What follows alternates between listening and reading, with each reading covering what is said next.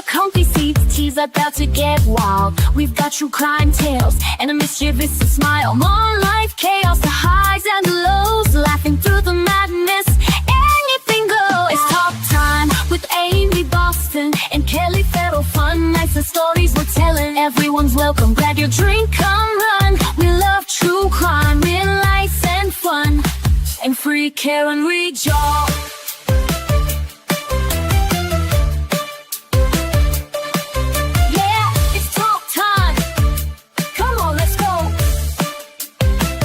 Interviews, confessions, and a little bit of sass. Laughing till we're breathless, letting troubles pass. Among squad missions to mysteries at night. Grab your crew, settle in, it's a wild ride.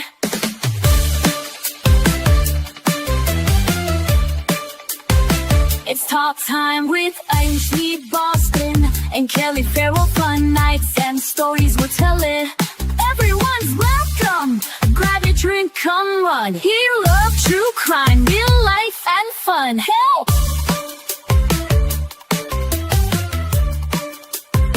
It's free care, read y'all.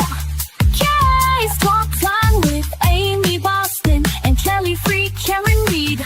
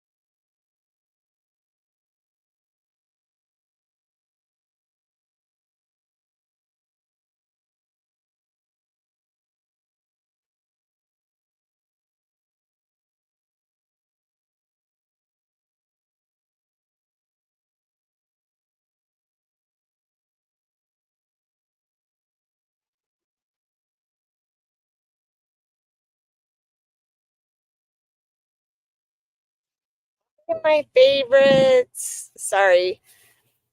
You're on a road trip with me until I get back to the house, but my car is loud. So I have to wanted to get on and say hi to everybody so I don't wreck my car and try to chat at the same time. So I love you guys. I can't wait to talk with you all. Aren't we excited? I heard a little birdie say that Jessica Hyde might be on the stand today.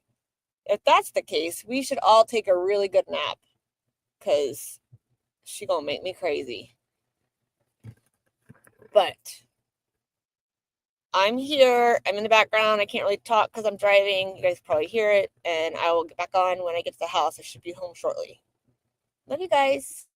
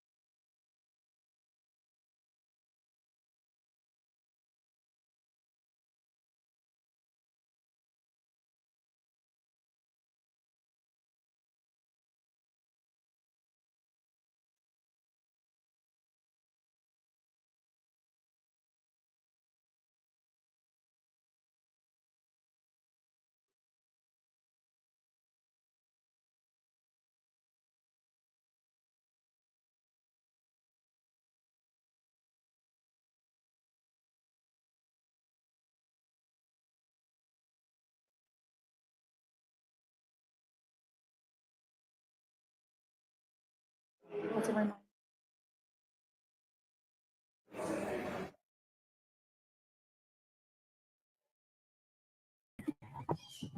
All right, guys. The door's shut. We are officially out of the car and walking into the house.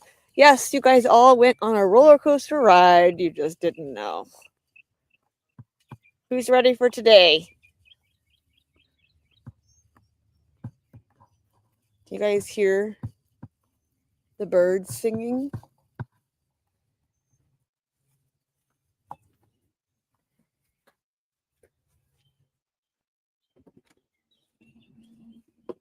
You're out of the car and you're in the house, Mary, and all the dogs are going to scream now. Hold on. Hey, shush.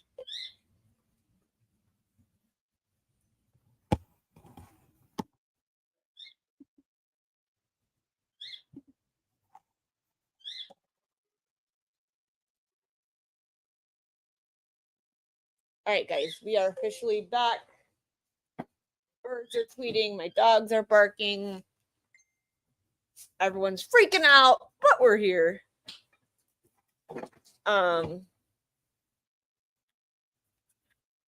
So how's it been this morning? All right, Natalie, we'll miss you. We know you're listening, so we won't talk bad about you while you're gone. Love you. You are unmuted. Okay. All right, why don't I see counsel at sidebar? Please be seated. This court is in session.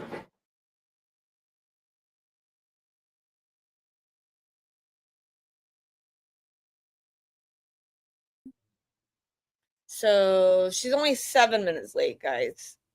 7 minutes is a plus, right? Nikki, don't talk about Natalie. We love her. Only talk about her when she's here. That's what we do. We talk about people when they're here so they can see it, not behind their backs.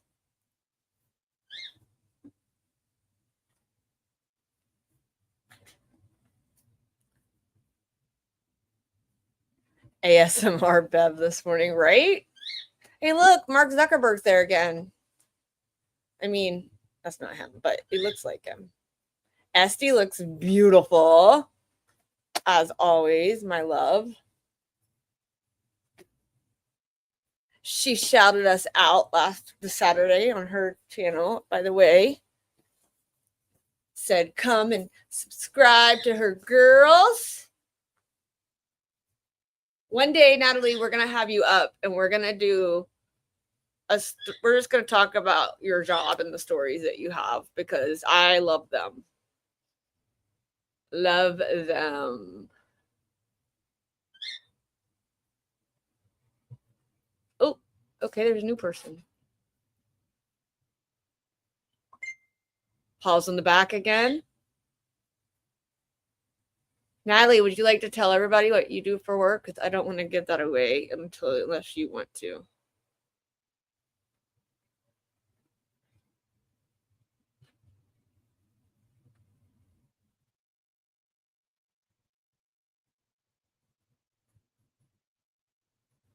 She's a teacher, Monday through Friday, high school.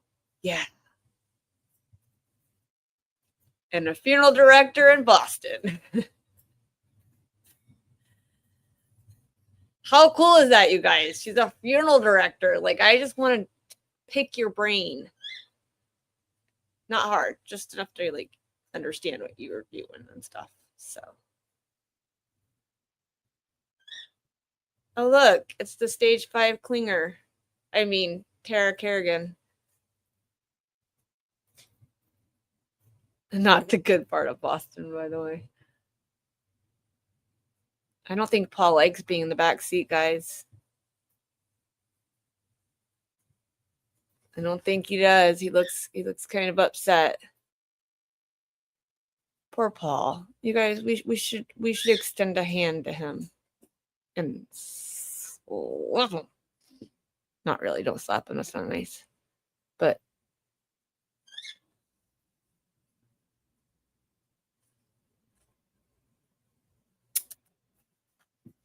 right, I'm going to jump down. I'm going to order myself some Dunkin' Donuts coffee since I was not able to stop and get some because we got to watch the stuff. If Jessica Hyde comes on, it will be declared nap day, just so you know. I will not be upset if somebody falls asleep. Just don't be upset if I fall asleep. And we're going to get on this trial. So I'm excited.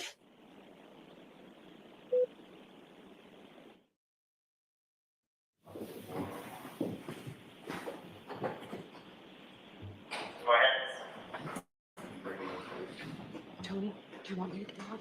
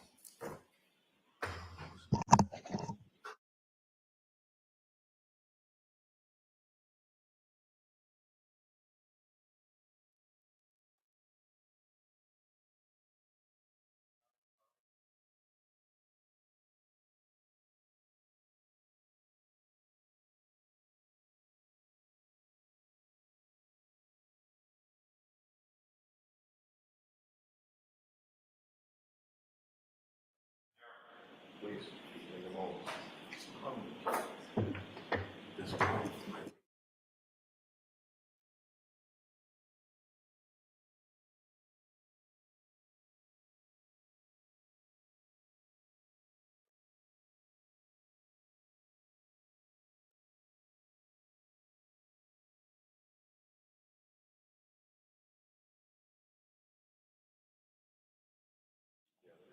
All rise to the chairs, please.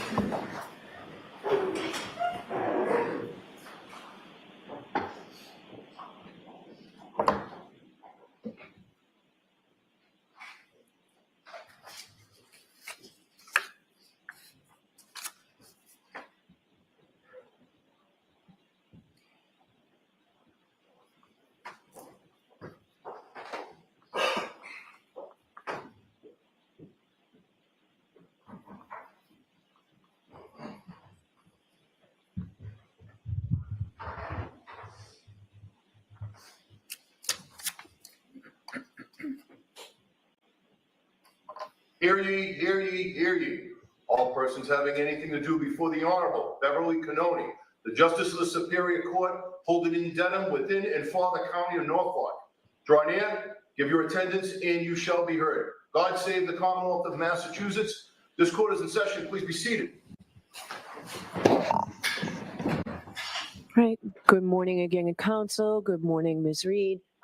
Good morning, juries. I have to ask you those same three questions. Were you all able to follow my instructions and refrain from discussing this case with anyone since we left here on Friday? Yes. Everyone said yes or nodded affirmatively. Were you also able to follow the instruction and refrain from doing any independent research or investigation into this case? Yes. Everyone said yes or nodded affirmatively.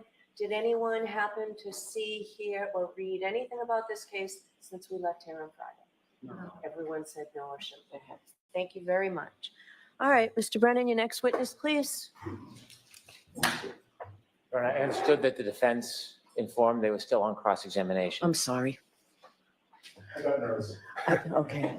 I thought that we were done with that witness. No, I had said to cut me off so that we could end early, but no, I have more to. Okay, I didn't know that. I'm glad Mr. Brennan knew that. All right, come back in, Ms. Knowles, please.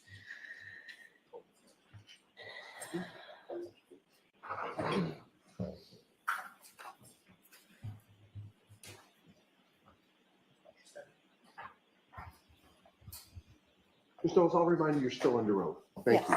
Thank you. All right, Ms. Giannetti.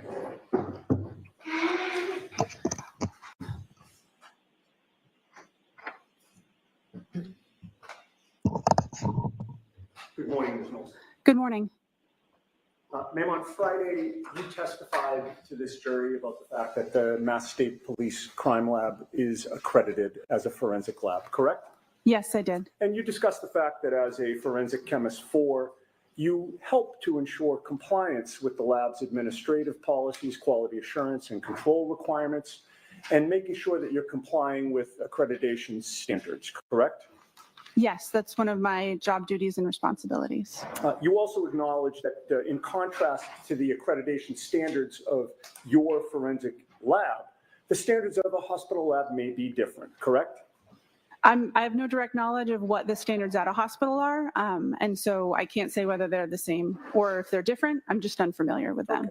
Okay. And you're unfamiliar with the standards at Good Samaritan Hospital, correct? Correct. I have no direct knowledge of their accreditation status or requirements or body. And you know that they were the ones to do the blood draw in this case, correct? That's consistent with the medical records I had available for review prior to preparing my report. And you cannot vouch for that ethanol testing, correct? Correct. I have no direct knowledge of the accuracy or reliability. My calculations are solely based on the results of the Good Samaritan lab. For instance, you don't know how the arm was prepared when the blood was drawn? Correct. I was not present and I have no knowledge of the policies and procedures of blood draw at Good Samaritan Hospital, or this case specifically. I'm sorry, I didn't mean to cut you off. Excuse me, you can't vouch for the tubes and vials that Good Samaritan uses? Correct, I cannot. Are you aware that there was a recall on certain tubes and vials because there was a contamination determined by the manufacturer? Sustained. You can't vouch for how Good Samaritan stores, preserves, and assures the integrity of its equipment, correct? Correct, I have no direct knowledge of those topics. Now, excuse me, at your lab, you do both a screening test and a confirmatory test, correct? Yes, that's accurate. The confirmatory test is a second and separate test. You rerun the same sample again, correct? Depending on the type of samples that are submitted and the facts of the case, we will either use the same sample that screened positive or that sample as well as another to run duplicate analysis and compare them. It depends on the materials available and the nature of the case. Understood. So you do that to ensure that there's no error in the testing, correct? It's part of many of the steps involved to ensure accuracy and reliability of the results that are reported. And you realize that when you're doing this testing, because you're a forensic lab, you may ultimately be testifying in court, and you want to make sure you get it right, correct? Yes, And the confirmatory test acts as a fail-safe against false positives, for example. correct. The screening and the confirmatory test are typically using different methodologies or different techniques to ensure that a false positive under one technique would not have similar issues with the confirmatory technique. Okay. In this case, your lab did not do any confirmatory testing, correct? My lab did not have samples submitted for this individual to perform testing on. You know of no confirmatory testing that was done by Good Samaritan, correct? I don't know what their policies and procedures are, and if the results on the report were the results of confirmatory testing or otherwise. You just have to assume the accuracy of the testing that they did do, correct? I used the results that were reported on the medical records provided to perform calculations. And you cannot testify that the testing done at Good Samaritan meets your accreditation standards, correct? Correct. Now, your lab does whole blood testing, does it not? If whole blood is submitted for a case, then we will test whole blood. If serum or plasma is the only available sample appropriate for testing, then we will proceed with testing on serum or plasma. Whole blood testing leads to more accurate readings of the percentage of alcohol in somebody's blood, correct? Correct. If you would like to know the percentage of alcohol in someone's blood, the best sample to test would be their blood. And you've learned through your training and experience that many hospitals, including Good Samaritan, use a different method of testing than whole blood testing, correct? Yes. Good Samaritan uses serum or plasma testing as opposed to whole blood testing. I'm not familiar with their specific technique or methodology. I haven't undergone training for their methods, but it is my understanding that this type of sample used for their method is serum or plasma. Now, whole blood includes plasma, but it also includes white blood cells, platelets, and red blood cells, correct? Correct. Typically, we describe serum or plasma as the liquid portion of blood, and the other cellular components that you described typically are removed or separated before testing. Plasma has a higher water content than red blood cells, white blood cells, or platelets, right? Yes, it is. Alcohol is highly soluble in water, is it not? Yes. So alcohol has a better affinity with water. Is that fair to say? Yes. That means that alcohol prefers to distribute into the more watery components of blood, correct? Yes, that's accurate. And that also means that alcohol is found in higher concentrations in serum and plasma testing than in whole blood testing, correct? That's correct. That difference in water content is the basis of the serum conversion that I described on Friday. Okay. So a lab like Good Samaritan's, that in this case did serum or plasma testing, will therefore provide results of blood alcohol concentration that are higher than what the true blood alcohol concentrations are, correct? The serum alcohol or plasma alcohol concentrations that they report on their medical records would be higher than the corresponding blood alcohol concentration. That's correct. So to translate the Good Samaritan results into a more accurate reading of blood alcohol content, you need to convert the serum and plasma results to what those results would be in whole blood testing, correct? I'll allow it. Can you answer it as stated? Yes. The accuracy of the value isn't changed by the reading. It's a different value. It's a serum or plasma alcohol concentration versus an estimated blood alcohol concentration. So if it is helpful or relevant to know what the whole blood analysis would have been if the testing had been performed on whole blood, then that conversion, starting with the serum alcohol or plasma alcohol concentration, is helpful to do. But to calculate a precise conversion rate, you'd first need to know precisely the amount of water in somebody's blood, correct? The range of serum factors or serum conversion factors that are used in the preparation of my report and the calculations that I performed accounts for total body water variation from individual to individual.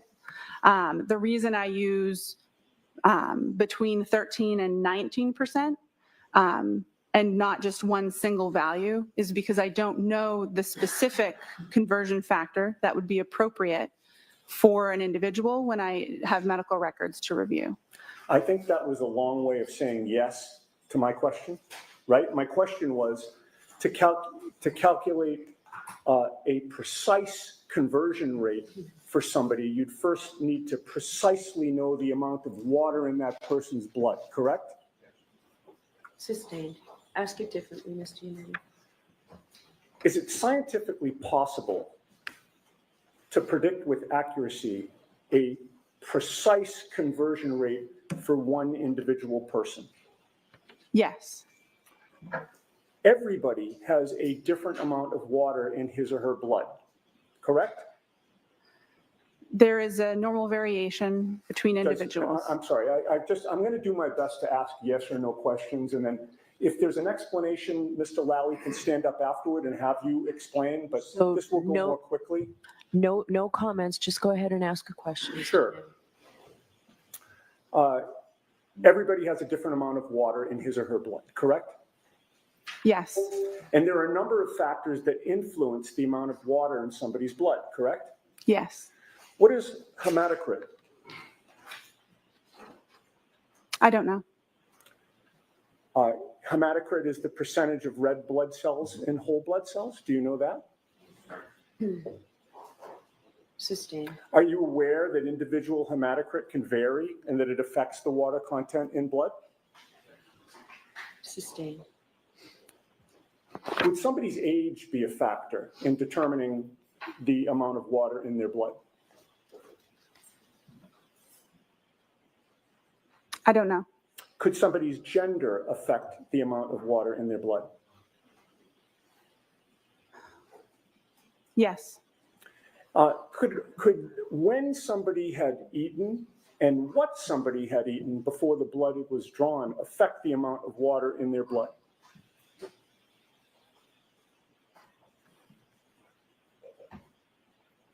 It's possible, but I'm not aware of those factors being considered when performing total body water calculations. Would how frequently a person uses the restroom affect the amount of water in their blood?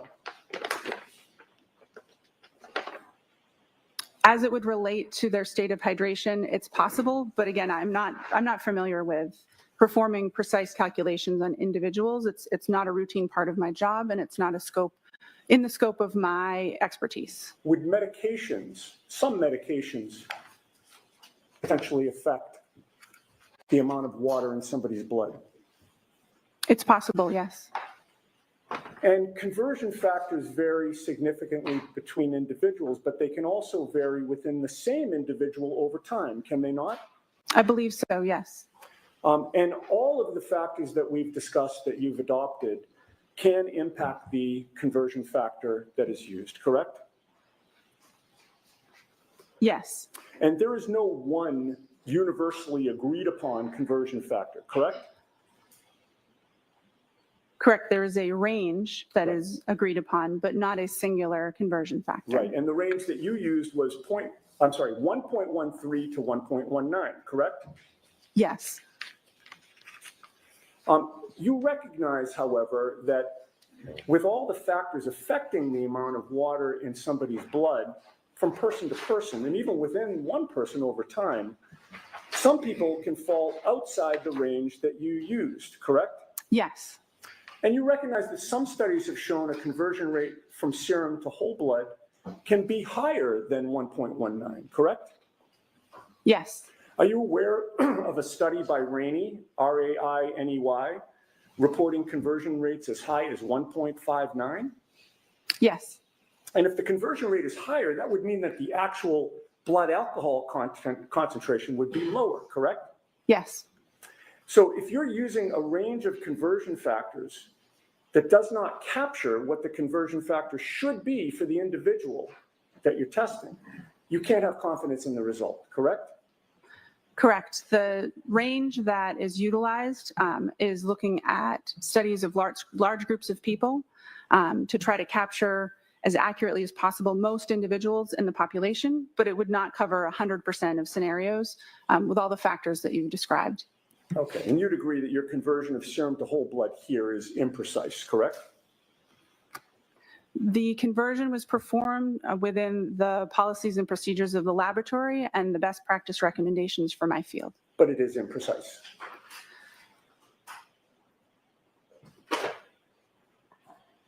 Can you repeat the question? Let's move on. The conversion from serum to whole blood did not end the calculations that you needed to do in order to testify here today, correct? Correct. The conversion from serum to whole blood only translated what Ms. Reed's blood alcohol supposedly would have been, or was, I'm sorry, at the hospital at 9:08 a.m. on January 29th of 2022, correct?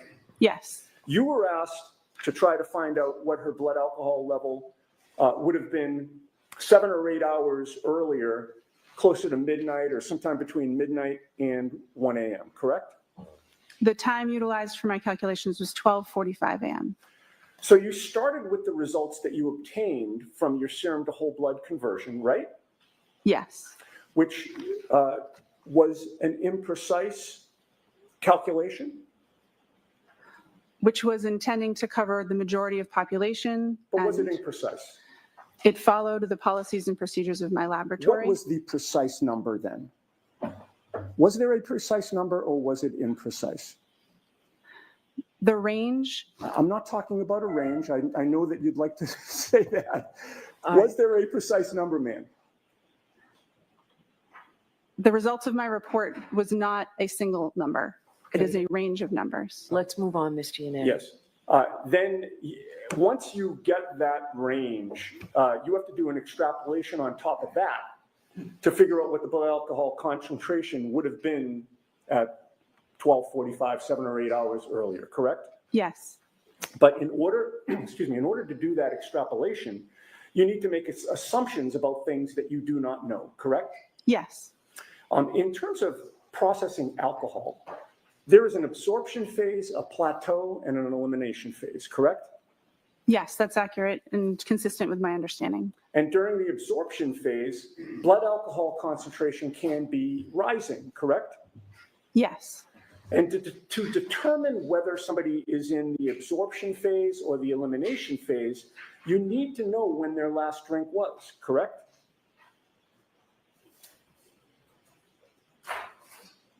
Yes, if you're performing that type of calculation, or if you're trying to determine if they've reached their maximum, that would be helpful information to have. The longer the time between the last drink and the test, the more variability and potential for error there is in the extrapolation, correct? Can you ask the question again, please? In this case, you assumed that Ms. Reed's last drink was at 12:45 a.m., correct? No. The calculation assumed for the maximum calculation that no alcohol had been consumed between 1.5 and 2 hours prior to that time interval start at 12:45 a.m. Okay. And the test wasn't until 9:08 a.m.? Yes. The range that you came up with was 0.14 to 0.28%, correct? Yes, 0.14 to 0.28 grams percent. And that was a very wide range, was it not? It certainly is. 0.28 is double 0.14? Yep. And that range is so wide because there are a lot of unknowns about the way each person individually processes alcohol, correct? There's a lot of interpersonal differences. That's correct. There are a lot of different factors that would impact somebody's blood alcohol content, correct? Yes. What somebody had to eat can impact their blood alcohol concentration, correct? The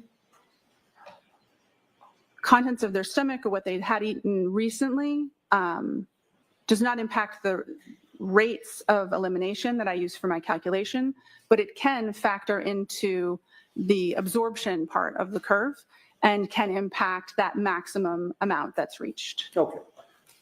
Their body weight can impact their blood alcohol concentration, correct? Correct. Again, it would not necessarily, or it could be included in the rate of elimination range that I used for my calculations.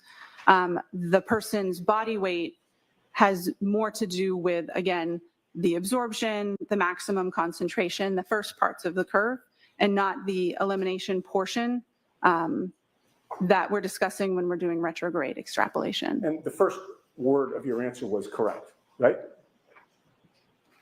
Yes, A person's metabolic rate can impact their blood alcohol concentration because different people metabolize alcohol at different rates, correct? yes. In addition, regarding the timing of the last drink, you were not with Ms. Reed on the late evening of January 28th or the early morning of January 29th of 2022, correct? Correct, I was not. You have no personal knowledge of when Ms. Reed had her last drink, correct? Correct. Were you informed that Ms. Reed was upset after 12:45 a.m. when you were doing these calculations? I don't believe so. Did you know, were you informed that she went to John O'Keefe's house in Canton and was the only adult in the house at that time after 12:45? Assisting. Are you aware of what type of alcohol John O'Keefe had available in his house at that time? Assisting. Were you aware that she was waiting for John O'Keefe to come home, but he never did? Assisting. Do you have any personal knowledge of whether Ms. Reed poured herself a drink during the hours of 12:45 a.m. and 6 a.m. on January 29th of 2022? No, I do not. And do you know whether she had more than one drink during those hours? No, I do not. Assume that Ms. Reed did have something alcoholic to drink after 12:45 a.m. Would that affect your assumptions about whether she was in the absorption or the elimination phase? Yes, it would. And if she did have something to drink after 12:45 a.m., what would that do to your calculations? The foundation of my calculations would be incorrect. I would need to perform different calculations or factor in the information as it would become available and issue a different report. Okay. So if your assumption of when she had her last drink was incorrect, you would not have confidence that your conclusions about which you testified Friday and today are accurate, correct? Correct. There is some parts of the calculation that are intended to accommodate for unknown drinking history, but with over 8 hour time span between. Confidence that your conclusions about which you testified Friday and today are accurate, correct? Correct. There is some parts of the calculation that are intended to accommodate for unknown drinking history, but with that adjustment in the calculation intending to avoid overshooting the blood alcohol concentration may or may not be enough to address that.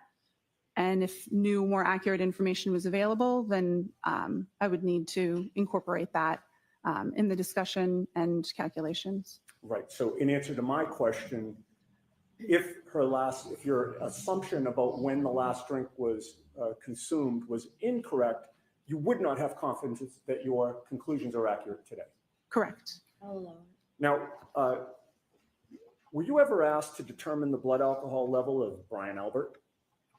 No. Were you ever asked to determine the blood alcohol level of Brian Higgins? Sustained.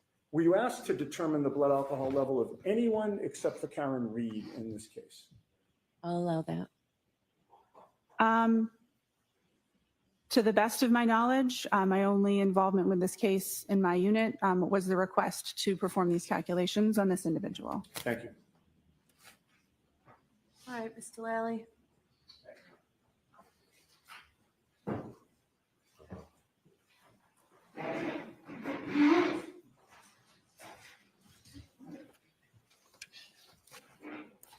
Morning, Ms. Knowles. Good morning. Now, again, how many serum conversions have you performed over your years at the lab? It's hard to know an exact number, but at least over 100.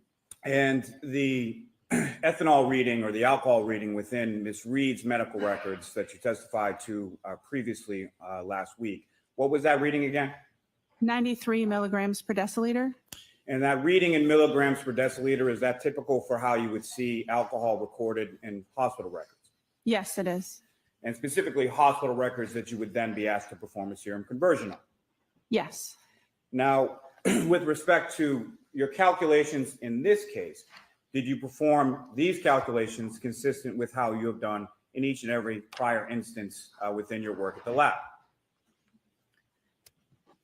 Yes, the first started doing these, but the same type of math was performed, and I'd used the approved conversion factors that are published in our protocols with each one that I did.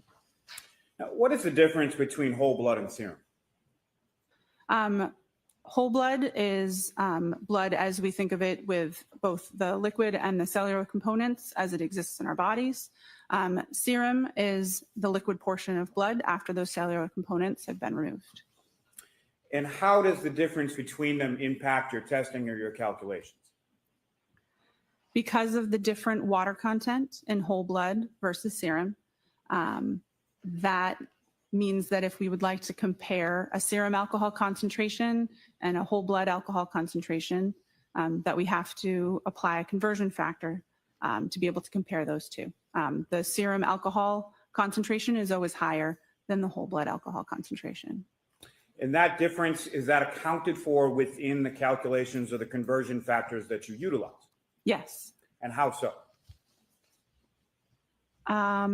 The conversion factors, by dividing by 1.13 and 1.19, can adjust for the difference between the water content and therefore the serum and whole blood ratio that's observed in studies. And that change in conversion factors, does that benefit the defendant in this case? Objection. I'll allow it. Or ask it differently, Mr. Chairman. Sure. The change in conversion factors recently implemented in your lab and your protocols, who does that benefit?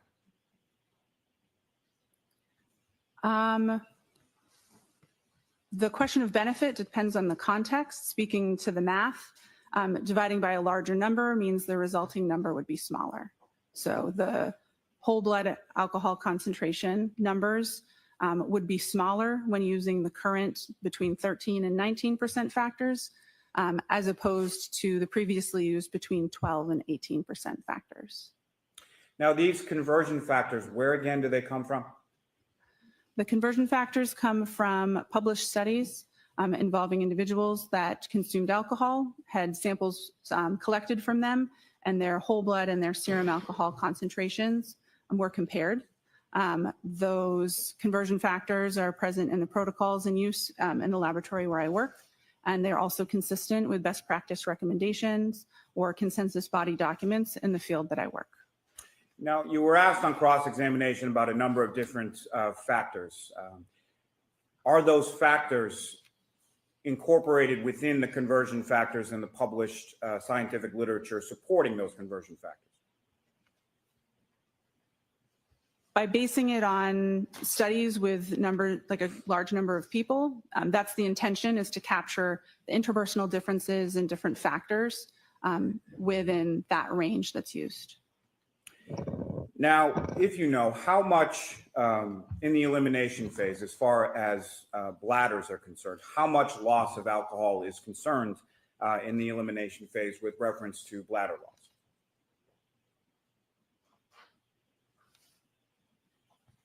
I'm sorry, can you repeat the question? I don't think I understood the Poor question. Let me phrase. rephrase. So you were asked some questions on cross-examination about how frequently someone uses the restroom in the elimination phase, correct? I believe I was, yes. Right. And do you have any idea from your training and experience as far as how much alcohol is typically lost by an individual during the elimination phase through the bladder? Objection. Do you know that? I do. Okay, you can answer it. Less than 5%. The vast majority of alcohol is eliminated from the body by an enzyme that breaks it down from alcohol into carbon dioxide and water. I can't remember exactly how much is generally eliminated, but I believe it's less than 5% of the total blood alcohol concentration. Now, you were asked about whether or not the defendant had a drink after 12:45 a.m. Do you have any evidence that the defendant did in fact have any alcohol to drink after 12:45 a.m.? Sustain. If there was a drink at approximately 1 a.m., what kind of impact would that have on your calculations? It would depend on how much had been consumed. If any alcohol had been consumed, then it would adjust the calculations depending on that information. And what I'm asking, Ms. Knowles, is if there is a slight differential in the time of incident or last drink, how much impact would that have on the range that you're able to calculate?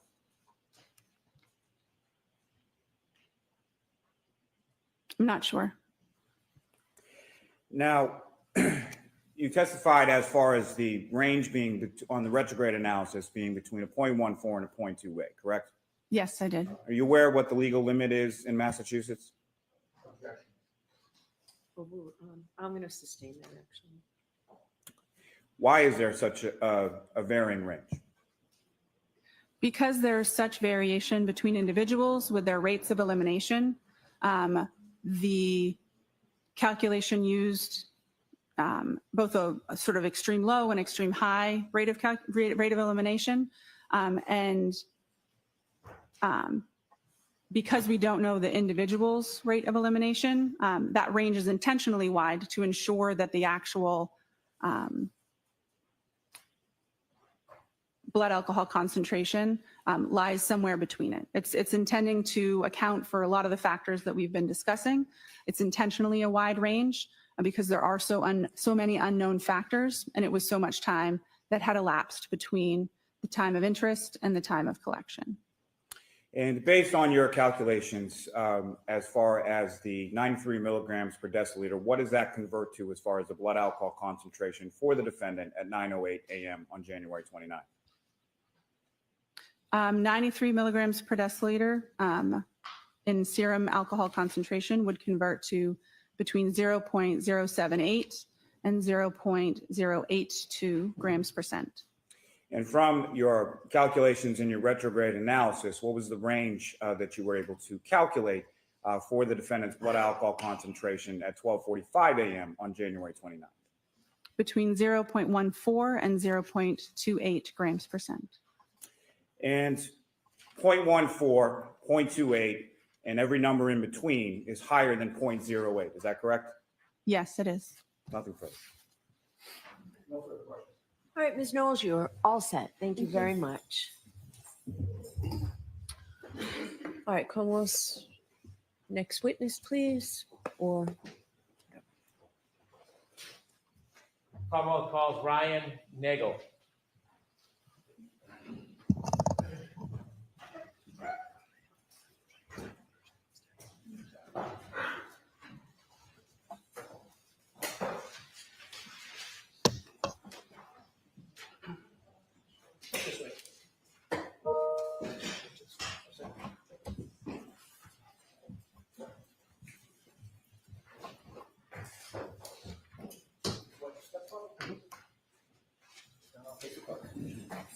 You raise your right hand. Do you solemnly swear the evidence you give the court and jury in the case now and hearing the truth, the whole truth, and nothing but the truth, so help you God?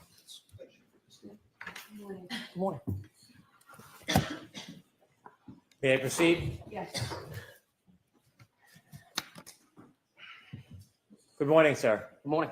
Could you please introduce yourself to the jury? My name is Ryan Nagel. How old are you? I'm 32 years old. What area of the city or the state do you live in? I live in Canton, Massachusetts. How long have you lived in Canton for? 32 years, my whole life. You still live in Canton? Yes, I do. Do you work in the area? I work in the city. What do you do generally? I do HVAC. Do you have any sisters? I do. I have one. What's her name? Juliana. Is she older or younger than you? She is younger. I want you to take us back to January 29th, 2022. That evening on the 28th, leading into the 29th, do you remember where you were? Yes, I do. Where were you? I was in a vehicle. Okay. Before you were in the vehicle, were you out earlier that night on the 28th? Yes, sir. I was at CF McCarthy's. What's CF McCarthy's? It is a local restaurant / pub in the Who- center of Canton. Who were you at CF McCarthy's with? My sister at the time, and then my friend Ricky and my ex-girlfriend Heather. What were you doing at CF McCarthy's? Just enjoying a night, having a few drinks. When you said have a few drinks, did you have a few drinks? I did, yes. Do you remember how many drinks you had? Not off the top of my head. Do you remember whether the drinks you had, the alcohol drinks that you had, it affected your ability at all? Were you impaired in any way? I wouldn't say impaired, but I only drank beer. Okay. Do you feel like you had any type of effect from the alcohol? I may have. Were you driving? No, I was not, sir. Do you remember the times that you were at McCarthy? Probably 8, 9 o'clock. What time did you leave? Probably right before midnight. When you left McCarthy's right before midnight, did you have a plan that you were going to do something? No, I did not. Tell us, after you leave McCarthy's, where do you go? I was going to go home, but my sister Julie texted me to be picked up. When you were going to go home, tell us, when you leave McCarthy's, what kind of vehicle were you in? I was in my friend Ricky's Ford pickup truck. Who was driving? Ricky. Was anybody else with you too? My ex-girlfriend Heather. Heather. You know Heather's last name? Maxim. Was she in the front or the back of the truck? She was in the back seat. So you three were in the truck and Ricky was driving? Correct, sir. You mentioned you were going to go home. Did you start to head towards your home? Mr. Brennan, slow down a little bit for the court reporter, please. Pardon me. You mentioned you were going to go home. Did you start heading towards your house? Yes. Do you remember what time you got the text from your sister? Around midnight. I can't remember that far back. You don't have a firm memory of it? No, I do not, sir. After you received the text from your sister, did your plan change? Yes. And what was the plan after you received the text from your sister? To go pick her up. Did you know where she was? Yes, I did. Where was she? She was at her friend Brian's house. Did you know the address? Not off the top of my head, but I knew the street. Did you know the house? Yes. Did you know her friend Brian? Yes, I did. What is his last name? Albert. Is he a senior or a junior? He is a junior. About how old is he? I think 27, 28 years old. Were you friends with Brian Albert Jr.? Just through my sister. Had you ever been to that house before inside the house? No, I have not, sir. Do you have any other purpose of going to that address other than to pick up your sister? No, sir. How long did it take you after you left to redirect and get to that address? Probably roughly 5 to 7 minutes. Do you know what time specifically you arrived at that address? Right, a little before 12:30. Is that a general guess? Yes. Did you look at your watch and note the time, or is this an No. estimate? Just an estimate, sir. The estimate is you arrived around 12:30? Correct. When you approach the house, before you approach the house, is there a road that intersects Fairview? Yes. And what's the name of that road? Can you actually, give me a second. I can't think of the name. Okay. Are you right now? Are you familiar with any roads in that area? Yes, sir. Are you familiar with the road Cedar Crest? Yes, sir. Had you driven on Cedar Crest before? Yes, I have. If you're driving on Cedar Crest, can you loop around like a circle on that road? Yes. At some point, do the two parts of that circle intersect with another road? I believe so. Is Fairview, from your knowledge, attached to Cedar Crest Road? Yes. As you were traveling, did you travel on Cedar Crest before you got to Fairview? Yes. Okay, I want to ask you some questions about right before you turn on, or Ricky turns on to Fairview. As you're driving down Cedar Crest, before you turn on to Fairview, did you see anything? I saw a vehicle coming at us. Not directly at us, but obviously traveling on the other side of the road. And where was that vehicle traveling towards? Us, and then they put their blinker on to take a right. For And them to take a right. that vehicle was going to take a right onto Fairview? Correct, sir. And your vehicle is coming in the opposite direction? Correct. Where was your vehicle going? Taking a left onto Fairview. Did you both meet at that intersection? Yes, roughly around the same time. Who turned onto Fairview first? The other vehicle. How did that happen? I believe Ricky flashed his lights to let them go. Did you see the other vehicle? Yes. Do you remember what kind of vehicle it was? That was a black SUV. When that car turned right onto Fairview, how long after did Ricky turn left onto Fairview? Seconds. When you came to that intersection and met that car, when Ricky blinked his lights, could you see inside that SUV? Say that again? When you came to the intersection at Fairview, Mhm. and you said that the driver of your truck, Ricky, blinked his lights, could you see anything inside the SUV? I wasn't really looking. After that SUV turned right onto Fairview and Ricky turned left onto Fairview, who was in front of who? The other vehicle was in front of us. Was the other vehicle in front of you the entire time you saw it? Yes, sir. Did Ricky ever drive and park in front of that vehicle? No, we were behind them. Always behind it? Always. When Ricky pulled up to Fairview, where did he stop? Right in front of the driveway of the Albert's house. You were in the front passenger side of the truck? Correct, sir. If you looked directly outside that window, what would you have seen? The driveway and the house. The other vehicle, did it stop at the driveway? No, it was probably like a car length in front of us. So it was in front of you. Correct, sir. Did you ever see that car stop at the driveway? At the driveway, I don't recall. Did you wait before you got to Fairview, or did Ricky drive directly to Fairview after he took the left? Well, he turned the left onto Fairview. Okay. Did he wait, or did he drive directly to Fairview? He drove directly there. The car in front of you, did you ever see it move behind you in front of the driveway? It was in front of me the whole time.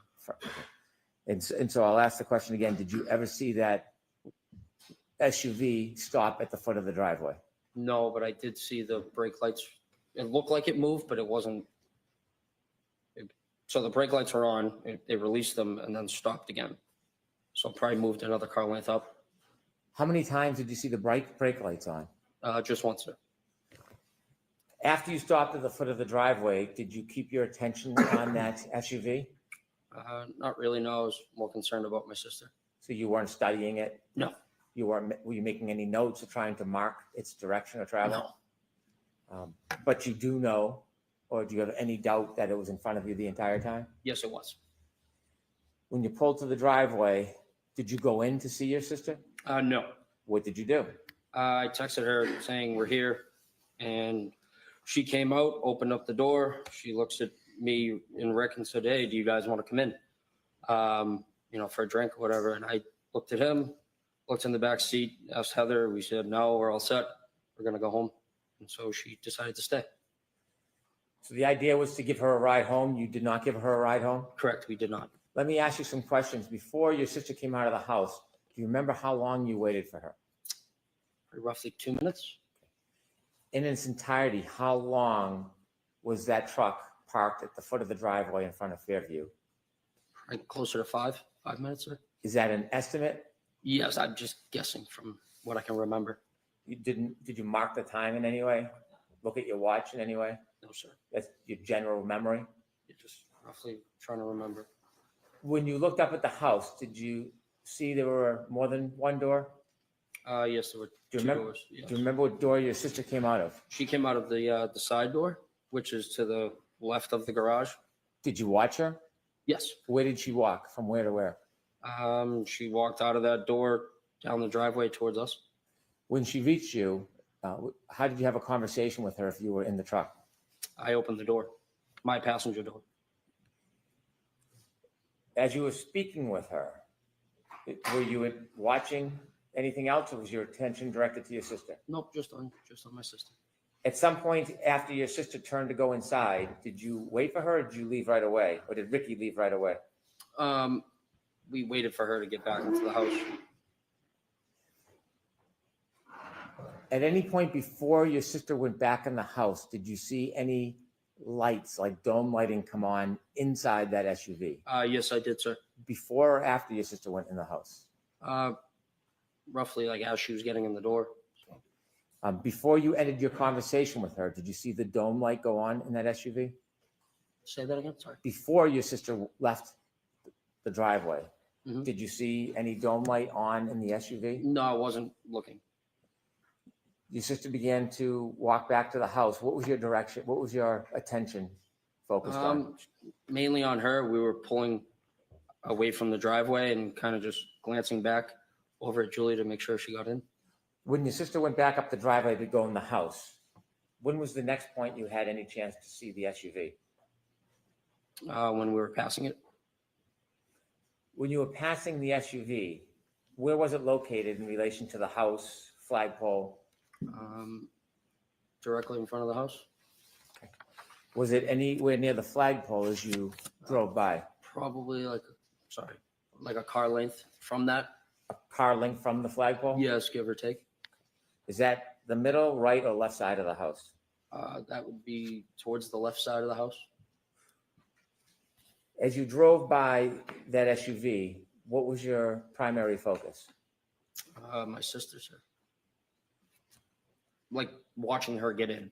You were being attentive to her getting in? Correct, sir. As you watched her get in, did you glance or see anything else in your vision as you were watching your sister go into the I house? saw that there was a woman in the driver's seat of the black SUV in front of me, sitting there with her hands on the steering wheel at 10 and 2.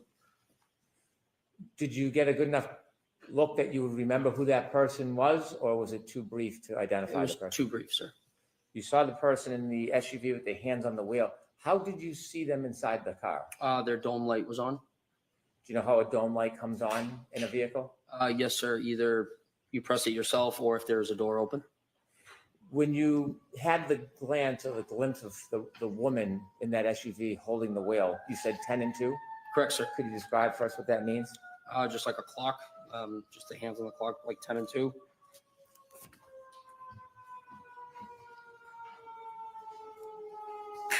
If I may.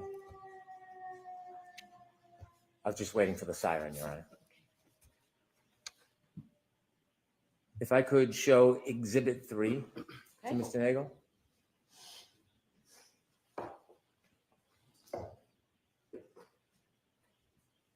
Sir, do you recognize that address? Yes, sir. And what is that address? That is 34 Fairview Road. Do you recognize the flagpole? Yes, I do, sir. Thank you.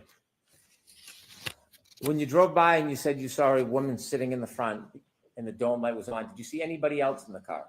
No, sir. Were you looking for anybody? No, sir. Could there have been somebody else in the vehicle at that time?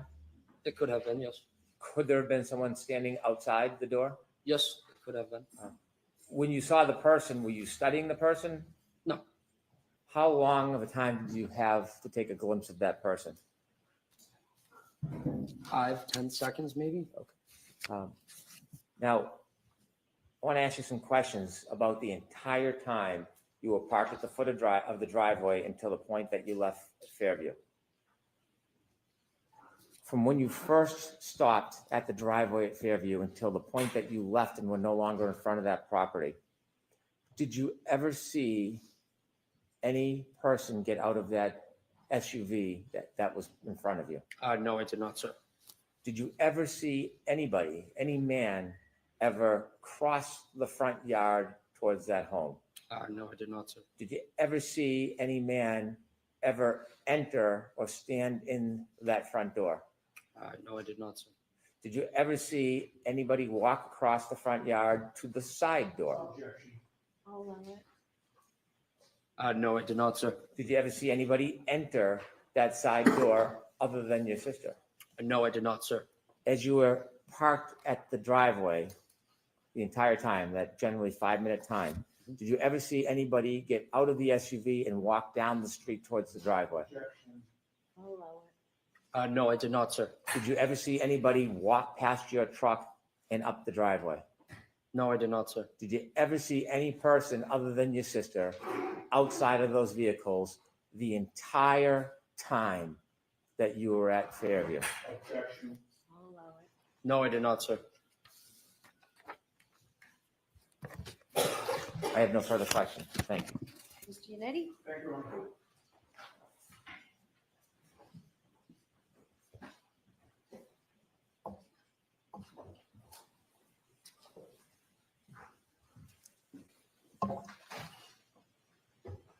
morning, sir. Good morning.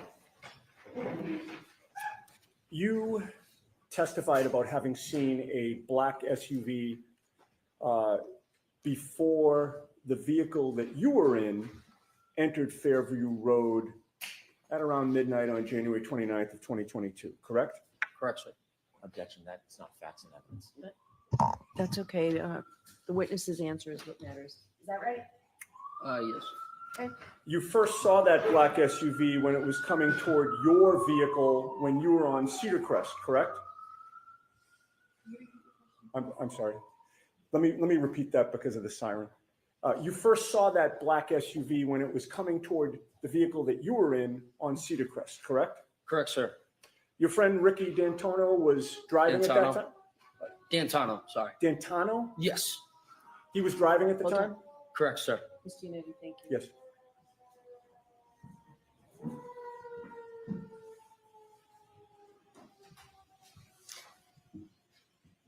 All right, go ahead. Thank you. Ricky doesn't drink, correct? He does. He wasn't drinking that night, He may have had one or two. but he appeared to be driving safely. Yes, sir. And you also had a chance to observe the black SUV at that time as it was facing you, correct? Yes. When you saw it on Cedar Crest, you didn't know who was driving it at that time, correct? No, I couldn't see. But your observations of the black SUV at that time were that whoever was driving it, that person appeared to be driving safely as well, correct? Yeah, I would assume so, yes. One of the first things you noticed about the black SUV was that it was in front of you on Cedar Crest, and both Ricky's F-150 and the black SUV were basically converging on Fairview at about the same time. Yes, sir. The black SUV appeared to be going at a safe speed. Yes. It appeared to be properly staying within its lane. Yes, I would say, yeah. And when it was time for Ricky to take a left onto Fairview, he actually put on his left blinker, or not left blinker, but both his blinker, flashed his lights to signal that it was okay for the black SUV to cut in front of it, correct? Yes, sir. And he actually did have his left blinker on at that time, correct? Prior Yes, to sir. doing that? And the black SUV had its right directional on, correct? Yes, sir. And when both cars have their directionals on, indicating they're going down the same street, the black SUV did not suddenly cut in front of Ricky's vehicle until the flashing of the lights, correct? Correct, sir. Both cars appeared to be operating safely, correct? Correct, sir. And once the lights were flashed, there was nothing about the operation of that black SUV that told you that the driver appeared to be confused about what the flashing meant, correct? Correct, sir. The black SUV didn't hesitate at that time. It just proceeded onto Fairview in front of you, correct? Correct, sir. And it did so in a safe manner. Correct, sir. And the black SUV in that sense got ahead of Ricky's vehicle, correct? Correct, sir. And once you got to the Albert home, you noticed that the black SUV was parked outside the Albert home, correct? Correct, sir. And at that time, the snow had not yet started sticking to the pavement, correct? Correct, sir. You could see the pavement in both the driveway and the street. Correct, sir. You could also see the grass on the lawn. Yeah, for the most part, yes. The snow was only just starting to accumulate on the grass, correct? Correct, sir. And with that little snow on the ground, you saw no tire marks behind the SUV, correct? No, sir. In fact, you saw no tire marks in the street at all. Correct, sir. May I have the map displayed, please? Is it in evidence already, Ms. Giannetti? May we approach? Okay.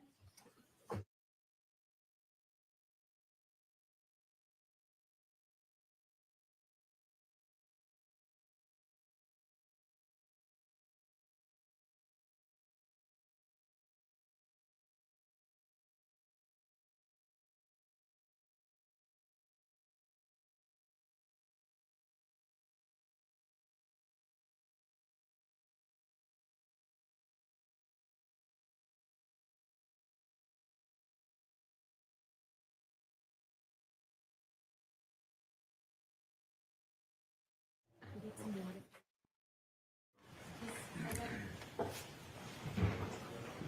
that okay? Thank you. Appreciate it.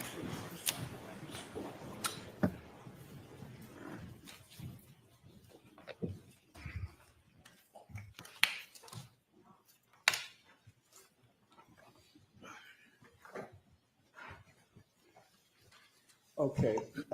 Can you Mr. enlarge that, please? Yeah, actually, yeah, you know what? If we could enlarge it, so you don't have to show Chapman, just show Cedar Crest and Fairview and maybe pull it in a little bit to the right now, the other way.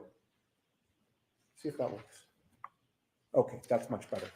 I don't know how your eyes are, sir, but are you able to read the street names on? To be honest, no, I can't see that far. Okay, if I suggested to you that the top street horizontal going down from right to left was Cedar Crest, and that the street where the red arrow is Fairview Road, would that orient you?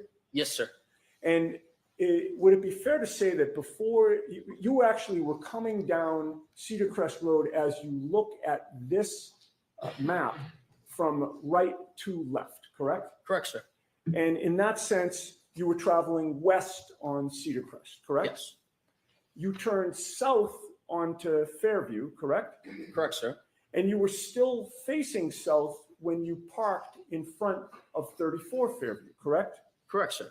And that means that when you're sitting in that vehicle on Fairview Road, if you were going to walk to the house or look to the house, you would be walking or looking in a westerly direction, correct? From where I was in the vehicle? Yes. Yes. So to my right, yes. Okay, and so when you were looking for Julie to come out, you were looking to the west? Correct, sir. All right, Your Honor, I would offer that into evidence. We're going to have a hard copy printed out for the jury after this examination.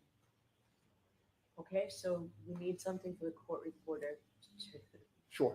All right, mark. we will take care of that. Thank you. Right. And you can put the lights back on and you can take that down. All right, so it will be, go ahead, madam. 49, thank you. And sir, it took a couple of minutes for Julie to come out after Ricky parked the F-150. Yes. When she did come out, you opened the door and you had a conversation with her while she stood between the door and the passenger compartment of the F-150? Repeat that, please. Sorry. Sure. When she did come out, she approached the F-150, correct? Correct, sir. And you were in the passenger's compartment, right? Correct, sir. You opened up the passenger's door, correct? Correct, sir. And she sort of, you stayed in the vehicle, right? Correct. I never left. And she came sort of into like the crook of the door and the passenger's compartment. Yes, sir. All right. You had a chance. How close did she get to you? I could have popped on her nose if I wanted to. Okay. And you had a chance to observe her and size her up, correct? Correct, sir. You spoke to her for maybe about 5 minutes was your best estimate? I wouldn't say 5. I'd probably say 2 or 3. Okay. But in any case, you did have a chance to observe her, correct? Yes, sir. And it was clear to you that your sister Julie seemed like she had had a few drinks, correct?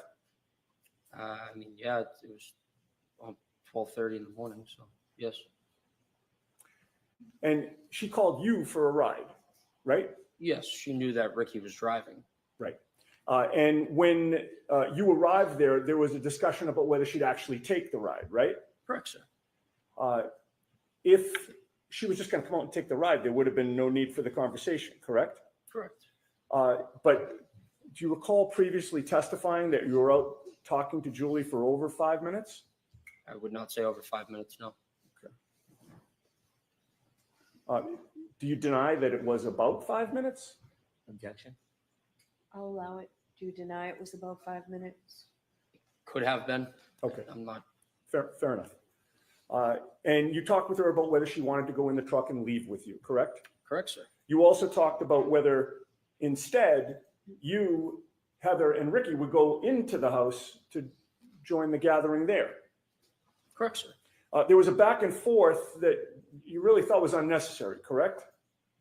I wouldn't say it'd be unnecessary. It's just a common question if you want to come in and have a drink. You have testified in the past that Julie can be kind of a pain in the ass, correct? I mean, all siblings can be, yeah.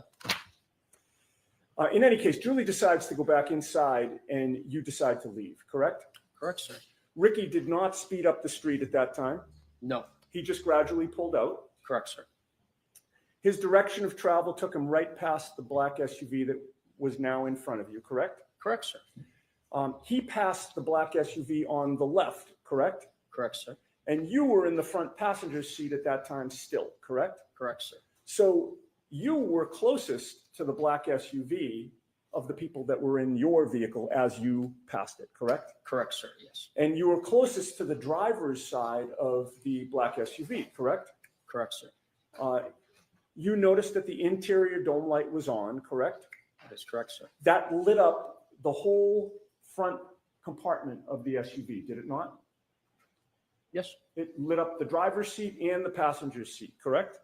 All I could see was the driver at the time, sir. Understood. But the light wasn't just shining just on the driver. It wasn't pointed at the driver. I would say they were both lights that go down at both seats, correct? They were on. Yes. Okay. Yes. So you could see both seats in the front driver's I compartment. couldn't correct? see past the woman. Well, you only saw one. I only person. saw a woman. Sorry to interrupt you. Yes. No problem. It allowed you to see into that front compartment. Yes. All right. And you saw one person inside the car at that time. Correct, sir. It was a woman with long hair in the driver's seat, correct? Correct, sir. And she looked like she was alone. Yes. You didn't see anybody else in the SUV. No, I did not, sir. You certainly didn't see a 6'1" man in the SUV in the passenger seat, correct? Correct, sir. In fact, you saw that the passenger seat was empty. Correct.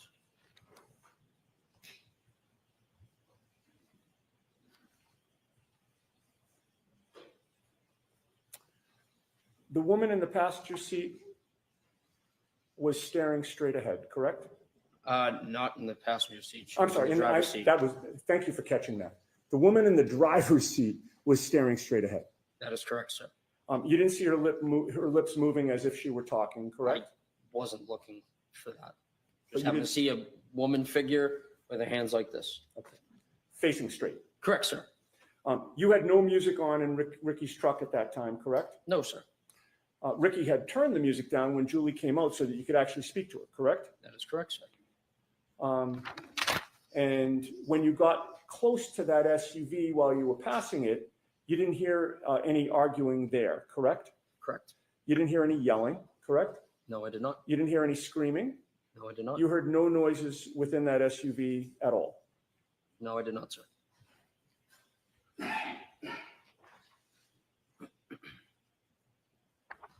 I have no further questions. Thank you. All right, Mr. Brennan.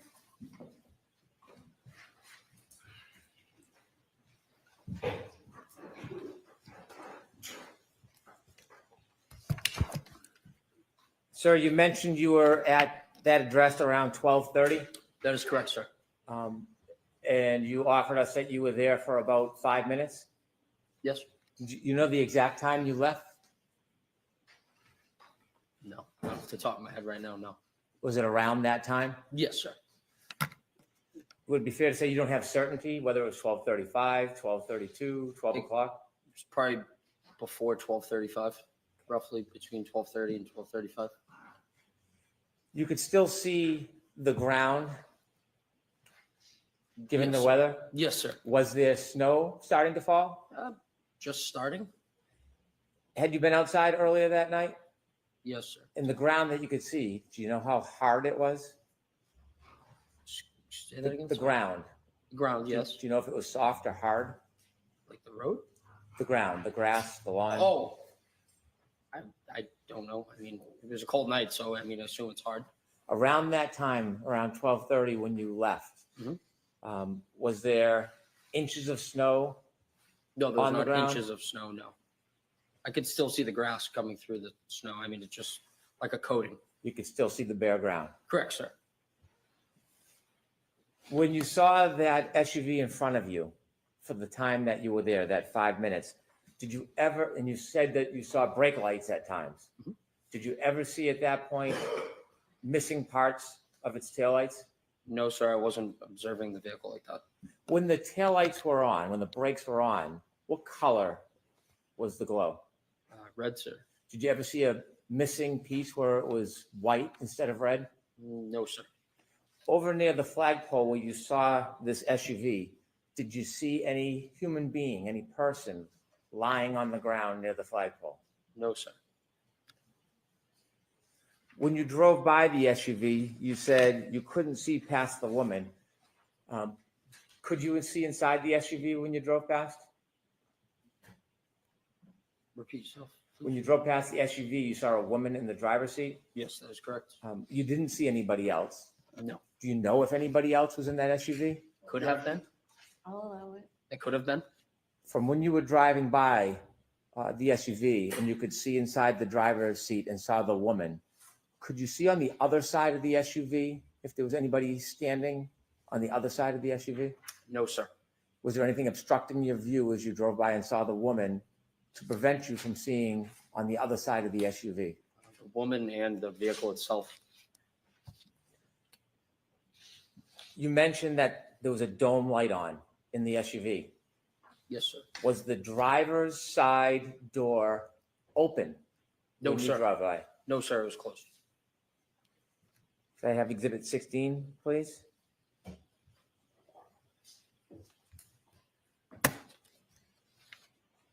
Did you ever see this man at any point No, sir. I've never Walking? seen- Oh, sorry. walking across the yard, going to a door, or entering the house the entire time you were there? Objection. Sustain. No, sir, I've never seen That that. means you don't. Oh, I'm sorry. Sorry about that. That's okay. Sorry. Could you take that down, please? And after you left, you never went back that night, did you? No, sir. Thank you. Just briefly, on those issues, sir, you just testified on cross-examination before Mr. Brennan stood up again that you saw that the passenger's seat was empty. Do you remember that? Yes. All right. You're not changing that testimony? No, sir? I'm not changing that. No. Thank you. Thank you. All right, you are all set, Mr. Nagel. Thank you very much.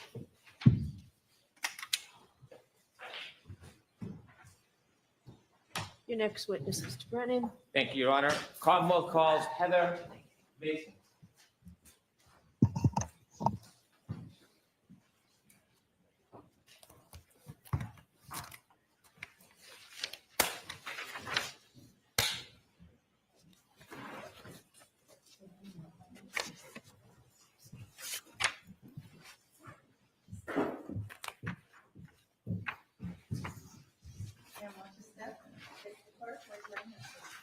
You solemnly swear the evidence given in court during the case now is yours for the truth, the whole truth, and nothing but the truth, so help you God.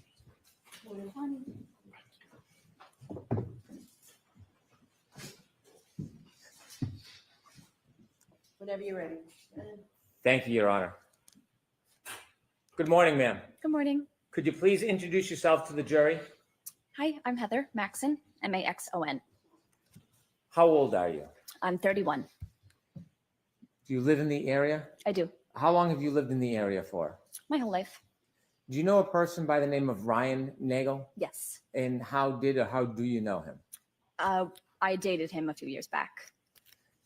I want to have you take us back a few years to Sure. January 28th, during January 29th, 2022. Do you remember that evening? Yep. Where were you earlier that evening on January 28th, 2022? We were at Ryan's parents' house, just hanging out. Whose parents? Ryan's. Right. Were you with anybody else besides Ryan and his parents? Eventually, we met up with friends Where? at local restaurants. Did you end up at one restaurant or bar in particular at the end of the night? We were first at CF McCarthy's, and then we went over to the hillside. Were you drinking? Yes. Do you remember about how many drinks you had? No. Did the alcohol affect your perception or your memory at all? Most likely, yes. Do you feel like you were impaired in any way? I believe so, yes. After you left the establishments, after they closed, did you go somewhere? We went to pick Ryan's sister up, Julie, from a friend's house. She needed a ride. Before you went to pick Ryan's sister up, did you have other plans before that? Sorry, could you repeat the question? Yes. Before the decision was made to go pick up Ryan's sister, was there other plans that you were? No. Okay, that was just the plan to go get her? Yeah. Do you remember generally or specifically what time that was? Late midnight? Okay. Do you remember the time exactly? No. Is there any marker in your mind that would help you remember exactly what time it was? Not necessarily, no. So is that a generalization or a guess? Yes. Okay. When you went to pick up Ryan's sister, do you know where you were going? No, Were you driving? I was not. Who was driving? Our friend Ricky Where were you sitting? in the back seat. And what kind of vehicle was it? It was a truck. Are you familiar with the area? Not necessarily, no. Do you remember at some point taking a turn onto the road Yes. that had the house where you were going to arrive? Yes. How do you remember that? Just a visual bystander, and I'm aware of my surroundings, I'd say. Did anything happen that made you remember the turn before you got onto that road? There was another vehicle also on the road coming from the opposite direction, and we had let that other vehicle turn onto the road before us. Describe in a little detail what happened at that intersection. So I don't recall the name of the street that we were on before we took the left onto the street that the house was located, but the car coming from the opposite direction was taking a right onto the same street. So we had somewhat yielded to the car coming from the opposite direction to have let them take a turn onto the street before us. Did you see if the driver of either vehicle gave any indication to the other vehicle who should go first? I don't necessarily recall, but I'm assuming maybe I don't want you to assume. That's Oh, okay if you don't okay. recall. Sure. Who turned first onto the road, Ricky or the other car? The other vehicle. The other vehicle, do you know what type of vehicle it was? It was a big, like an SUV, a bigger car. The SUV turned before you? Yes. Before or when the SUV turned, did you get to see inside the vehicle? I did see inside the vehicle, Could yes. you describe for the jury what you remember seeing? I saw a male and a female inside the car. Where was the female? Female was driving and the male was in the passenger seat. Was the male in the front passenger seat? Yes. Were you able to recognize either the female driving or the male in the front passenger seat? Recognize? Yes. I'm not sure if I understand the Did question. you know who they were? No. Strangers? Yeah. When they turned and then Ricky turned after them, how far ahead of Ricky were they? Maybe 100 feet. Could you see them the entire time? No.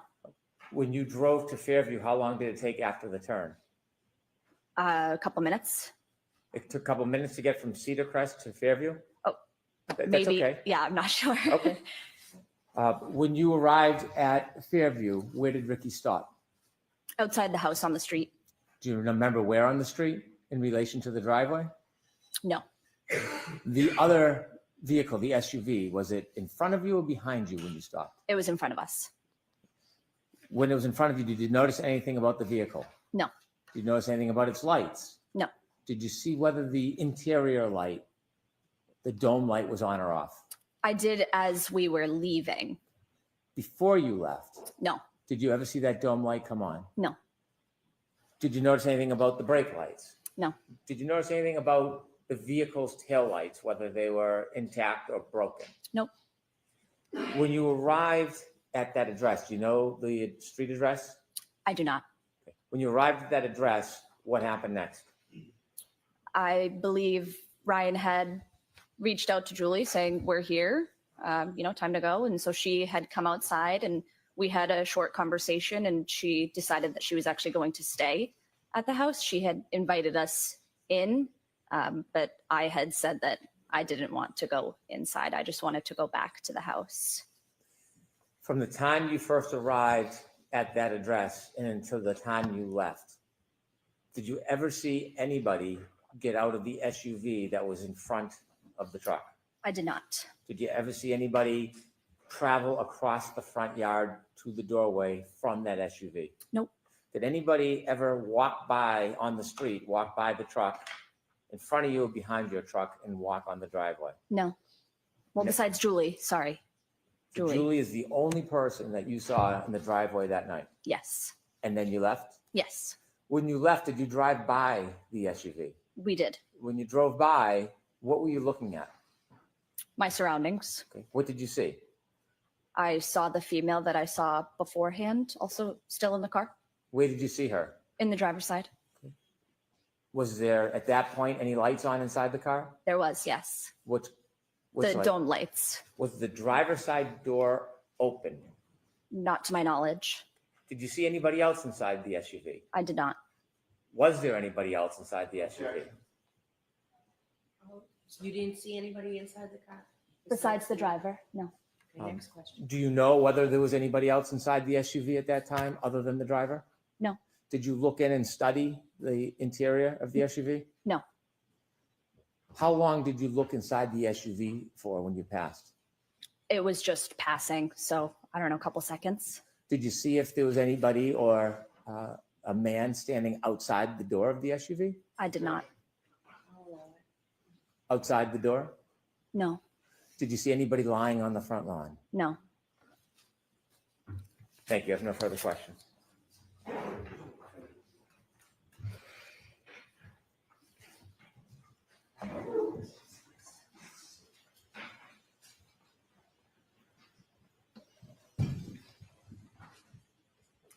Good morning, ma'am. Good morning.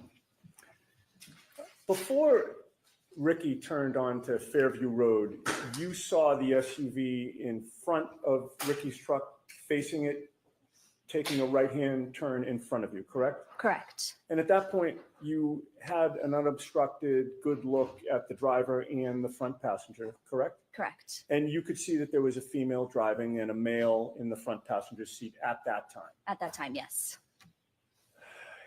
Now, ultimately, Ricky's car took a left after the other SUV took a right, correct? Correct. And eventually, when you reached the house where Julie was, you saw that that SUV was in front of that house, parked now further down ahead of you, correct? Correct. And it took Julie a couple of minutes to come out of the house? I'd say so, yeah. Do you recall whether there was any conversation at that time between you, Ricky, and Ryan? Possibly. I don't recall or remember what, but most Okay. likely, yes. And you don't remember whether you were participating in a conversation or what was discussed? Not necessarily, no. You had your cell phone with you that night? I did. Like many of us, is your cell phone something that you tend to check when you're bored or there's a break in a conversation or you're not actively engaged in a discussion? For sure.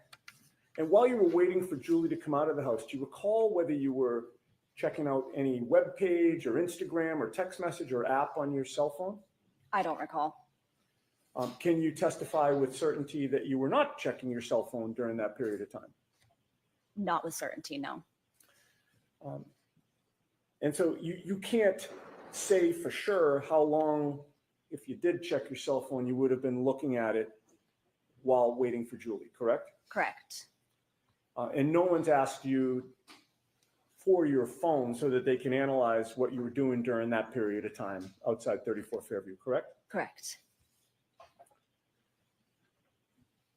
All right. Well, you testified that you didn't see anybody get out of the SUV or approach the house, correct? Correct. You obviously don't know what did or didn't happen before you, Ricky, and Ryan arrived there, correct? Correct. While you were parked near the driveway, you weren't thinking that you had to watch the SUV every second in case you were later asked to describe what was going on with that vehicle, correct? Correct. And that SUV was the same vehicle that you recognize as previously having a female driving and a male in the passenger seat, correct? Correct. And as far as you know, you didn't know either of them at that time? No. Fair to say that what they were doing was their business and you weren't particularly interested in what they were doing, correct? Correct. You were there to pick up your boyfriend's sister, correct? Yes, It was late and you were tired. very much so. Yes. You'd had a good amount to drink. Hmm. You did not want to continue to drink and socialize, correct? Correct. Fair to say you were looking forward to ending the night at that point? Yes. And so you were more focused on hopefully getting Julie in the car so you could leave than anything that was going on in the SUV, right? Yeah, exactly.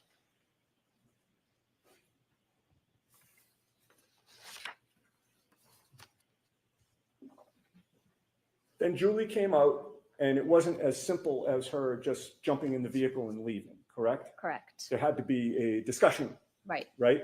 And she came out to speak to the three of you for about 5 minutes or so, I'd say. like a back and forth about who's going where. Yeah. And when Ricky was pulling away, you looked over to the SUV and you saw that the interior light was lighting up the front compartment, correct? Correct. And it was then that you looked over and you saw a female in the driver's seat, correct? Yes. You did not see any person in the passenger seat, correct? Correct. And you certainly did not see a 6-foot-tall off-duty police officer in the SUV at any point on Fairview Road. Correct. I have nothing further. Thank you. Anything, Mr. Brennan?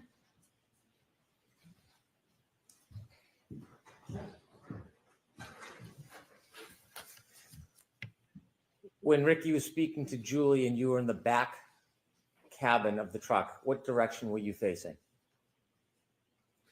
I don't recall. Were you paying attention to the conversation with Julie? I was probably in and out of the conversation. Yes. Were you facing the direction of the house in the SUV or were you facing the opposite direction? I don't think I was facing the opposite. When you were in the cabin of the car and Ricky was having a conversation with Julie, did you ever see anybody other than Julie come in or out of the house? No. I'll allow it. No further questions. Thank you.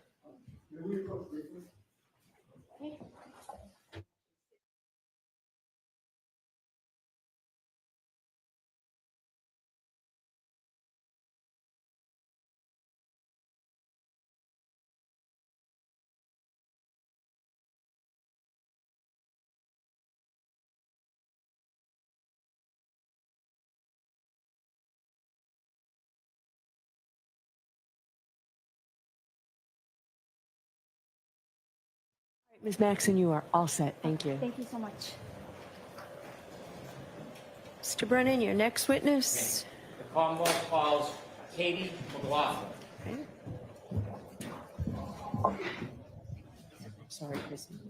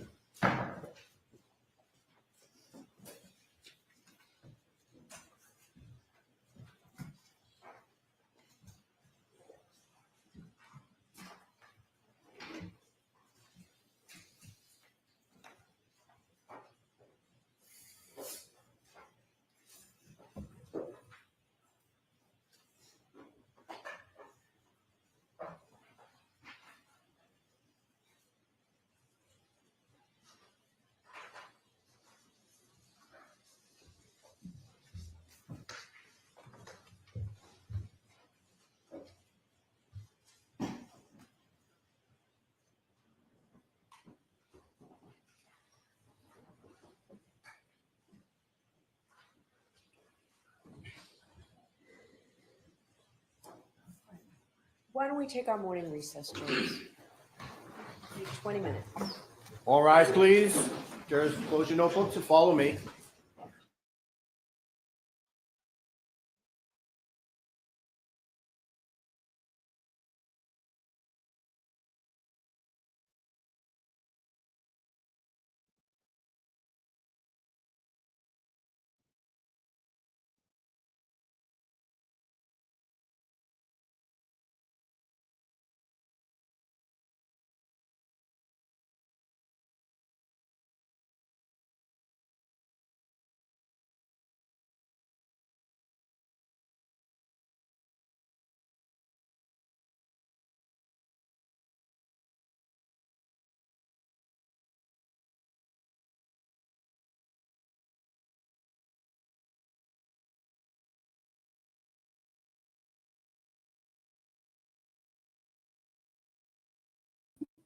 Here we go. They didn't ask about the white Jeep.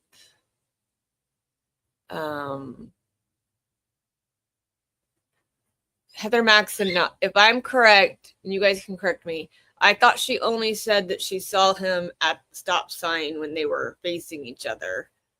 And then Ricky let him turn, and then he turned behind her. And then after that, she said she didn't see him again. Is that correct?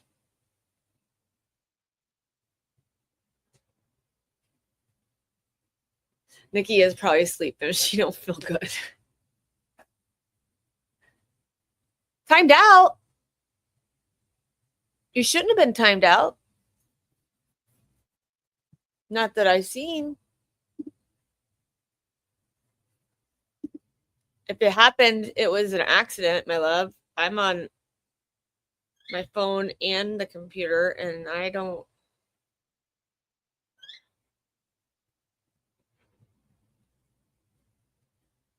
There's no timeouts, at least what I can see on my. I pulled up your channel activity, Blue Eyes. There's no timeouts. It would have told me. It would show all your messages, but prior would be gone. And they're all there.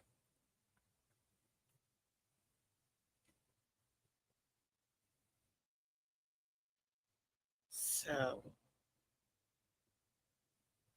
and if you were timed out, it must have been an accident. Oh, her and Lucas got a timeout. Okay. I didn't see it. What happened?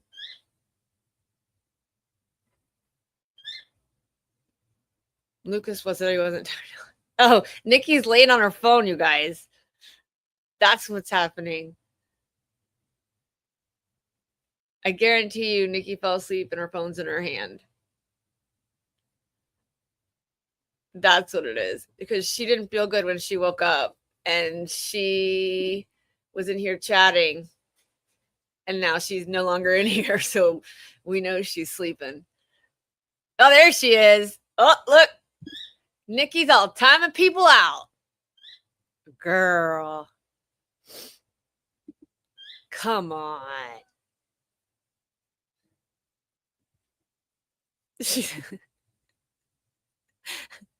Blue, you know we love you guys. That wouldn't happen on purpose.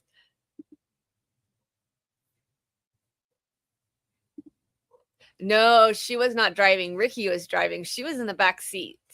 And that's the other thing that I said to myself is when I'm in the back seat, I'm not paying attention to what's going on in the front seat. Sorry. Mark's got receipts. So we can verify that it was Nikki if Mark has the receipts, guys. Nikki is the one who did it. She is the one who's in trouble. And now she's coming on stage to apologize. Hi. Apologies, my love. So I'm at the laundromat. Must have been what's in my pocket. And I was bringing shit in. You dialed people and you locked them.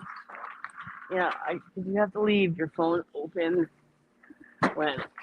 Zach, I will not check the yes box. Stop trying. It's no. I checked the no box. Yeah. I didn't mean to time anybody out. That's my bad. She apologizes. We love you. Blue Eyes is laughing. She's Sorry, like Blue. crying. You're my girl, Blue. Yeah, I'm at the laundromat. Unfortunately. Yeah, I felt my allergies are killing me, so I figured I'd drop my clothes at the laundromat, go get some. That's why I figured you fell asleep. We were on the phone. Well, I was gonna take Sudafed, but I'm like, I don't want to be wicked drowsy today, because I do have shit to do. So I was like, fuck it, I'll just get up. Look, you timed out, and she is upset. She's sad. Oh, who knows better? I wouldn't time her out. Nor would I time out Lucas. I don't know. Be careful what My you bad. say. Mark has the receipts, guys. Huh? Who So does? Mark has the receipts. It says Nikki did it. Yeah, Nikki always does it. Nick, it's always Nikki's fault. It's always my fault. Happy birthday to your 2 babies this week. Yes. And today is my oldest's birthday. I'm officially going to look for caskets, guys. So just be nice to me tonight. Cut it out. My oldest is now closer to 30 than he is 20, and I've been a little bit of sad tears today. I'm gonna mute you because there's a water going haywire here. Hold on. No problem. Yeah, so I'm having a hard time with today, but he is out for the weekend in Tampa area, I guess, and having a blast. And I texted him this morning and I told him that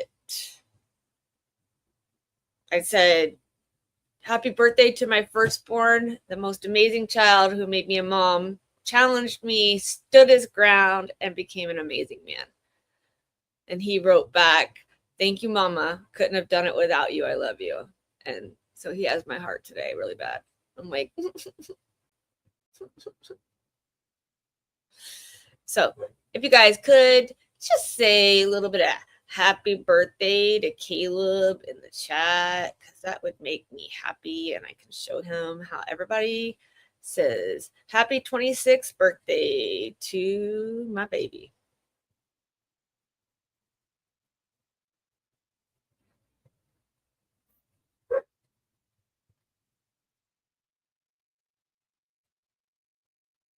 Thanks, Zach.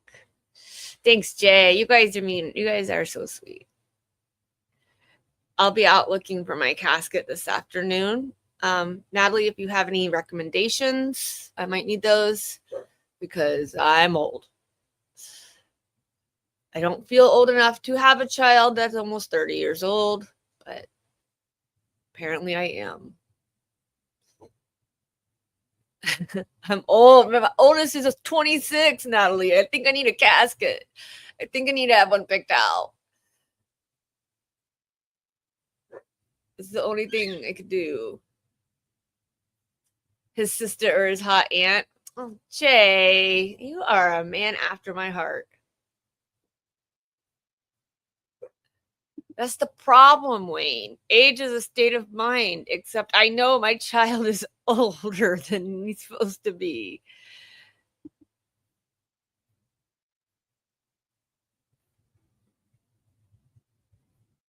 I'm so excited for Donovan. Really, Donovan. It's a big surgery, and I'm so excited for you. And I have sent you so many prayers and blessings because I know how hard that surgery is. I had an ex-boyfriend that gave a kidney to his sister, so I saw both sides of it. And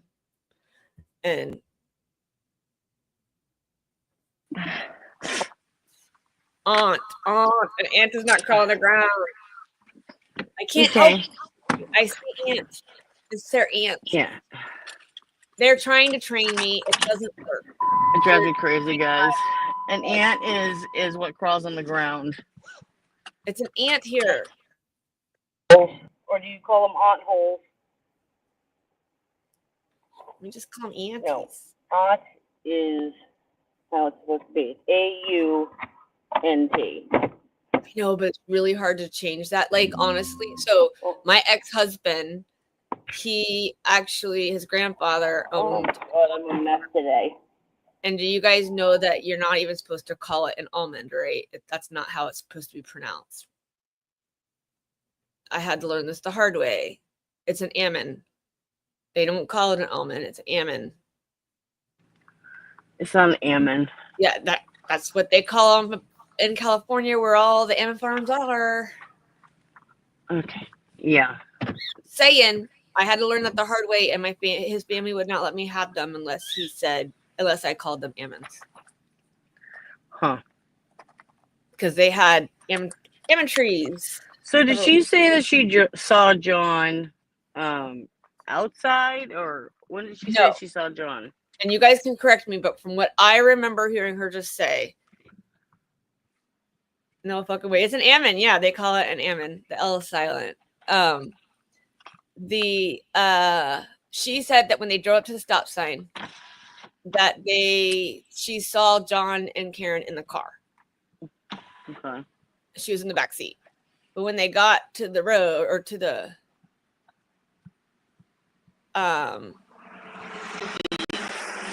house, whatever, she said that when they drove by her, she did not see him in the car, but she never saw him get out of the car. So the only person that she saw walking to the door apparently was the Bagel Nagel. And I don't know why Hank was asking if the ground was hard, because unless Ryan was out there being sat on by his sister, I don't think he would know since he was in the car.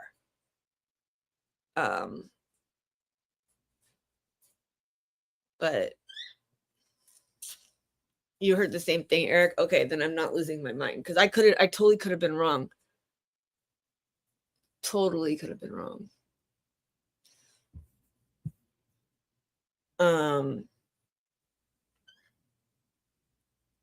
What's it gonna say? Stop it. My phone's doing weird things now. So Aiden was saying, fixing to go to your aunt's house. Yes, we're going to my aunt's house.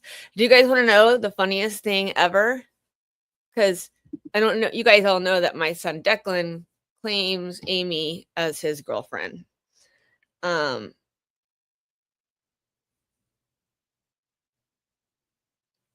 It's funny that you say that, Jay. And I'll tell you in just a minute about what that means. But so Declan is Amy's boyfriend, right? And Amy got their stuff that we sent them we got some stuff from St. Jude. Just so the troll. It's as like a little kid, like Declan calls Amy his girlfriend. He's got like a crush on Amy. Beloved like girlfriend. It's a beloved girlfriend as of yesterday. There's whack jobs out there that will we've dealt with them firsthand. We're not crazy. Declan calls her his girlfriend. No, he does too. And makes me a little jealous. Nikki, I don't know what you're gonna do. I have other children, but they're older. If I would share anybody, Declan, it would be so.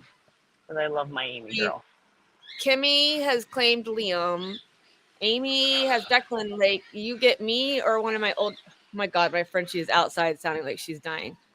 You get me or one of my other children, and my other children talk back a lot. So, because they're like adults, they think they everything now. So, well, they are adults.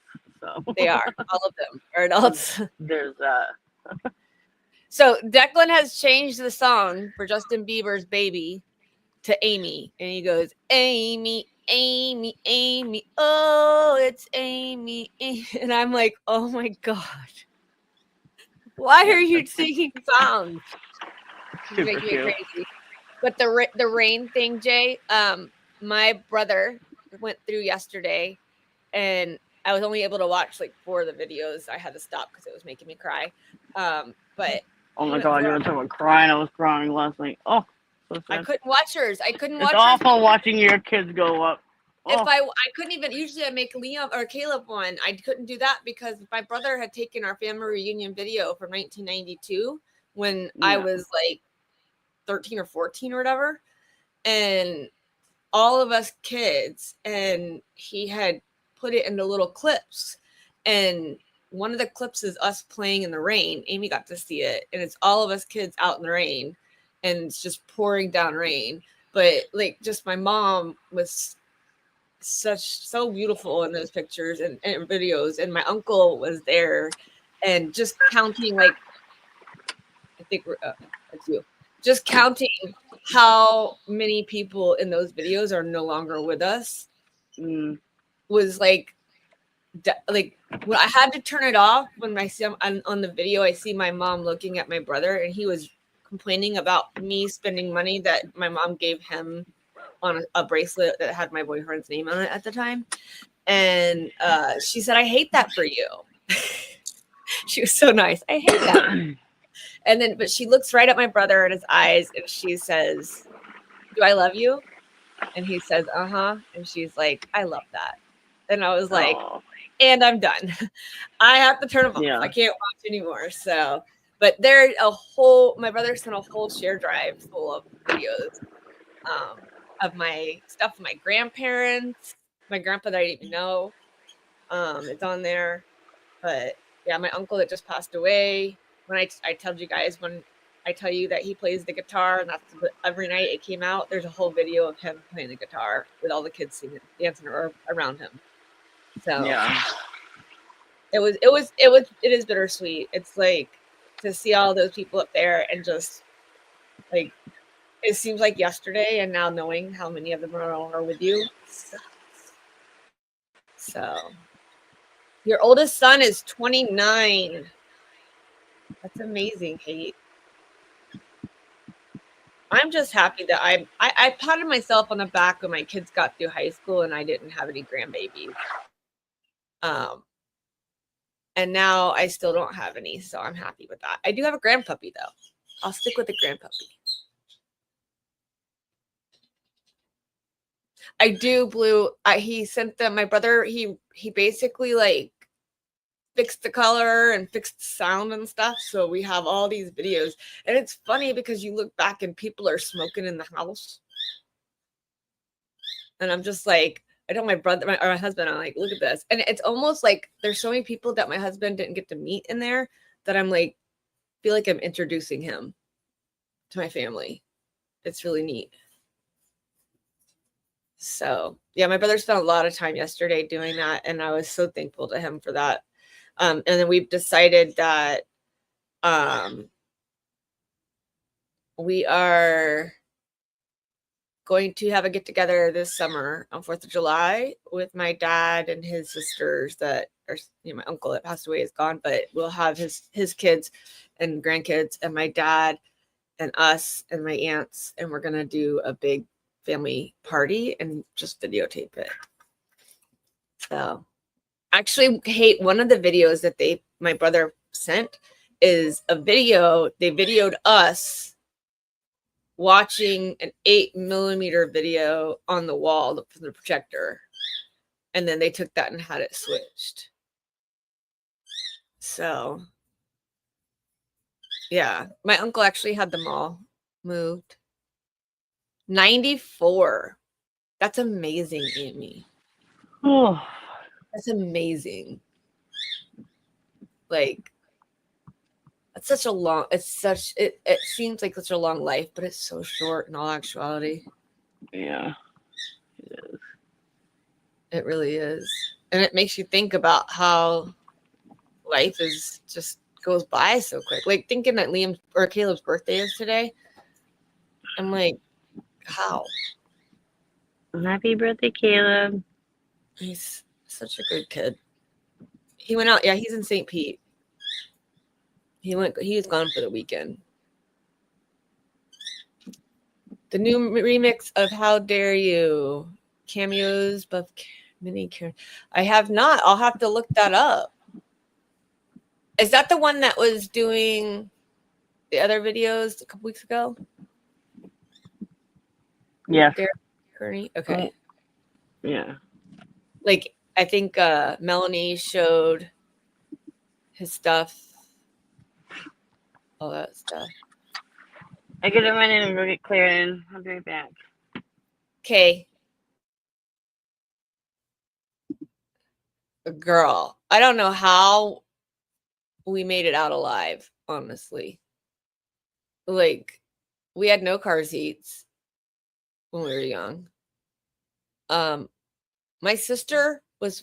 mom had a drawer for a dresser drawer that she made into a bed for my sister and put it in the car. I remember the story. My dad saying they were driving down the road. They were pulling a camper, and next thing you know, is the camper was passing them. So, yeah, crazy. I love hearing all those old stories. It's fun. Wow, this break is a lot longer than it was. Again, what are we doing?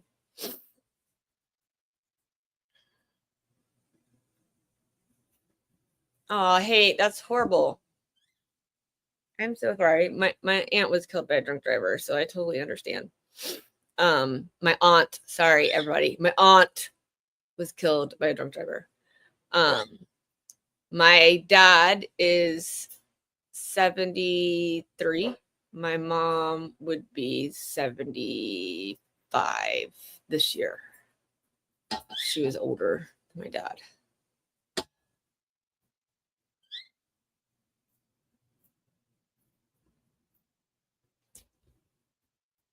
Nine and a triplet. Wow.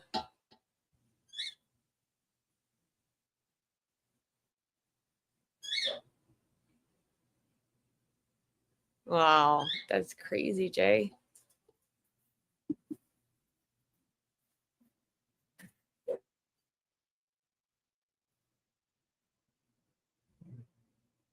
I love hearing about people's families and like all that stuff. I mean, my sister is 52. I'm 48. My brother is 46. I know I heard Katie McLaughlin's coming on. It's going to be a good time. Thank you, Calypso. 22 and 16, you know.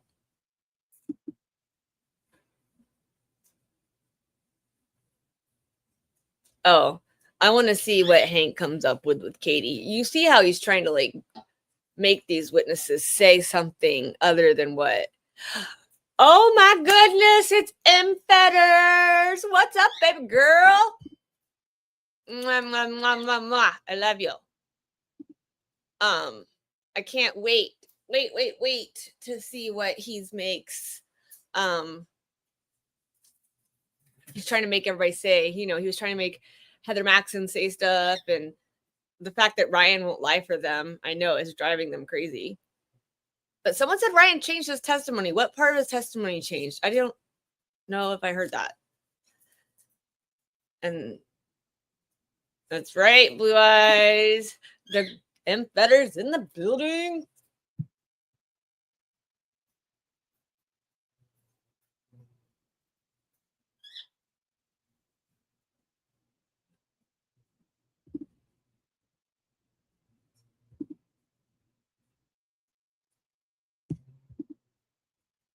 Oh my gosh. His eyes weren't that great, and Heather saw Karen and John in the SUV. It seems odd that nobody saw John get out of the SUV in that short distance. Exactly. My only thing that I could say is possibly that when John got out of the car when she first stopped, and they were still by the driveway coming up, and that you couldn't see him in the shadows of those cars that were parked in the driveway. That's what I think. Oh, the location of the SUV. Well, he did say it was straight out of the house, though. But before he said it was by the mailbox, right? Is that what you're talking about?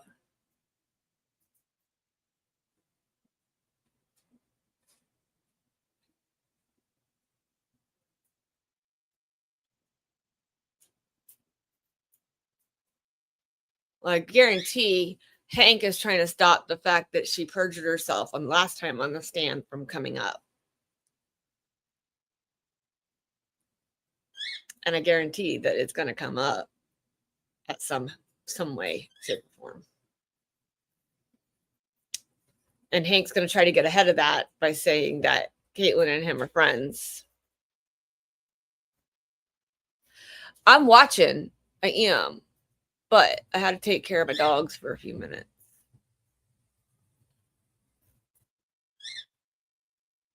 A 100 meters or less.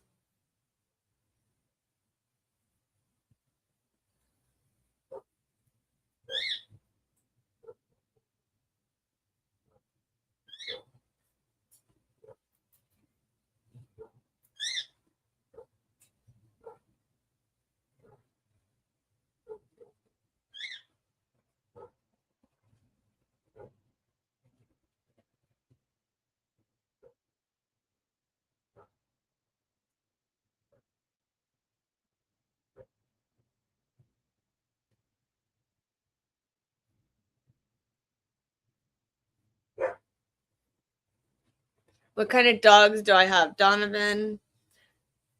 That's really close to the corner. I didn't think it was that close. Lucas.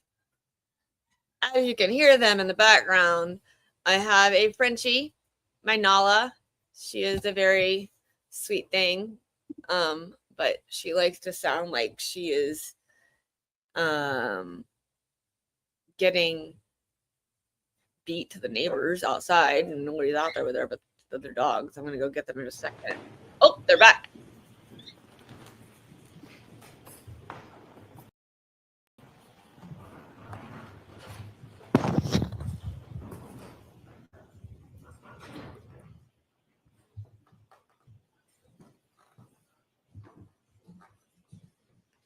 Court is back in session. You may be seated. Do you have your next witness? I do. I'm also going to call Sarah Levinson. Oh, okay. Thank you.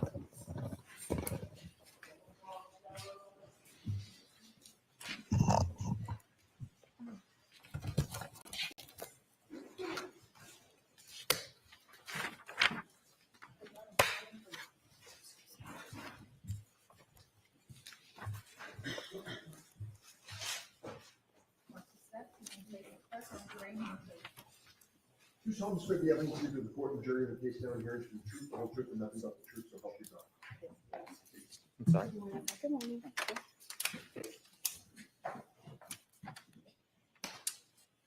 All right, Mr. Brennan, whenever you're ready. Thank you, Your Honor. Good afternoon, ma'am. Good afternoon. Could you please introduce yourself to the jury? My name is Sarah Levinson. For the court reporter, would you mind spelling your last name? So it's Sarah with an H and then Levinson. Ms. Levinson, do you mind if I ask how old you are? I'm 26. I'll be 27 next month. Do you work? Yes, What do you do?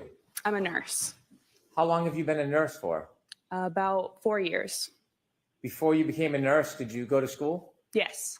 Tell us a little bit about your educational background, please. I got my bachelor's at Regis College. Do you know a person by the name of Ryan Nagel? Yes. How do you know him?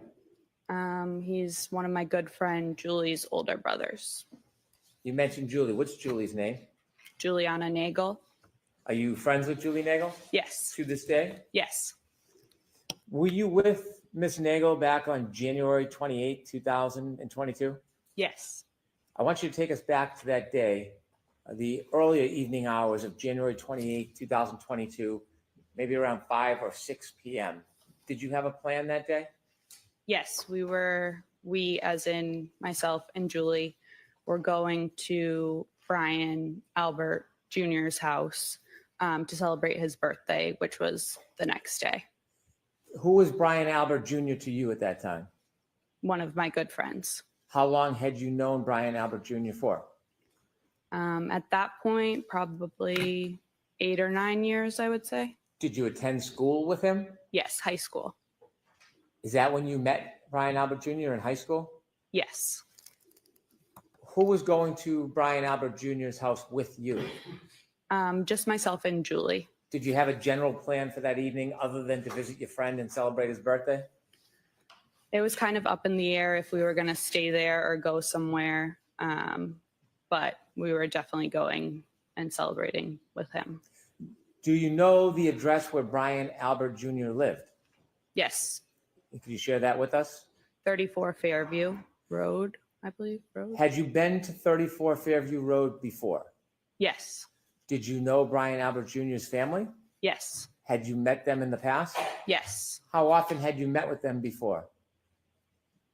Well, I was friends with him for, like I said, about 8 years. So I knew his older sister, Caitlin, pretty well. We went to high school together, but the younger siblings, I don't believe we overlapped in school. And then his mother, I had met, a good amount of times. And then his father, too, I would say. How many times would you estimate you had been over 34 Fairview prior to the night of January 28, 2022? Over the years, maybe like 20. I don't know. Do you remember what time you arrived at 34 Fairview Road on that evening? It was between 7 and 8 o'clock at night. Who did you go with? Myself and Julie Nagel. Could you tell us how both you and Julie Nagel got from where you were living, your home, to 34 Fairview? Yes, Julie's dad drove us. When you first get to 34 Fairview Road, before you walk in the front door, what's the weather like outside? It was cold, but it wasn't raining or snowing or anything. No snow on the ground? No, When you walked in the door, did you go in the side door or the front door? the side door. Take us through walking into the house. What do you see? So we walked through the side door, and then it's their like family room, they call it, with like the TV and everything. And then at the back of the family room is like a sliding glass door out into their porch. And then if you turn left, it's like the kitchen / dining room. And then there's a back door. There's like a small bathroom over like near the back door. And then if you walk straight through, it's the front door, the stairs, the door to the basement. And then they called it like the library is like their formal living room. If you walked in the front door, would the stairs leading to the next floor upstairs be right in front of you? Yes. If you were going to go downstairs, would you walk around that staircase to the back side of it? I don't believe the back, but the side. Okay. You mentioned you walked in the side door near the garage. When you walk in the side door, you're in a living room, did you say? Yeah, their family room, they call it. Yeah. Can you walk into the garage from the family room, or do you need to go back outside to get into the garage? No, you would have to go back outside. So there's no door in that family room that leads directly to the garage? No. After you walked into the family room, did you stay there or did you go somewhere? We stayed there for a little bit, like 10, 15 minutes probably. Tell me who's in the house when you get there. It's Brian Jr., his mother, Nicole, his sister, Caitlin, and then his aunt, Julie. What do you do? I think we were just sitting on the couch, hanging out, waiting to see what the plan was, to see like when other people were going to show up. Did other people arrive or did people leave before other people arrived? Brian's mom, sister, and aunt left before anyone else arrived. Do you know generally around what time his aunt and mother and sister left? We got there, like I said, between 7 and 8, and they probably left within 20 minutes of us getting there. Okay. So I can't say for sure. When his sister and mother and aunt left, was it just a time when it was you, Julie, and Brian Albert Jr. alone? Yes. Were you doing anything other than watching TV? Were you eating, drinking? I don't think we were eating yet because we ordered later on food, but we might have been drinking. Tell us what happens over the course of the next couple hours. So at some point, probably between like 8 and 9, 4 other girls showed up. So Courtney Alba came by herself, and then Catherine Duty, Emily Fabiano, and Mary Kent all came together. Are those friends of Brian Jr.'s? Yes. Did you know who all of them were? Yes. Were you friendly with them? Some of them, yes. We were all friendly, but not friends. That makes sense. So what's the atmosphere like when the visitors come? Celebratory, light, joyful. It was fine. Were people drinking alcohol? Yes. Okay. And at some point, did you order food? Yes. And did anybody else come at that point? Any other friends or family? No. Did one of Brian Jr.'s cousins come at some point? Yes. Is that later? Yes. So over the course of the next couple hours, eating and drinking, anything significant happen? No. Any arguments, any tension, any problems? No. Was it a positive night? Yes. At some point, did anybody else come to the house? Later on, yes. Okay, about what time? Around midnight. So before midnight, it's a group of young people having a party? Yes. Any trouble? No. Did the friends of Brian Albert Jr., the 4 women, did they leave before midnight? Yes. What time did they leave? Between, I would say, 11 and 11:30. Did they arrive and leave as a group, or did they arrive and leave separately? The 3 girls that I mentioned that came together, Catherine, Emily, and Mary, all left together.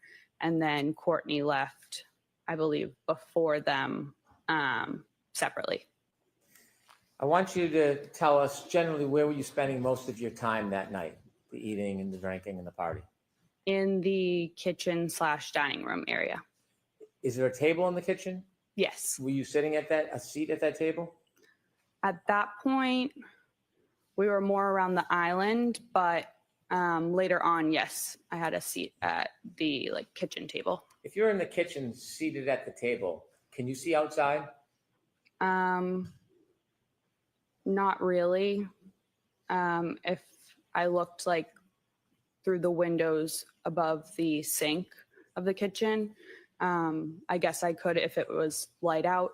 And then the windows to the front of the house had a little half curtain, I don't know what it's called, thing on it. So I could see above that, but not.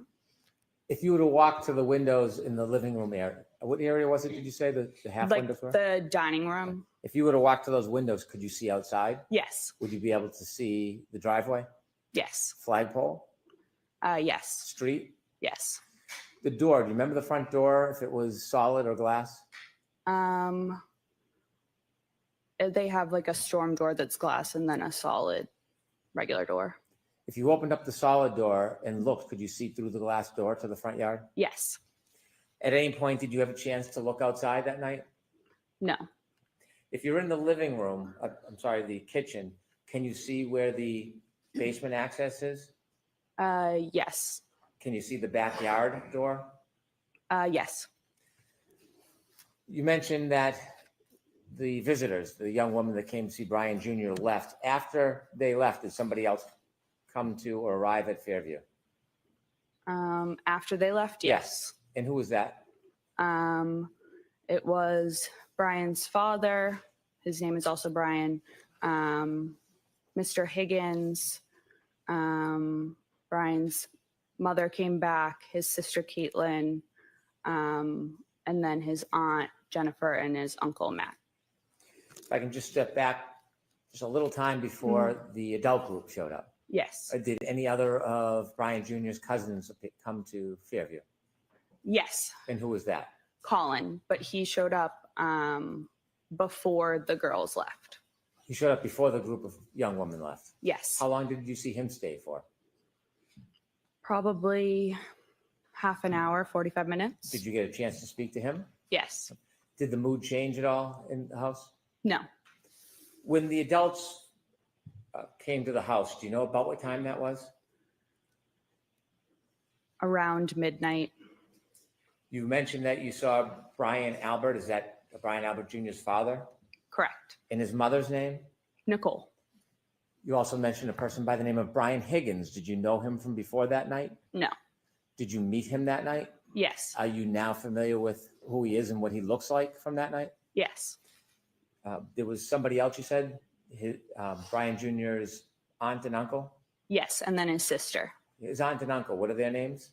Jennifer and Matt McCabe. Did you know Mrs. McCabe from before that night? Somewhat. Had you ever socialized with her? I don't believe so. I knew who she was. I don't know if she knew my name, but I think she knew I was Brian's friend. Had you seen her before? Yes. Was that in relation to spending time with Brian Jr.? Yes, I believe so. Had you ever seen her or spent time with her outside of Brian Jr.'s presence? No. How about her husband, Matt McCabe? Did you know No. who he was? I knew who he was, but I don't believe I had ever met him in person before, no. Anybody else, any other adults come with that group? No. Do you remember who came into Fairview first as far as the adult group? Yes. Who? Mr. Albert, Brian's dad, and Mr. Higgins. And who came next? Next, I think they all kind of walked in together. Caitlin, Nicole, Jennifer, and Matt.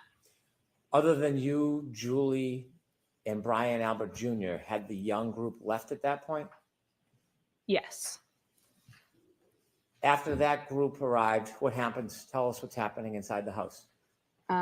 So it then was Brian Jr.'s actual birthday. So again, we were celebrating. Caitlin, his sister, was playing music on one of the speakers. And we were all pretty much sitting or standing around the kitchen table, talking, socializing. Do you remember what was being played for music? Like 70s, 80s type of music. I don't want to overstate it, but. Were you drinking? I don't believe I was anymore at that point, no. Did you feel impaired at all? No.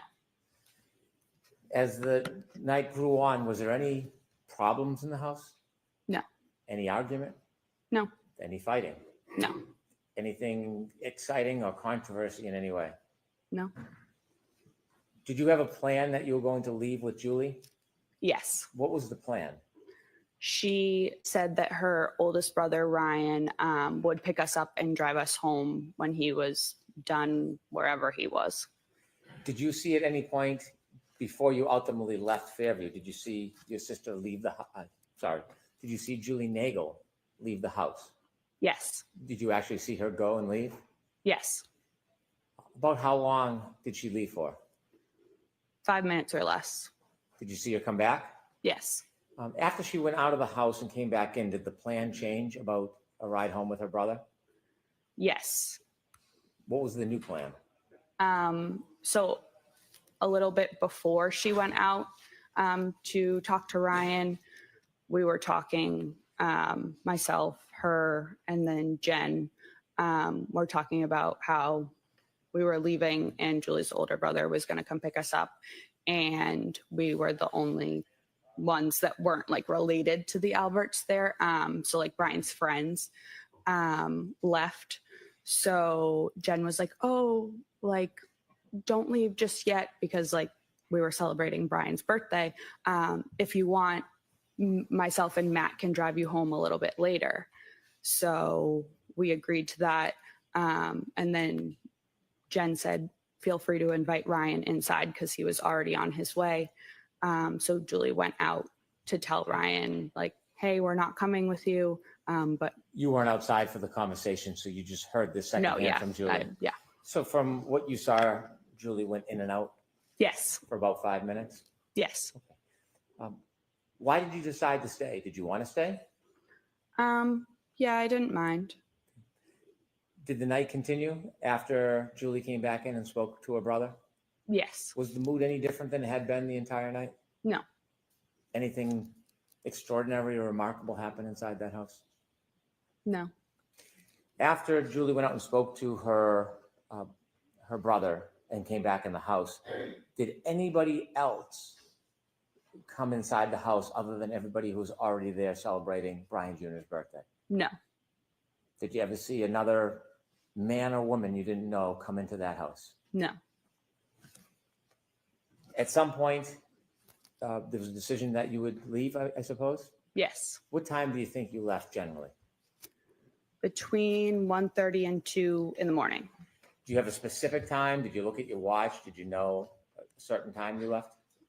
No, I believe it was closer to 1:30 because I believe I was home by 2, but I can't say for sure. When you left, tell us what the weather was like when you went outside. Was it the same as when you came in? No, it was snowing. What was the conditions like? Had they changed? The wind or temperature? Yes. Yeah, it was colder. How much snow was on the ground at that point when you left? Like, I don't know, a dusting, or I could still see like some little pieces of grass like sticking out of it. But it was pretty much like the walkway and everything was white. Did you leave by the front door or the side door? The front. You remember that? Yes. Was there any type of hazard or difficulty with you walking? Julie and I walked out together down like the front stoop stairs. And I remember we were arm in arm. I was wearing shoes that didn't really have traction, so I was looking at my feet, so I didn't slip. And other than that, no real hazard, I wouldn't say. Whose car or vehicle did you walk to? Jennifer and Matt's. Did you get in? Yes. Which seat did you get in? The back seat behind the passenger. And where did Julie Nagel sit? The back seat behind the driver. Did the McCabe's get into the car? Yes. Who was driving? Matt. And then Jen was in the passenger seat. Front passenger? Yes. As you were leaving, was there any conversation or joking going on? Yes. So Matt actually forgot his jacket inside, so he went back in. And then I believe myself and or Julie turned around just kind of looking, and we saw a lone loaf of bread in the third row. So one of us said something to Jen about the loaf of bread, which she had gotten because of the storm. And I believe Jen was turned around looking at us and said something along the lines of, "Does anyone want a peanut butter and jelly?" Joking around. Do you remember that moment, having the conversation about the bread? Yes. It stands out? Yes. As you drove out of Fairview, you were in, the McCabe vehicle was in the driveway? Yes. Did it back out or go out forward? No, backed out. When it backed out and began to drive away, what side of the vehicle was closest to Fairview? You mean the house? Yes, was it the, Okay. I'm sorry, was the okay. passenger side of the McCabe vehicle closest to 34 Fairview, the house, or was it the driver's side? The passenger. When you drove, did you drive towards the flagpole? Yes. And during those moments when you were, or Mr. McCabe was driving towards the flagpole, was that the time you were having conversations about the bread, or was that a different time? That was a different time. What was happening as you were driving past that area or in front of the house? I believe maybe I was on my phone, and then Julie said something. Did you ever look out the window near the front yard, near the flagpole area? Not like at the front yard, but a little ways up the street. Yes. Next to 34 Fairview, up the street is 32 Fairview? I believe so, yes. When you looked out the window, the first time you looked out the window, what were you facing in relation to 32, 34 Fairview? What could you see? There's like a little bit of woods in between the two houses, so it was the trees. Did you notice anything that stood out? No. Ultimately, did you get home that night? Yes. Thank you. I have no further questions. Mm-hmm.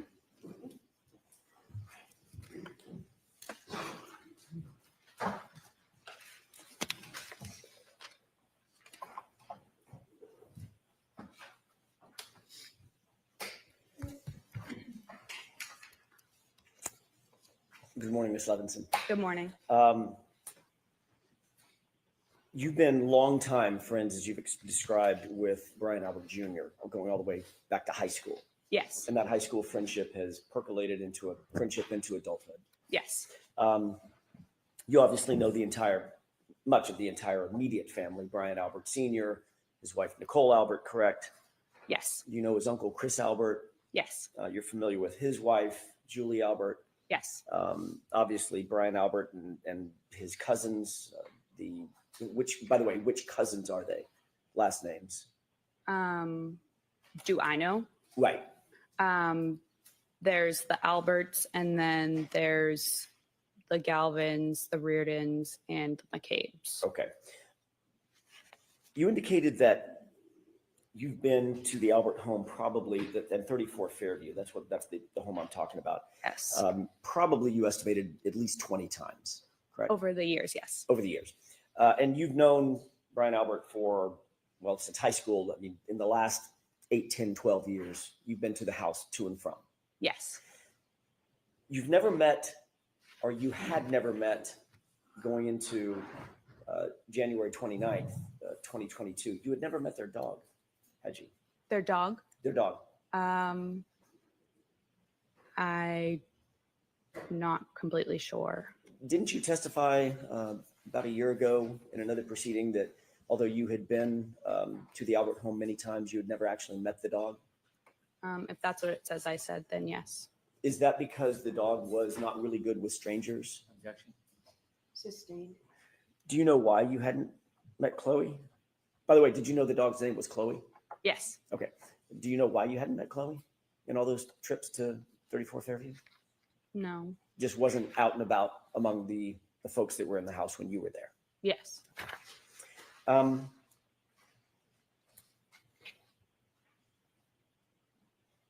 When you left 34 Fairview, I want to follow up very briefly on a couple of things that you said just before Mr. Brennan sat down under questioning by him. When you left 34 Fairview to join Jen McCabe at her invitation to take you home, you left through the front door, correct? Yes. As opposed to the side door. It's a little confusing. The front door has the brick stoop and the stairs, correct? Yes. Okay. Is that the door that you normally would leave through, or did you normally leave through the side door, come and go through the side door? What was your more ready habit and practice? Probably the side door. Okay. When you left through that front door, there was nothing obstructing your view as you walked out, correct? Correct. You could see to the left, the driveway. You could see to the right, over toward the flagpole. Nothing obstructing anything, correct? Correct. There was a light dusting of snow at that time when you left, just after, what time was it? 12:45, 1? Probably 1:30, 1:45. Yeah. Got it. So you leave at 1:30. There's still just a light dusting of snow on the ground. Yes. The yard is flat. Yes. You could see all the way out to the flagpole. Yes. You didn't notice anything unusual at that time when you looked out toward the flagpole walking out of that front door? I didn't notice anything. I wasn't looking out at the flagpole, but yes. You were looking in that direction. When you walk out the door, obviously you're standing, walking out of the door toward the front yard, correct? Correct. But as I stated, I was looking down at my shoes in front of me. Okay. Obviously, then you have to, at some point, you have to look up to see where you're going. You have to turn left to go to the driveway. Is that right? Yes. Okay. Then you walk over and walk parallel to the yard again to walk over to the car. Correct? Yes. And as soon as you walked out of the stoop, you had to figure out where the stairs were, so make sure you don't fall down the stairs, right? Yes. But you're still looking up like normal, correct? At some point. Most likely. My question is, you didn't see anything unusual in the yard, did you? No.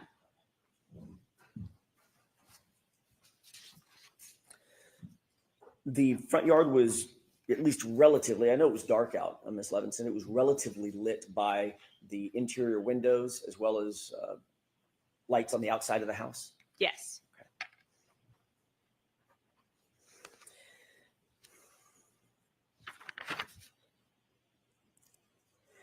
You indicated that you did, in fact, get the ride home with Jen McCabe and Matt McCabe.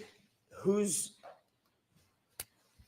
brought up giving you a ride home? Was it Jen? Yes. Okay. And she also mentioned it, did she mention it in your presence to Julie as well? About the ride home? About the ride home? Yes, in my presence. Okay. You said that Matt McCabe was driving, but before he got in the car, he realized he had forgotten his jacket and went back in, correct? Yes, I don't know if he had gotten in the car and then got out, or he just opened the door, but yes. He was at the car, at least. Yes. So he had exited, by definition, he had to have exited, pardon me, the house through the front door as you did to go out to the car the first time? Yes. And then he got to the car, then realized he forgot his jacket, walked back toward the front door, went back in the main door? Correct, yes. And you saw that? Yes. Then once he retrieved or fetched his jacket, he then walked back out that same front door down the stoop looking out over the lawn and then over to the car, correct? I didn't see him walk back out, but I mean, probably. I don't want to say yes for sure because I wasn't watching him at that point. Understood. No reason to believe that he would have used a different door. Correct. Yeah. Okay.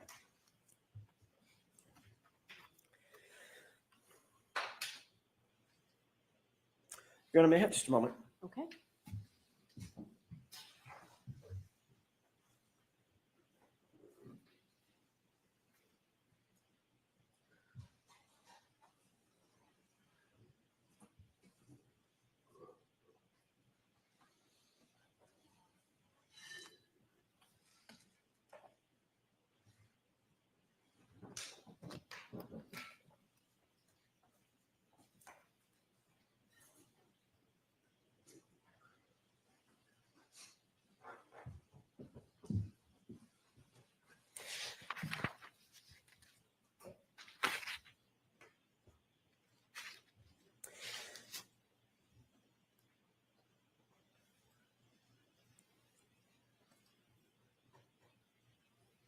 You were contacted ultimately by law enforcement to provide an interview, correct?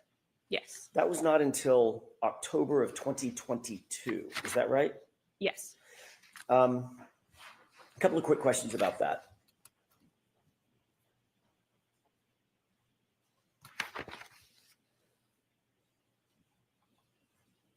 Nobody contacted you on January 30th, the day after the incident that you left the house, correct? No. And when I say nobody, I mean from law enforcement. Nobody contacted you the next week, No. the next month. No. It was 9 months later. Yes. When you were finally approached, who was it that conducted the interview? State Trooper Michael Proctor. Did Mr. Proctor indicate to you why he waited 9 months to contact you? Objection. Let me ask a different question. Were you confused about the fact that you weren't contacted? Objection. May we approach?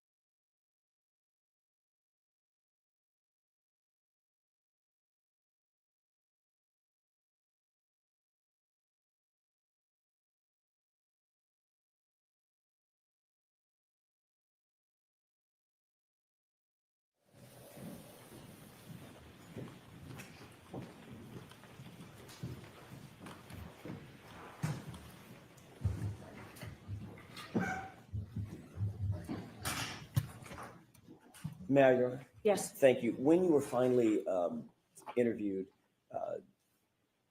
let me ask you a different question. When you were ultimately interviewed in October of 2022, was that telephonically or was that in person? In person. Were you alone or was there anybody else with you? I was alone. You mean like besides the troopers? Besides the troopers? Yeah, I was alone. And had you prepared for that interview with any person or persons before that interview? No. Had you spoken to anybody, Julie or anybody else, about the potential for being interviewed? I believe Julie called me to tell me. If I may, don't tell me what was said. Did you speak with Julie before the interview? Yes or no? Yes. Okay. And one more question, without telling me any of the words that were used, was the subject matter the interview? In other words, I'm not asking if you talked to Julie about going and getting the dry cleaning picked up or something like that. Did you talk about the subject of the interview with Julie before you were interviewed? Somewhat. Okay, that's all I have. Thank you. Anything, Mr. Brennan? Briefly, Your Honor. Could I have Exhibit 3, please?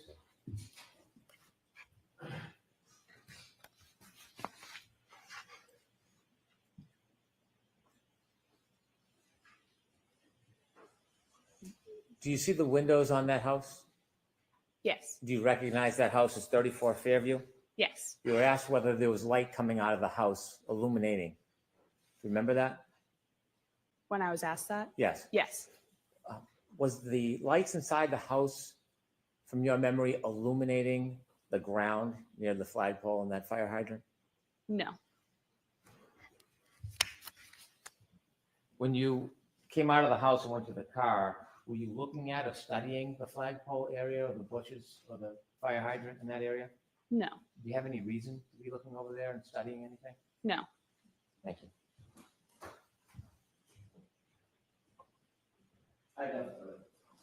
All right, Ms. Levinson, you are all set. Thank you. And your next witness, please, Mr. Brennan. Thank you, Your Honor. The Commonwealth will call Katie McLaughlin.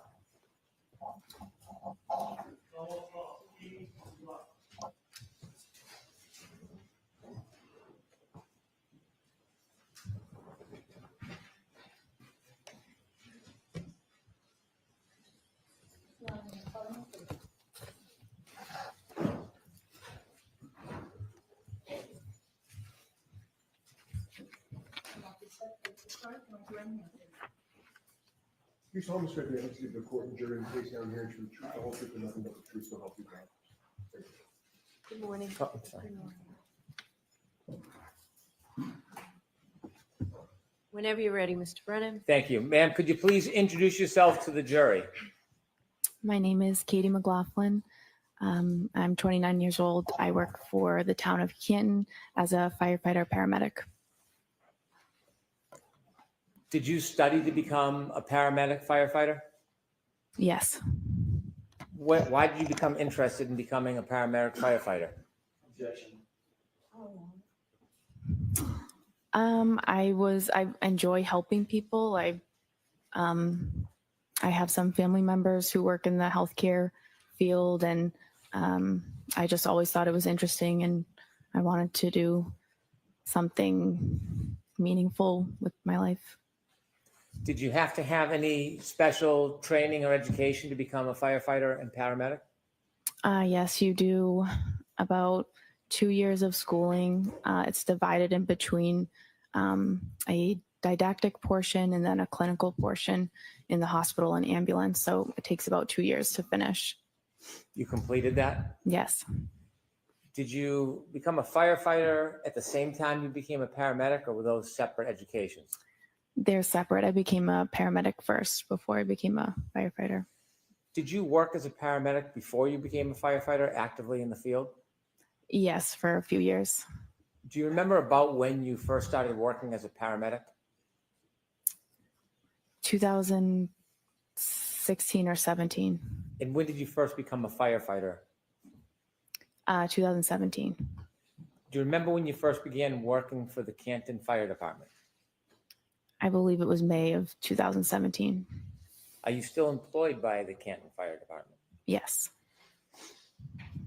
In your paramedic training, did you learn how to provide care for people who are in need?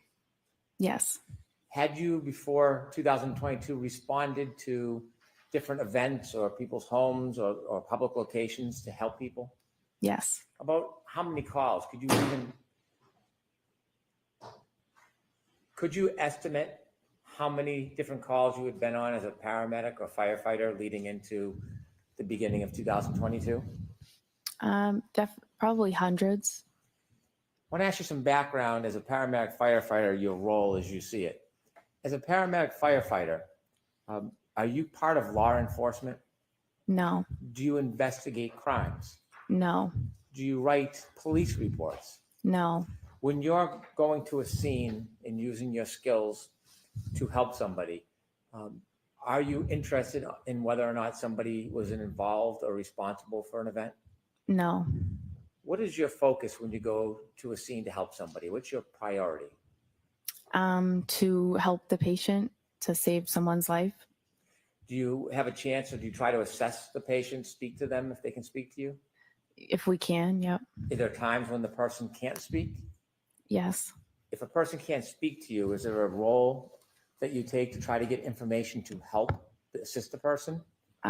Yes, you would go to a bystander and you try to gather as much information as you can to help the patient. More information for us helps the patient in their treatment, and it helps the hospital when we bring them there. Is that responsibility or role separate and apart from police work? Yes. As a paramedic firefighter, are you involved in police work at all? No. Sometimes when you go to a scene and you try to help somebody, you write a report. If you're in a particular role, you would write the report. So when you go and arrive at a scene, is it fair to say you don't always write a report? Correct. And the purpose of the report, is that to try to help law enforcement? No. What's the purpose of when someone would write a report as a firefighter paramedic? Depending on the call, there would be a report written by the officer on the call. That's just for logistics and dispatch information, what we responded to, and that's kind of simple. But the other report would be a medical report that the lead paramedic would write. Were you working on January 29th, 2022? Yes. Was that an assigned shift for you? Yes. Did you volunteer or ask to work specially that night, or was that already assigned? Ask it differently. Was that assignment already set before that night? Yes. When you get a shift assigned to you, is it night by night, week by week, month by month? It's just we rotate through it. You're on a group and you rotate through a schedule. It's set that you work 124, you have 1 day off, you work another 24, you have 5 off, and then the rotation begins again. So it's just a set schedule essentially, but it rotates through the weeks. Was January 29, 2022 part of your set schedule? Yes. When you have a set schedule, are you assigned a specific role in the department that might change from shift to shift? Yes. What was your specific role on January 29, 2022? For that shift, I was on the engine. I was the back step. So there's an engine driver, there's an engine lieutenant, and then there's one person in the back who's just a firefighter status. And we call that the back step. As the back step that night, did you have any specific or general responsibilities if there was a call? Generally, if it's a fire related call, you deal with that. If it's a medical call, you're there to assist the paramedics that are on the ambulance, and you take directive from them. Whatever they ask you to do or need you to do, you're just there to assist them so that they can best focus on the patient. When you arrive at a scene and you're on the back step, are you basically at the directive of the leader of the group? Yes. That morning, around a little after 6 in the morning on January 29, 2022, do you remember a call or a tone coming in? Yes. Do you remember what it was for? It was for a man down in the snow or a man unresponsive in the snow. Do you remember leaving the fire department that night? I do. Tell us as you're leaving what's happening. So I'm in the engine, the command car with the captain who runs the shift started to 34 Fairview Road first. The ambulance was in front of us, and then we were behind the ambulance. Did you know the address you were going to was 34 Fairview Road? Yes. When you left the police station, or the fire station, when you got on the back of the truck, did you know at that time who lived at 34 Fairview Road? No. Tell us a little bit about the conditions outside as you rode to 34 Fairview Road. It was raining. I'm sorry, not raining. It was snowing pretty heavily. There was definitely snow on the ground at that point. It was windy. It was very cold. Was there a storm? Yes. How long do you think it took to get from the fire station to Fairview Road? Probably within 5 or 6 minutes. When you first started pulling up towards Fairview Road, did you see anything? Police cruisers and a civilian vehicle. And then we pulled up all kind of in front of that. How many police cruisers did you see as you pulled up to Fairview Road? I remember seeing one. There was an ambulance in front of you? Yes. Did the police cruiser have their lights on? Yes. Not just their headlights, did they have the lights that are often referred to as blue lights or overhead lights? Yes. Did you hear any sirens? No. How about the ambulance? Did the ambulance have emergency lights? Yes. Did you hear any sirens? No. The fire truck, does the fire truck have emergency lights? Yes. Do you remember if those were activated? Yep. Does the fire engine have a siren? Yes. Was the siren activated? No. Why not? We only use the sirens to kind of clear cars out of the road. So there's no need to use a siren when there's no cars on the road. So we're not just doing it in the middle of the morning to wake everybody up. It's just unnecessary. When you first arrived at Fairview Road and you saw the emergency vehicles, did you see any people? Yes. While you were still in the fire truck or after you got out of the fire truck? Probably after I got out. After you got out of the fire truck, where do you go? So I knew that they were working on a patient. So I knew they're going to need the stretcher. So myself and firefighter Walsh went right to the ambulance and retrieved the stretcher and brought it as close to the patient as we could. At some point, did you see the patient? Yes. Was it he or she? It was a man. Where was he when you first saw him? He was lying supine on the side of the road, off the curb, like into a lawn. How close to him were you when you first saw him? Well, I only made it to the curb where I brought the stretcher. He was maybe from here to that table, maybe. When you stood on the curb and you saw that man lying, was his feet closest to you, his head, or his side? His head would be closer to me. Did you lift the man from the ground? No. Did some of your colleagues? Yes. After you brought the stretcher or the bed to the side of the road, did you remain there on the side of the road? They lifted him on the backboard, they put him on the stretcher, and then they pretty much immediately started moving to bring him in the back of the ambulance. Around the area where you first saw this man lying supine on the ground, was there anything other than ground? Were there any objects in that I'm area? sorry? Was there any objects near him? I remember seeing a fire hydrant.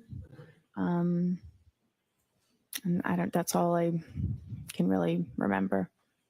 When you mentioned that he was lying about as close to that table as you, would 8 to 10 feet be a fair estimate? I don't know that I could say. Okay. At some point, did you receive further directions from anybody on the team asking you to do something? Yes. Firefighter Flamati I was at the head of the stretcher with firefighter Flamati, and he asked me to try to gather more information and kind of see what happened and what's going on. Did you have someone that you wanted to gather information from? Yes. There was a woman who seemed to be really concerned and involved with the patient's status. And so I just kind of assumed that this would be the person that I could try to get more information from. Did you take a guess? Yeah, The person that you try to get more information from, do you see that person in the courtroom today? I do.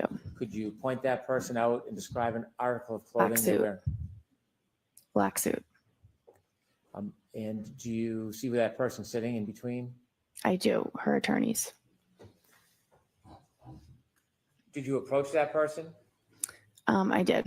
Now, you mentioned you're not a police officer or a criminal investigator. What type of information are you hoping to get generally in these circumstances?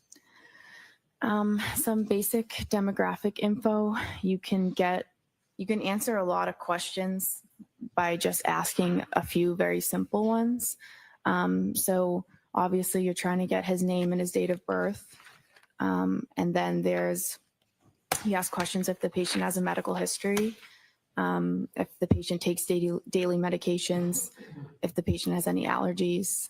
And that's all things that can help to sort of maybe explain why this person is in the position that he's in. For example, if someone reported that he had a heart condition or a seizure disorder or he was a diabetic, that would help us sort of, that's relevant information for us for his treatment and to pass on to the hospital.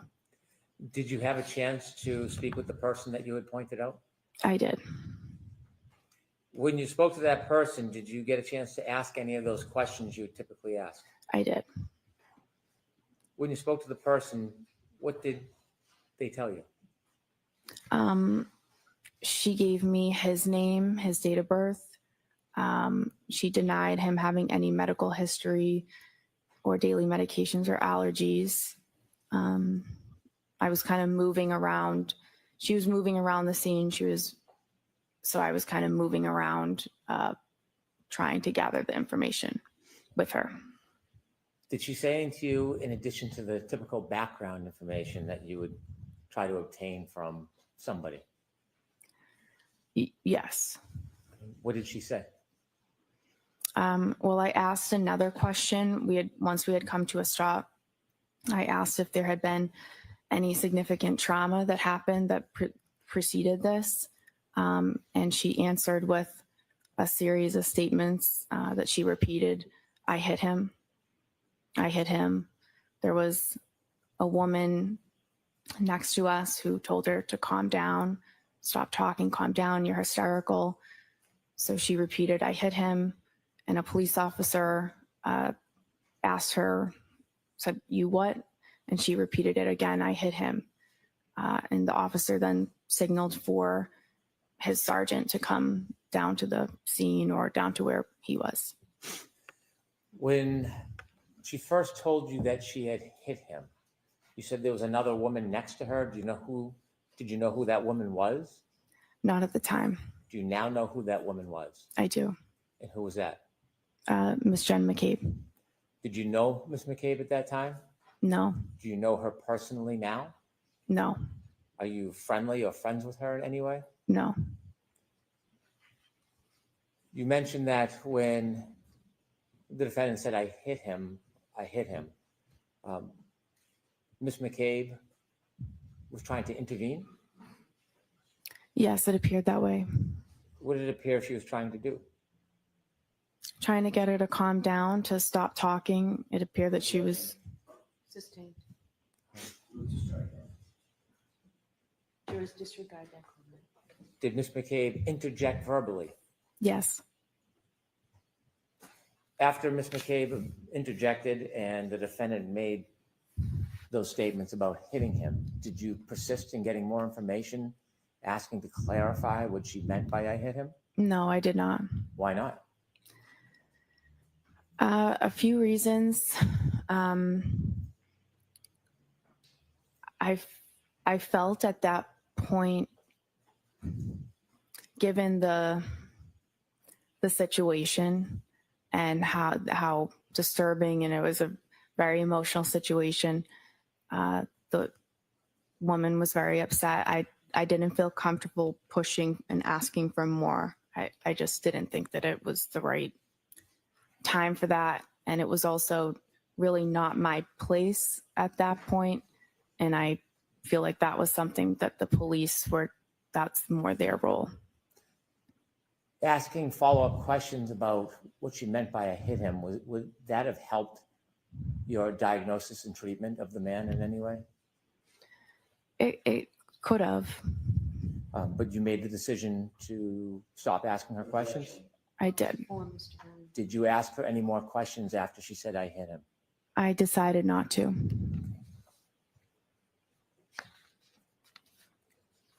At some point after you spoke to the defendant, did you go back to the ambulance and tell anybody, any of your colleagues? I did. And why would you do that? That's the whole point of me trying to get more information, is that I get the information and I bring it back to the people who are treating the patient. So. Did you go back to the ambulance and repeat that information to your colleagues? I did.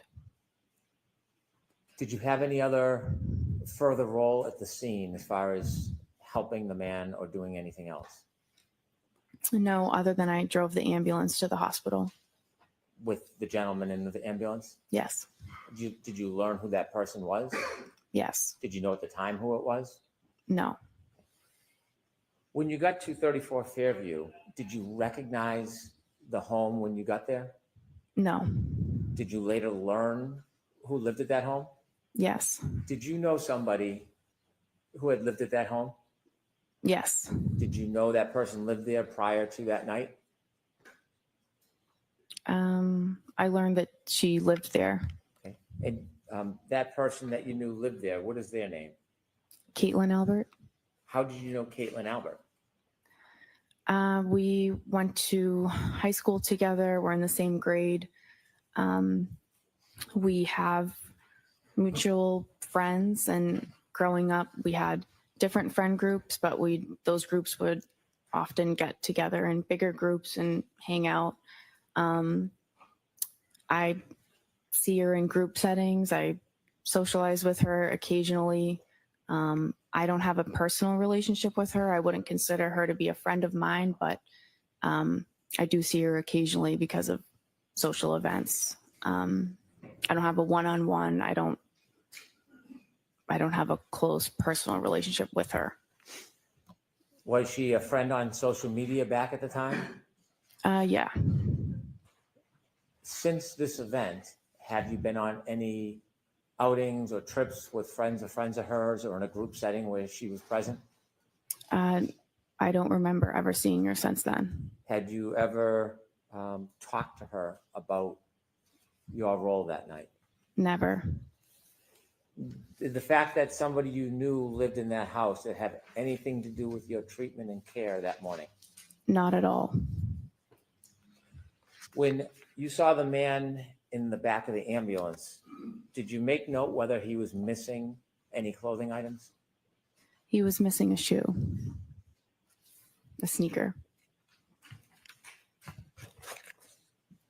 I'd like, with the court's permission, to play Exhibit 4, part of it. Okay. Ms. Gilman, if you can start at 6:13:45.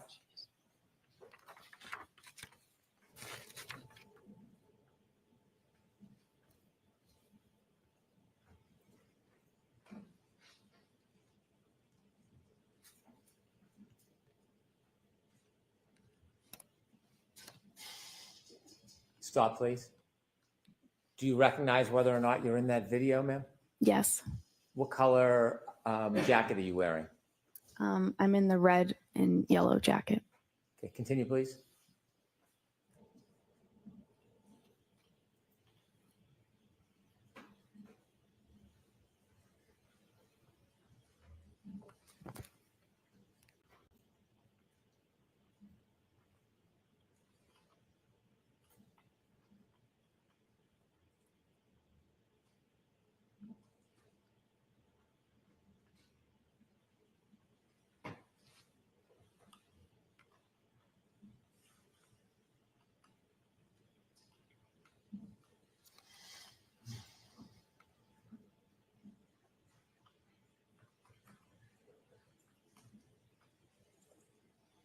Stop, please. There are two yellow jackets, one on the left, one in the middle of the screen. Do you know which one is you? I'm now in the middle of the screen. Continue, please.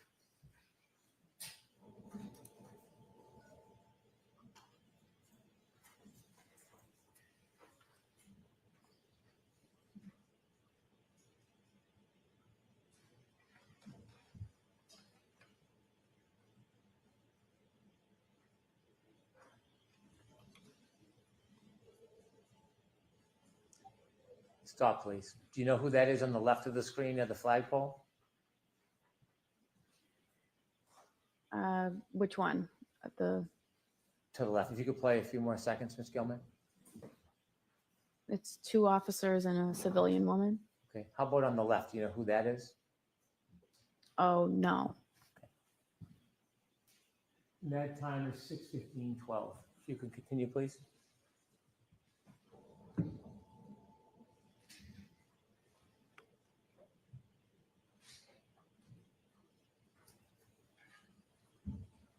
Stop, please. Is that you, ma'am, in the yellow? Yes. Okay, continue, please.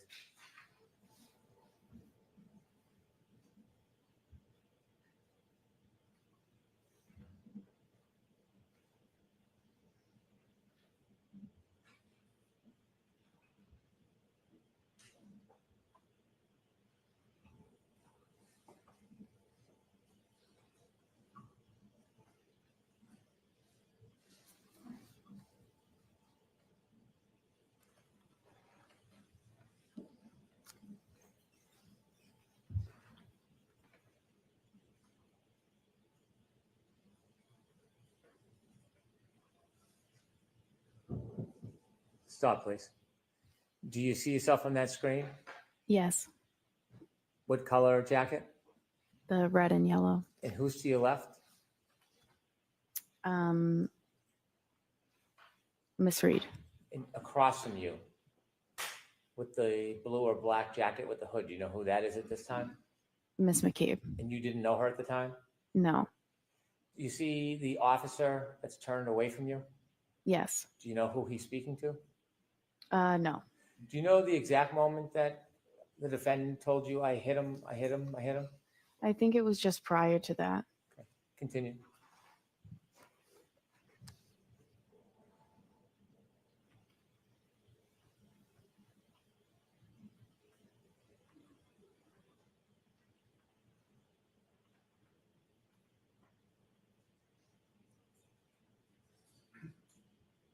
Stop, please. Okay, thank you. I have no further questions. Okay, Mr. Jackson?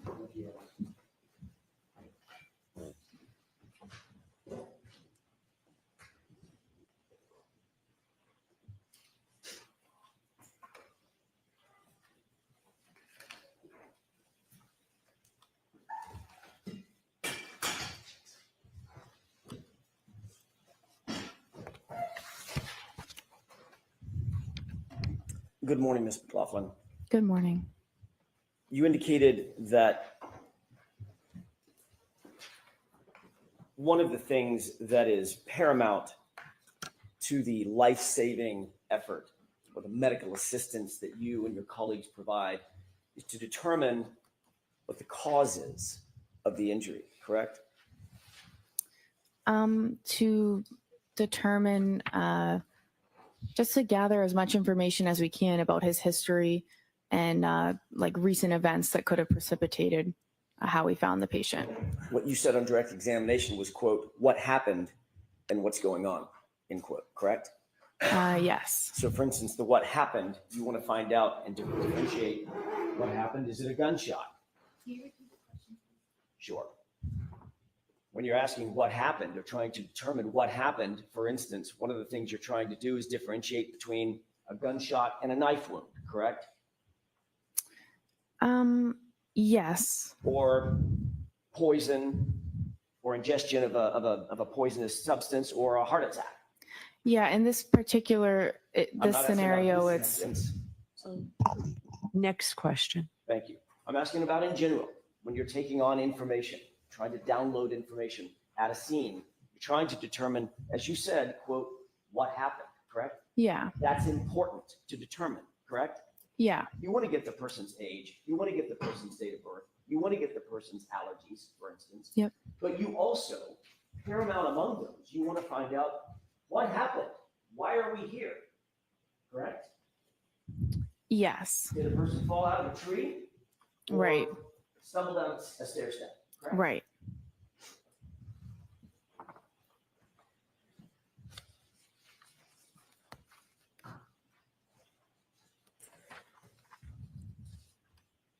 In doing so, it's important to relay that information to others as well. You would agree with that, correct? Yes. That's the whole point, Ms. McLaughlin. You want to gather the information and then let others know exactly what happened and document that as best you possibly can so that the life-saving efforts or the medical assistance can continue for the patient, correct? Yeah, you have to share the information that you got with the people who are providing care. And one of the ways you do that is by writing it down, correct? No. Can I ask you, who did you speak with before your testimony today, in anticipation of your testimony today? I met with the DA's office a few times. Who at the DA's office? Mr. Brennan, a witness advocate, and there were different troopers there at different meetings. What did you and Mr. Brennan discuss at these? Well, let me ask you, first of all, foundationally, how many meetings were there? 3. 3. When were they? One in maybe January was just a meeting. One a few weeks ago, we reviewed the testimony from the last proceeding. And then yesterday, briefly to say that I'm getting called and I'm going today, and if I had any questions. Let's talk about the one a couple of weeks ago. Where was that meeting held? At the DA's office. And you said you reviewed testimony with whom? I watched the testimony from the first trial. It was Mr. Brennan, myself, a witness advocate, and perhaps Trooper Tully. And at you that and Mr. point. Brennan went over your testimony at the last proceeding, correct? We just watched it. Okay. Yeah. There obviously were questions about that testimony once you finished watching it, I'm guessing, correct? I guess so. Discussed certain aspects of the testimony, is that right? Yeah. Mr. Brennan told you that, for instance, he was going to bring out on direct examination, his examination, your relationship with Caitlin Albert, correct? He said, I will ask you about the relationship. And that was in anticipation of me asking about that relationship, correct? Objection. Sustained. Did Mr. Brennan tell you that he wanted to make sure that he brought out that information so that it wasn't brought out on cross-examination by me? Objection. Sustained. What did Mr. Brennan say about the reason he wanted to bring out the relationship with Caitlin Albert on the examination? There was no reason that he gave. But he did tell you that he wanted to make sure that y'all covered that on direct examination during his examination, correct? Objection. Sustained. Did he say something like that? No. Did you say something like that? I would like this information brought out so it's not brought out on cross-examination. No. At the last hearing when you testified about a year ago, that wasn't brought out on direct examination, was it? Objection. Sustained. Let me approach. Okay.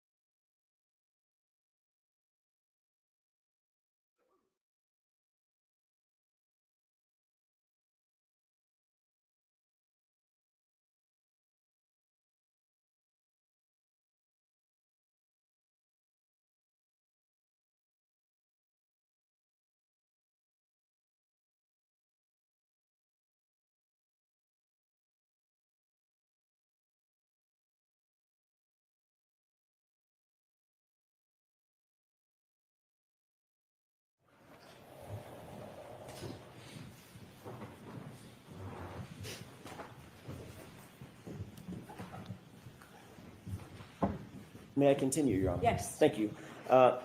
Ms. McLaughlin, we were talking about very briefly your testimony about a year ago. In your testimony a year ago, you did not disclose in your initial conversation the fact of your relationship with Ms. Albert, did you? I object. I move for an instruction. So the objection sustained. Next question. Who was it that asked the question about Ms. Albert a year ago? Objection. Sustained. Did you tell anyone, Trooper Proctor, any investigator, anybody from the DA's office last year about your relationship with Caitlin Albert? Objection. I'll allow that. No, only when there started to be a lot of harassment and things that insinuations and stuff that started coming out online. I had said maybe once to them that I was concerned I was being harassed.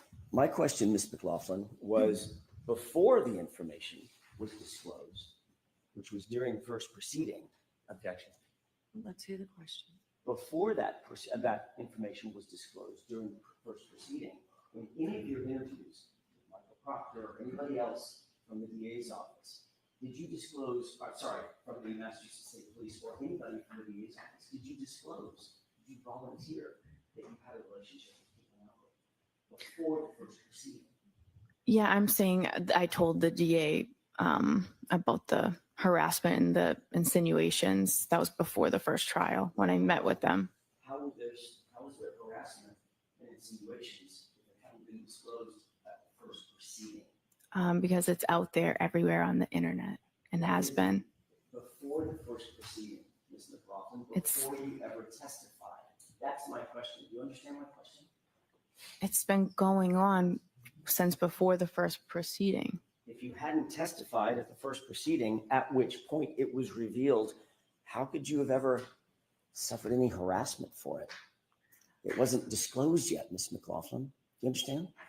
I don't think you understand what I'm saying. Who did you tell at the DA's office? The relationship that I had with Caitlin Albert had been out there. It had been published and proliferated on the internet. And so that was before the first proceeding. And who did you tell at the DA's office about this before the first proceeding? I don't remember who it was or the meeting, but Was it Mr. Lowry? it could have been. Do you have a memory of that? Not specifically. I don't remember who it was. Was it Ms. McLaughlin? Like I said, I don't No, remember not you, specifically. obviously, Miss Laura McLaughlin, no relationship. Like I said, not specifically.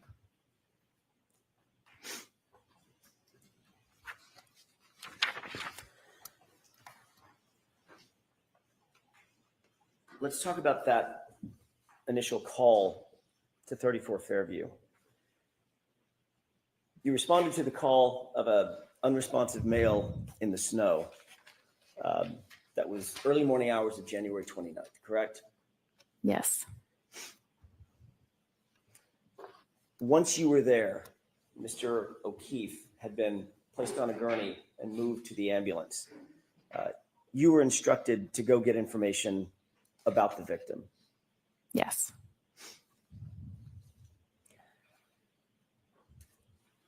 You've described in a video the basic scene where you claim that this statement was made by my client, correct? Yes. That was a situation in which you're standing there, Ms. Reed is standing there, Ms.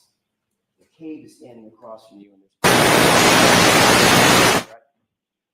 and Miss Reed was on the right, Miss McCabe was on the left, and then there was a officer kind of diagonal across from me.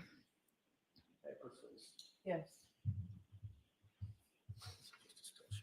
Thank you.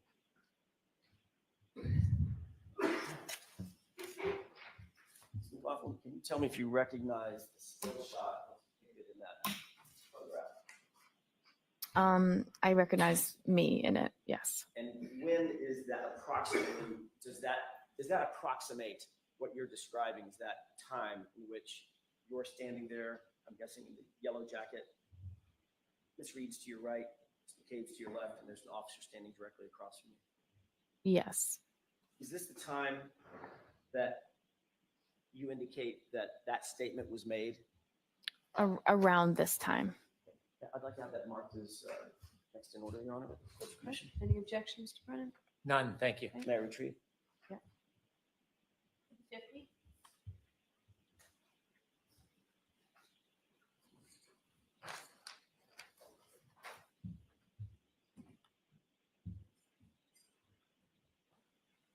Do you remember the name of the officer that was standing directly across from you when you indicate that this statement was made?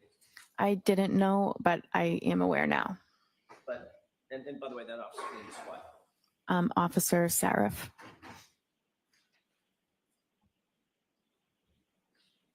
You were describing a situation in which you're standing there, Miss Reed is next to you, within earshot is a uniformed police officer, and she said, I hit him, correct? Correct. Then he said, what? Is that right? So it's, I hit him. Miss McCabe interjected, and then she said, I hit him. And then the officer said, you what? And then she said, I hit him. And he said, go get Goody down here. Okay, so is that 3 times or 4 times that you indicate she said I hit him? 4 times.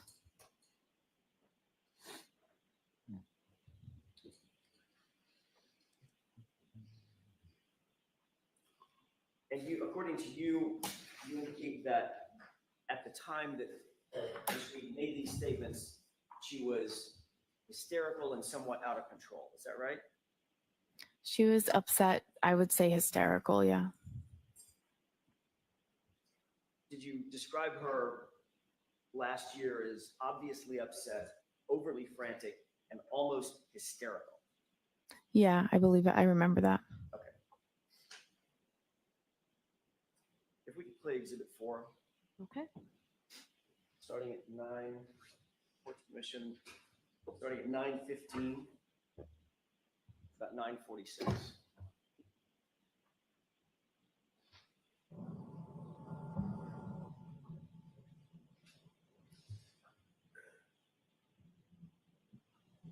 Can you stop it? Did you see the 2 people enter from screen right? Yes. Who is that? That would be myself and Miss Reed. Okay, this is the first point at which you and Miss Reed begin to converge with the other 2 individuals, Miss McCabe and the officer, correct? I had started trying to gather the information prior to this, and then she was moving around, so I had kind of was following her, asking the questions, and then we eventually came, here to this point and came to a stop. So my answer, your answer is yes. This is the point at which you converged with Miss McCabe and the Yes. officer. Yes. Okay, thank you. Let's go ahead and play it.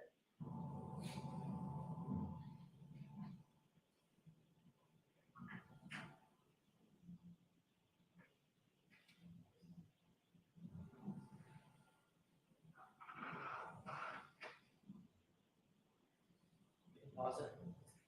You see yourself sort of in the foreground in the bright jacket, Yep. and Miss Reed's just on the other side of you, correct? Yes. Standing there. Yes.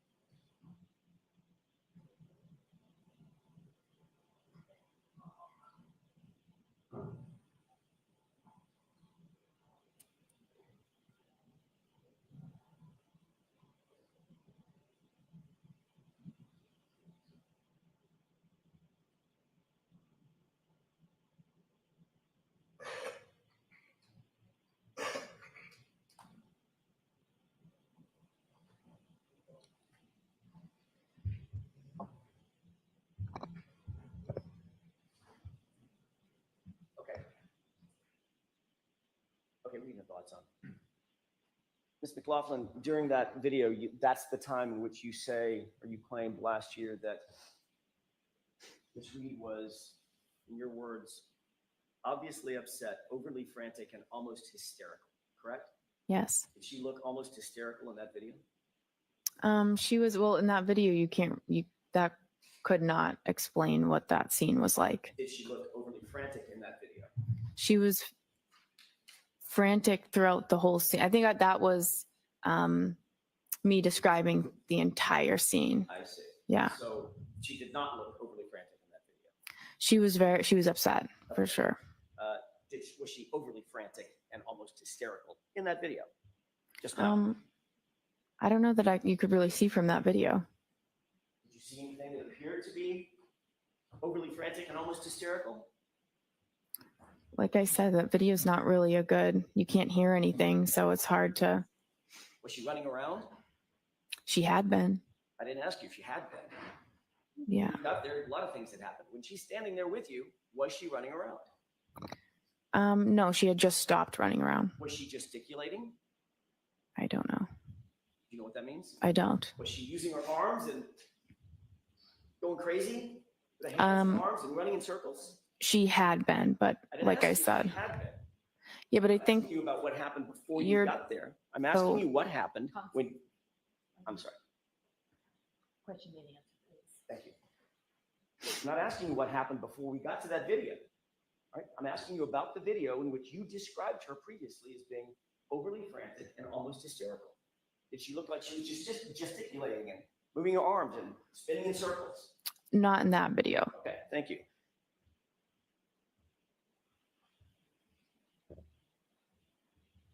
And according to you, that's the point at which Ms. McCabe said, I think you need to calm down, correct? Yes. And according to you, that's the point at which Ms. McCabe said, you're hysterical, correct? Yes. Just so I'm clear,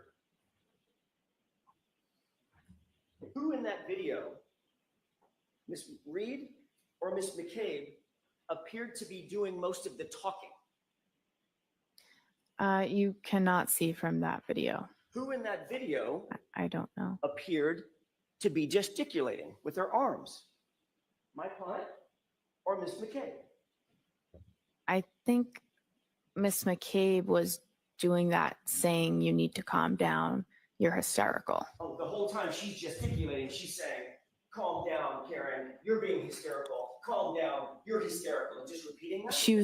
She was trying to get her to stop and to calm down because of the statement she was making. I see. And she was trying to get her to stop, calm down. I see. Okay. So during that entire video, that was probably 40, 50 seconds or so, maybe it's a minute. That's when you're saying now, Ms. McCabe was gesticulating and saying, calm down, Karen. You need to stop making these statements. Calm down. Right? That's what she was doing. Yes. Okay. Well, you'll agree that Ms. Reed was standing relatively quietly to your right, not saying much of anything.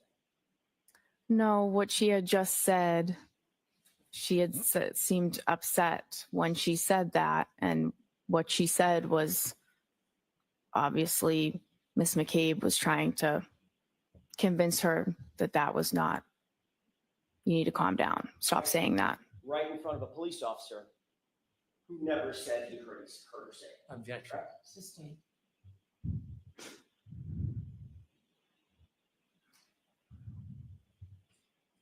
You were standing 18 inches, 2 feet from Officer Seraph, correct?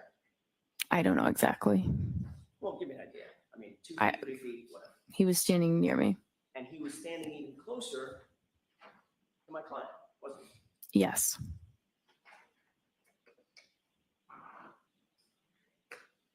At this moment, when you claim to have heard the I hit him repeated 4 times, where was Officer Flamati? I'm sorry, where's Firefighter Flamati and Firefighter Nuttall? In the ambulance. With the doors closed. Yes. And the ambulance, this is my ignorance, I'm assuming the engine was running. Yep. I'm assuming that there's some sort of heating system inside that ambulance to keep it nice and warm for patients? Yes. That was running as well? Mm-hmm. Yes? Yeah. So with that door closed, those doors closed, how many feet away, by the way, from where we're looking? How many feet away? How many yards away? I don't know. We were fairly close to the ambulance. Further than you and I are from each other right now, or closer? I think closer. Okay. How about now? I'm not sure. The ambulance was behind us. I'm not sure how close we were. Right. At least a few yards. Sure. Okay. And those doors are pretty thick, secure metal doors that lock. Is that right? Yes.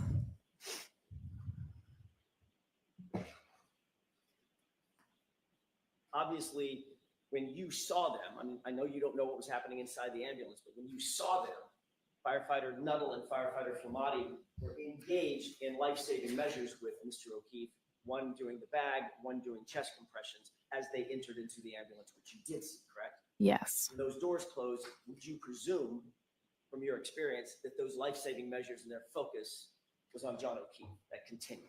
Yes. You testified that you went back to the ambulance at some point and you told firefighter Flamati and firefighter Nuttall what you claimed to have heard. You told this jury, correct? I went back to the ambulance after that and I told them what was said and gave them the demographic information that I got. Okay. So in other words, firefighter Flamati and firefighter Nuttall heard it from you. You didn't say it to somebody else and they reported it to those two. They heard it directly from you, correct? I went back and I said, I gave the demographics and I said, she's saying I hit him. Right. So in other words, they heard that from you. I gave them. Objection. Is that yes or no? Objection. She answered the question. Next question.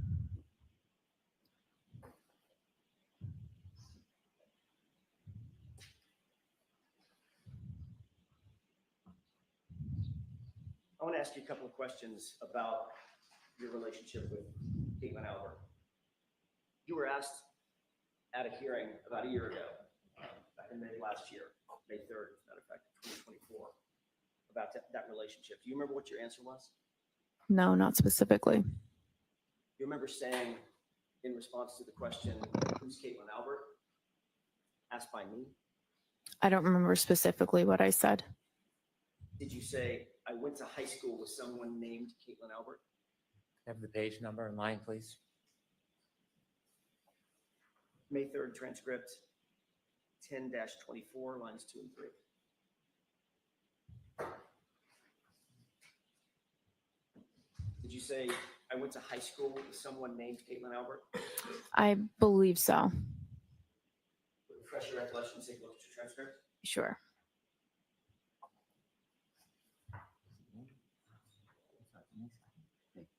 No, May 4th. May 2nd. Look. I have May 3. Okay, thank you, Brennan. Thank you. May I approach? Yes. I'm going to wait for you to No, go. no.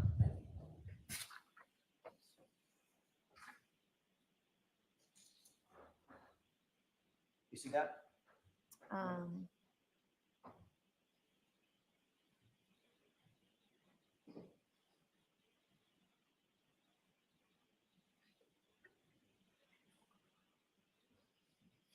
Yeah. May I? Yes.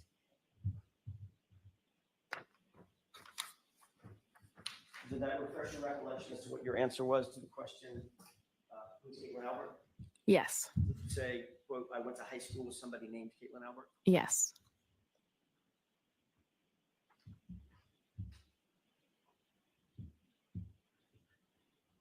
Ms. McLaughlin, that was not a full and accurate statement of your relationship with Caitlin Albert, correct? I object. Was that accurate? I mean, that's a fact. That's. Okay, next question. All right, I'd like to be seen. All right. Mr. Jackson, why don't you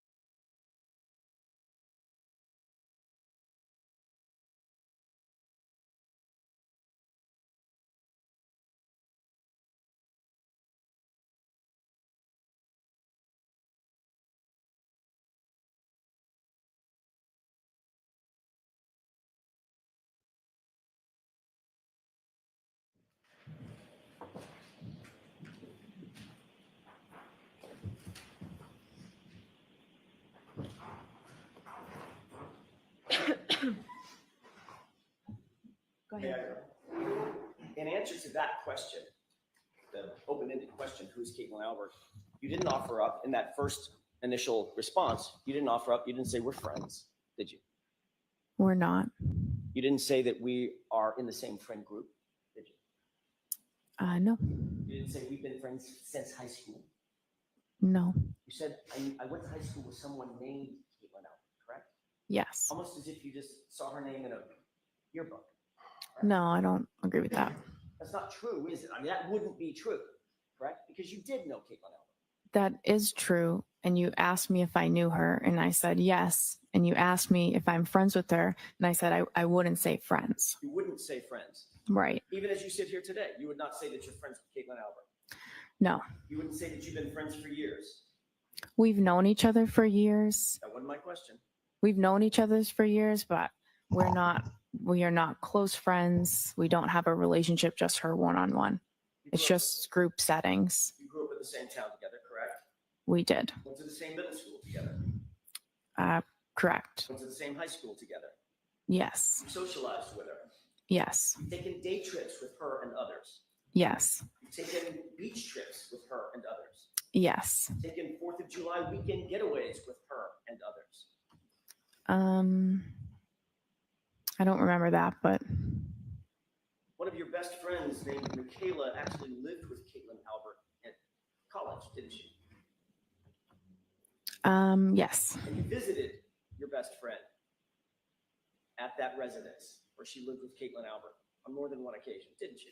Yeah, occasionally I would go to visit the friends that I had there. You would even spend the night in the apartment with them, correct?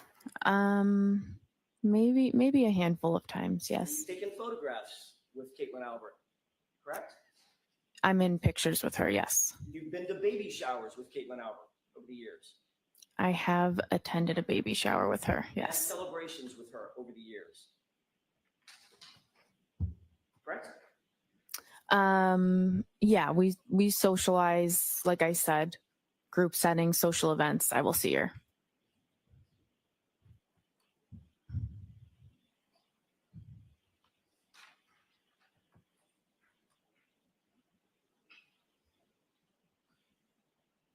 Your Honor, may I approach? All right, briefly.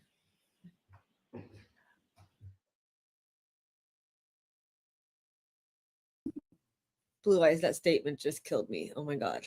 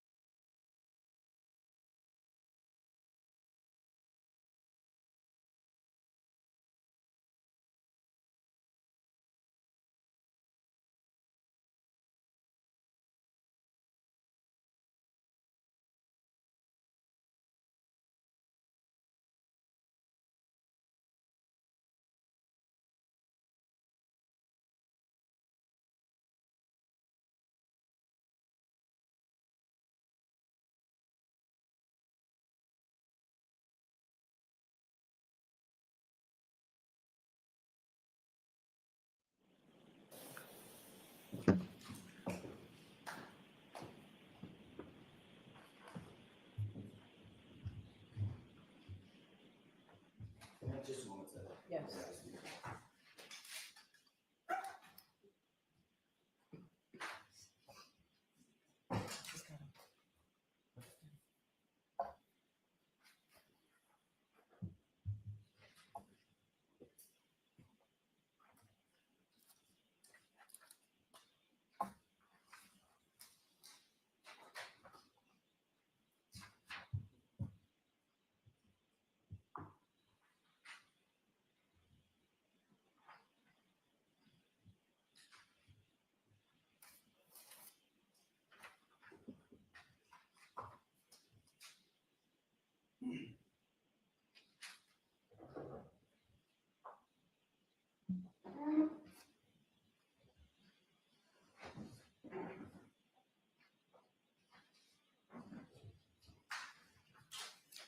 Thank you, Your Honor.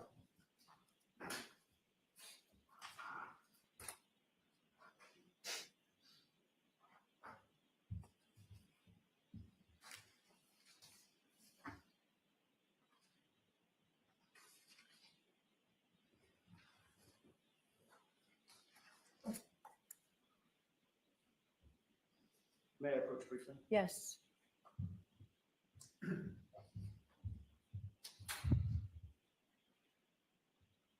May I stay on the witness stand just so I can take the photographs back? Can you describe, first of all, take a quick glance through that series of pages and tell me if you recognize what's depicted in those pages.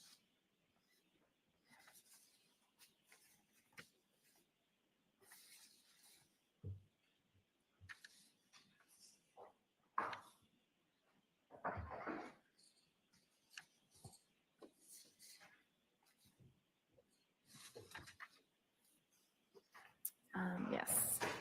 How do you recognize, generally, how do you recognize those documents?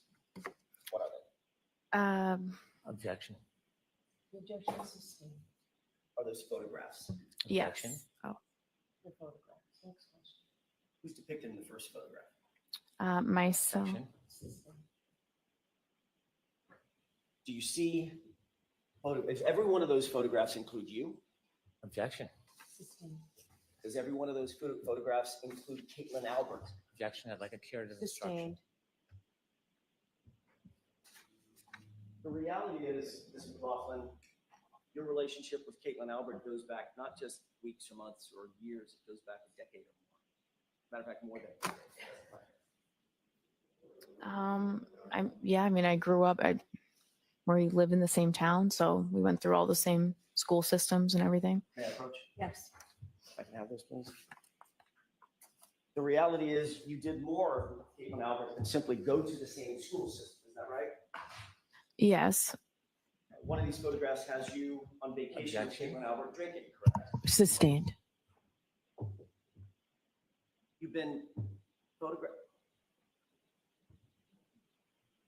You've been photographed with Miss Albert on many occasions at many celebrations with your girlfriends, correct? Like a sidebar, please.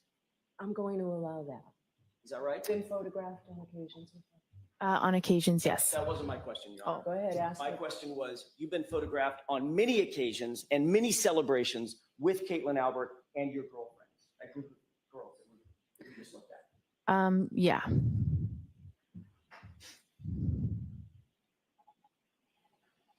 And those include, as we went over just a second ago, 4th of July vacations, correct?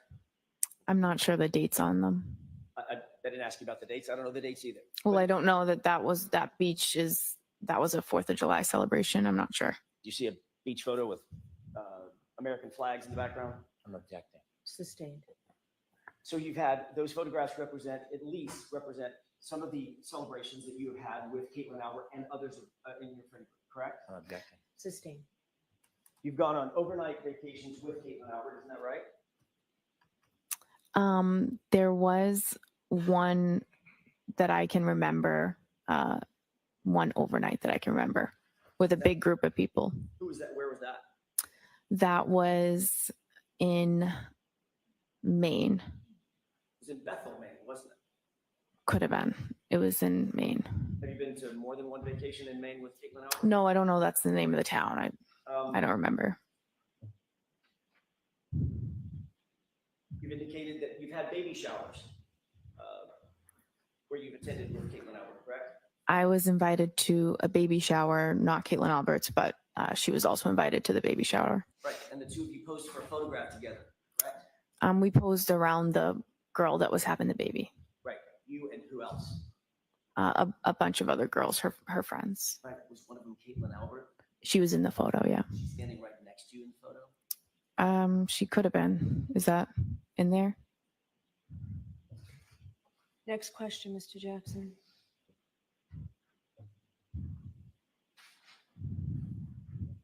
May I approach? No. Next question. You just looked at a photograph of you. I just glanced through them. Objecting to this Sorry. whole line. The objection is sustained. The reality is, Ms. McLaughlin, your relationship with Caitlin Albert is far more than simply somebody that you went to high school with. Isn't that true? I described what it is.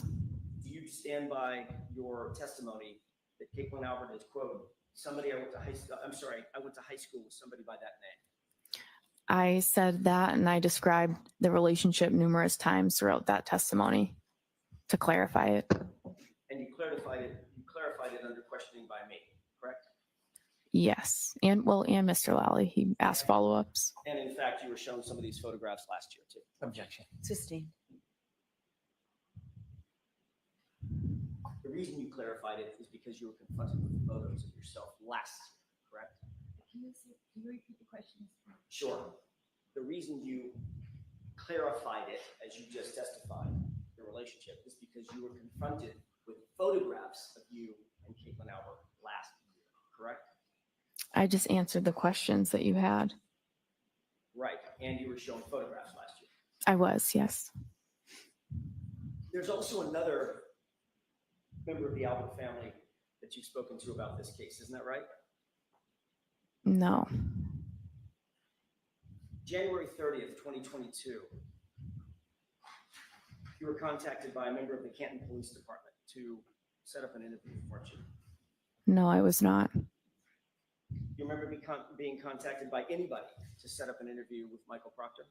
The state police called me, and I met with two state troopers. I don't know which one of the troopers called me to set up the interview. Isn't it true that it was actually a Canton police officer who coordinated that interview with you? I have no knowledge of that at all. Isn't it true that the Canton police officer who set up the interview with Massachusetts State Police and coordinated that interview was a detective named Kevin? Do you remember that? I have no knowledge of that. Isn't it true that Brian Albert has a brother named Kevin Albert on Canton Police Department? I know that now. Isn't that who coordinated your interview with Michael Proctor? I've never spoken to Kevin Albert, ever. You can't remember who it was that set up the meeting. How can you say with such specificity? Because it was the state police called me. The state police called me. It was a state trooper. Can you wait till I'm Just finished with my hold on question? 1 second. Oh, please. sorry. If you can't remember who it was that called you specifically, how can you say with such specificity that you've never spoken to Kevin Albert?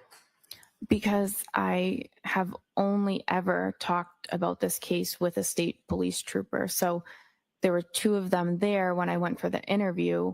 I don't remember which one called me, but I've never been contacted by anyone in the Canton Police about an interview or about the case. So I know it's not. I just don't know which state trooper it was that called me. Did you talk to Mr. Brennan about this issue when y'all met? No, I did not. This issue never came up? No, About Kevin Albert or the Massachusetts State Police or your first interview? no. You remember testifying about this last year? I remember you asking me about who coordinated the interview. And now as you sit here, you're saying it was absolutely 100% Massachusetts State Police that coordinated that interview. It was I only ever spoke to the state police about that interview. I wasn't contacted by anyone else to go in for that interview. Are you saying that you now have a specific memory of how that interview was set up and that it was Massachusetts State Police? My only memory is, Do you have a memory or do Can you she not? answer the question, please? I don't really get the question. Can you answer that question? I don't understand the question. Ask it again. Sure. Are you saying, as you sit here now, that you have a memory of how that interview was set up? And it was by a Massachusetts State Police officer? I always had a memory that it was a state police officer. Okay. I don't know which one. That's why I said I don't know. Isn't it true that last year you were asked that very similar question? This is at 10-56,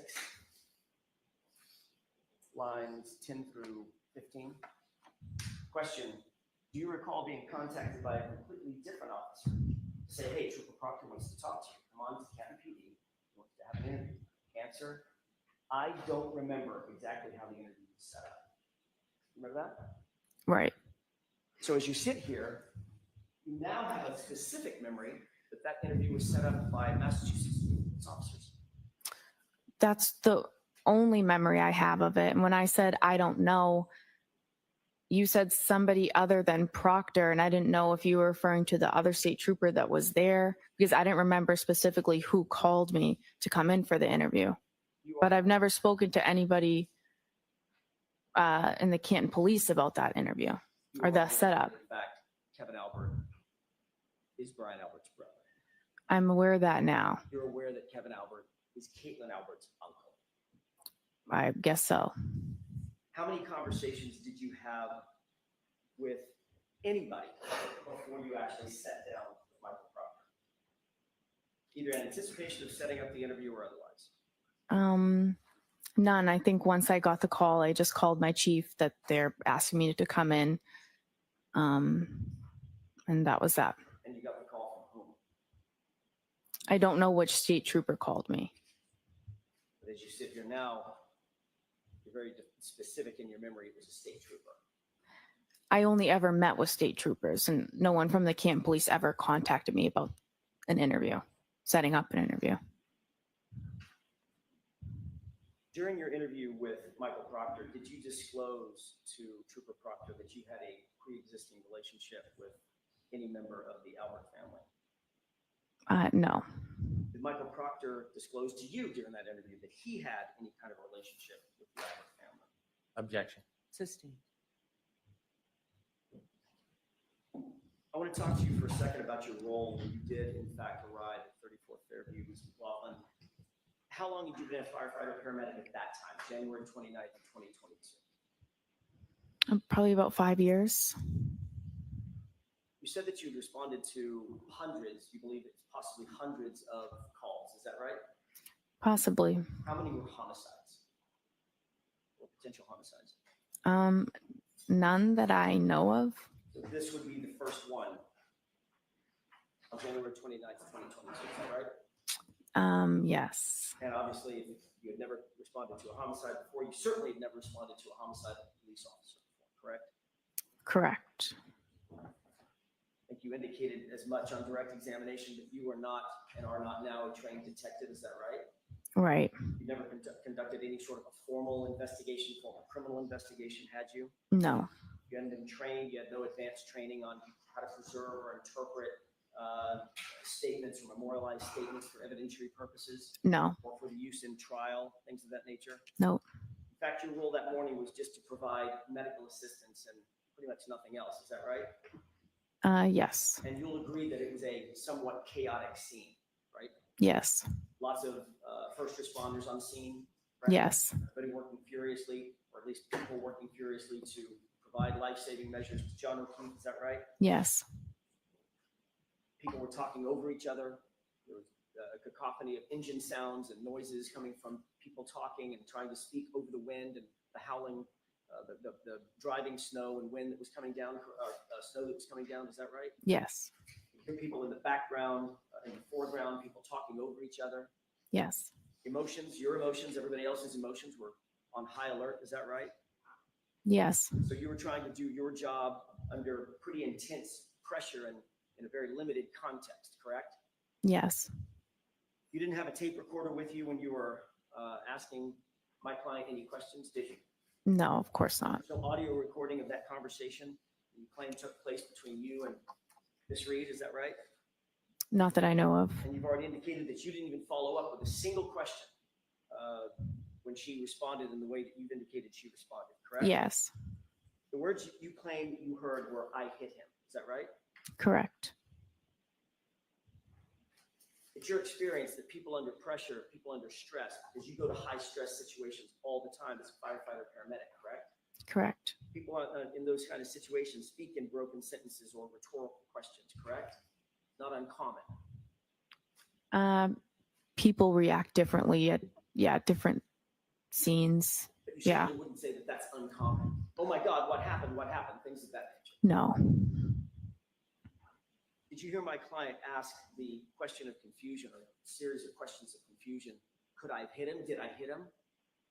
I did not hear that. You never heard her say anything close to, did I hit him or could I have hit him? I did not.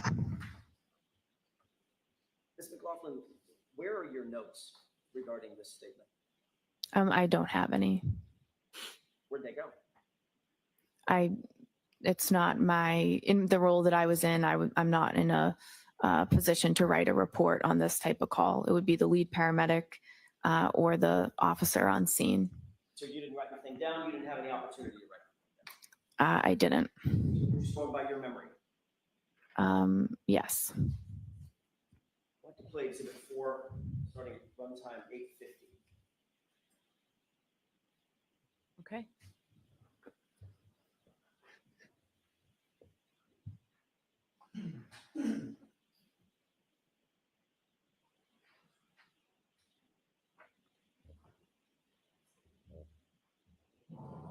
Positive. Just to orient us, can you tell me where you are in that video? I might be in the middle there, although I didn't get a good look. With the yellow and the red. Yes. Okay. I'd like you to pay special attention, Mr. McLaughlin, to your right and your left hands as this video plays. Could we go ahead and play it?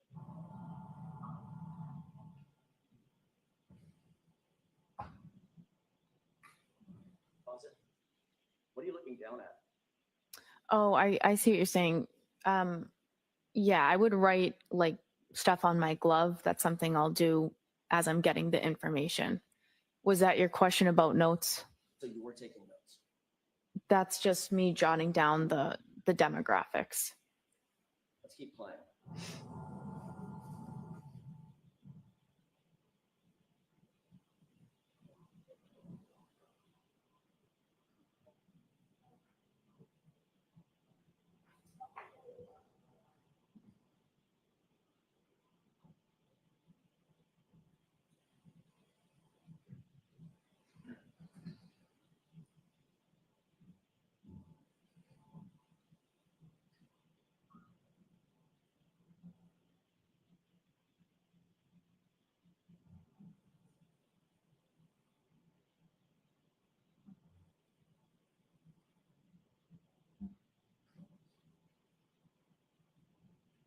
Pause it. Is this still the part of the interaction where my client is overly frantic and almost hysterical? That's the point where your client started to make the statements. Was she overly frantic and almost hysterical? She was distraught. Okay. Overly frantic and almost hysterical. We're using different words. I'm asking you about your words. Does this describe her as overly I think the overly frantic and hysterical, I was describing the entire scene. So you'll agree that she doesn't look overly frantic or hysterical? Again, hard to say from a video, but. And according to you, well, that's actually, Mr. McLaughlin, it's easiest to say from a video, isn't it? It's a video. Yeah, I mean, she's she's not totally in view, and I mean, she wasn't standing there calmly, I guess.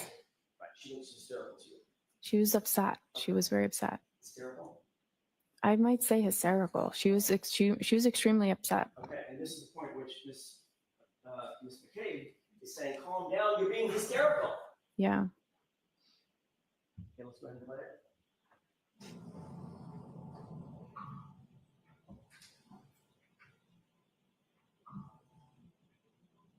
Pause it. So you indicated that this is the point at which, and we can leave the lights down for a second. I'm going to play it again. This is the point at which you said my client had just said, I hit him. basically confessing to having hit John O'Keefe, correct? Those are the statements she'd made. And Officer Seraph is standing right there, right? Yes. You see any reaction from him right there? I know he turned and told somebody to go get the sergeant. I don't know if that already played. I'm sorry. Do you see any reaction from him? He responded, "You what?" And she repeated it again, and then he told someone to get the sergeant. I know that's what your statement is. I know that's your testimony. I'm asking about the video. Do you see him reacting right here?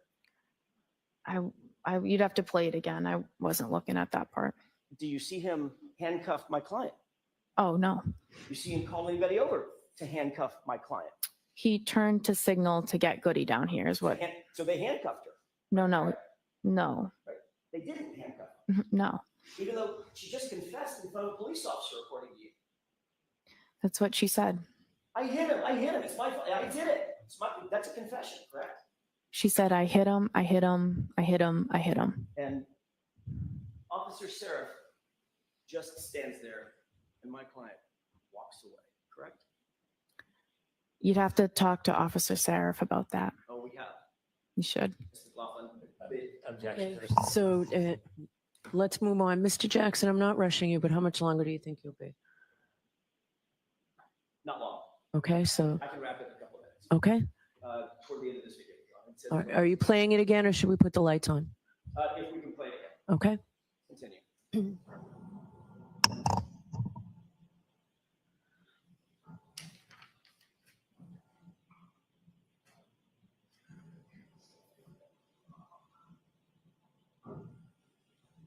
Pause it. You appear to be writing something down, I could be. and according to you, you're writing on your glove. Yes. Okay. What kind of glove? Just a regular latex glove that we use on the ambulance. You didn't have a notepad? I probably did. Sometimes it's easier to just write it down on your glove. Right. Did you write I hit him on your No, I did not. Go ahead and play it.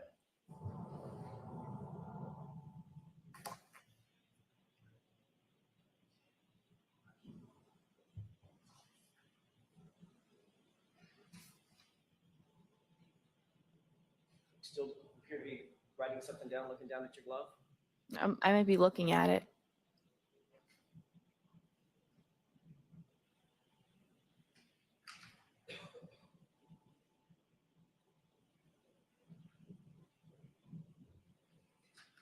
Pause it. Is this also an example of my client being overly hysterical and frantic? I wasn't paying attention to her. You can have the lights up.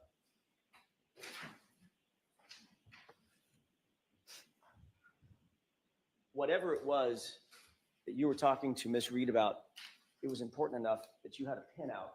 You were writing things down, correct? Well, I was still finishing writing down some of the other. It was important enough. Yeah. To write things down. Yes, or no? Yes, I wrote down some of the things that were said. Some of the things that were important, correct?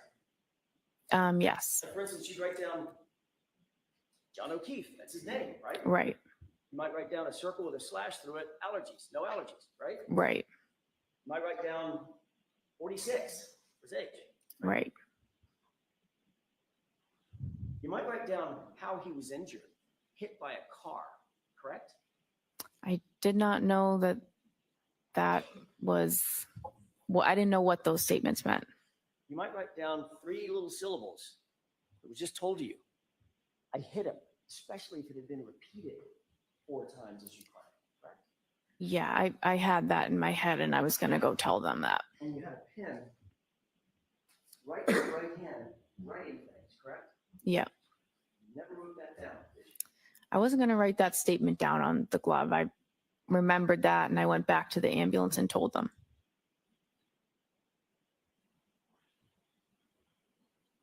You didn't memorialize that statement on any note that we have, correct? No. You didn't memorialize that statement on any glove that you were wearing, correct? No.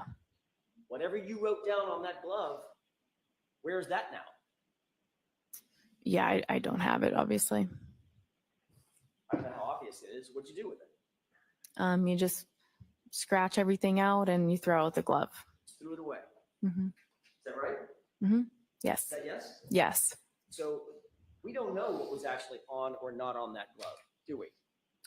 I didn't write those words down on that glove. As we stand here, we don't know what was or wasn't on that glove. Name, date of birth, no meds, no history, no allergies. And then I wasn't writing that statement down on the glove.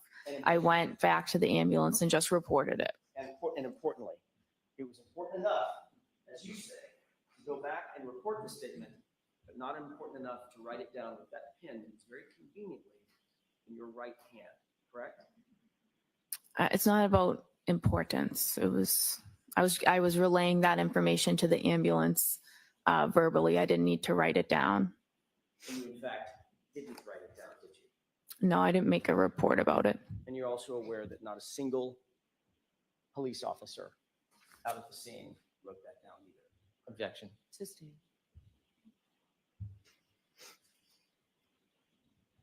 That's all I have. Mr. Brennan, can you do a redirect in 5 minutes? I can. Okay.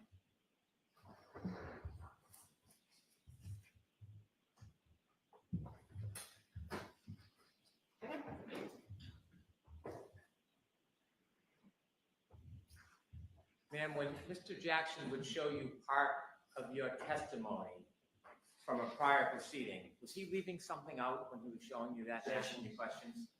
Sustained. When he asked you about whether you knew Caitlin Albert, and you said you went to high school with her, did you immediately then answer questions describing that relationship? Correct. Watch the phone. Were you asked immediately other questions about the relationship? I explained the relationship over and over again throughout the testimony. In fact, you described the relationship over 20 times, didn't you? I'm sure it was that many. You didn't simply just say somebody named Kate. I went to high school with somebody named Caitlin Albert. You didn't leave it at that, did you? No, I didn't. You remember saying, I would say more acquaintances, not close friends? Right.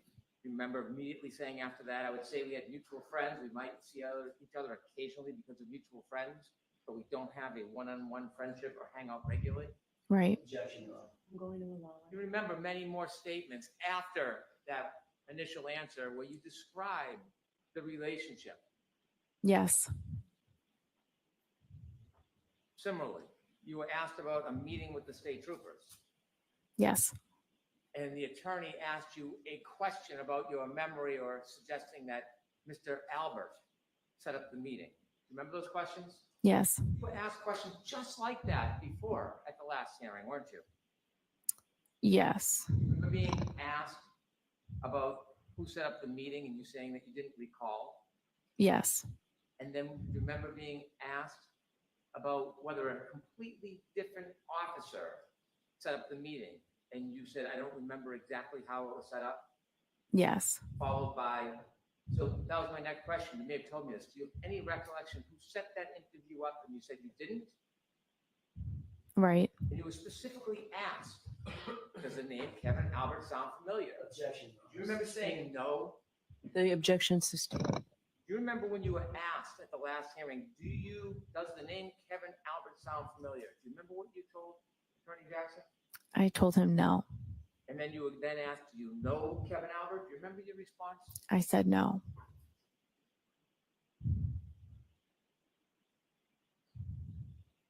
When you were there trying to help the gentleman that was on the ground, did you know this would become a homicide investigation? No. Did anybody tell you this was a homicide? No. In fact, when you spoke, or the defendant spoke to you, you were simply trying to get background information to help Mr. O'Keefe. When she told you, I hit him, did she say that she hit him with something? No. Did you know whether it was with a fist or a foot No. or a Lexus? No. You mentioned this was not part of your role to investigate. Why didn't you persist? Why didn't you follow up and ask more questions about that statement? What about the situation and the dynamics caused you not to ask questions? Sustained is to the. Why didn't you persist in getting more information from the defendant when she said, I hit him? I felt bad for her at the time. It was a very disturbing scene, and I did not want to push further down that road. It's not my job, and I didn't feel comfortable doing it.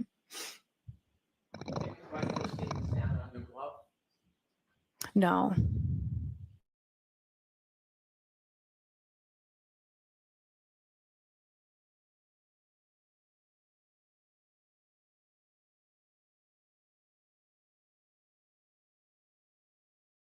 Yes. Emotional scene. Yes.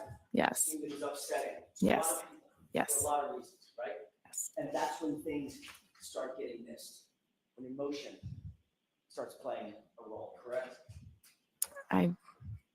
That's when details start getting missed. I guess it depends on the situation. Right, but this was a disturbing, emotional, upsetting scene even for you, correct? I felt that for a civilian to see it, it was very disturbing for them. Probably wasn't great for you either, was it? It's not. Yeah. And your testimony is you never heard my client say, could I have hit him? Did I hit him? Correct? You never heard that. I didn't hear those questions. No. What you heard was, I hit him. Is that right? I heard him. I hit him repeatedly. And changing gears for a quick second, I'm almost finished, Your Honor. You did ultimately start talking about your relationship in more detail with Caitlin Allen under my questioning, didn't you, after that first date? Is that right? Yes. That's when I started showing you photographs, correct? Objection. Was that when you were seen showing photographs? I don't know. I described it so many times. I don't remember. But you knew I had information that I was going to ask you about. Objection. No. Objection. Finally, with regard to Kevin Albert, did Trooper Proctor tell you during that interview that he had texted with with Officer Kevin Albert about setting up your interview? Did he tell you that? I have no knowledge of that. Did Trooper Proctor tell you that the reason we're here, the reason we set this up is because Kevin Albert texted me that he had already coordinated with you? Never. No. Thank you. That's all I have. All right, Ms. McLaughlin, you are all set. Jurors, I appreciate you going a little later into lunch to just finish the witness. So why don't we do that? We'll give you 45 minutes, come back at 5 minutes. Thank you. All rise for the court, please. Close your notebooks and follow me.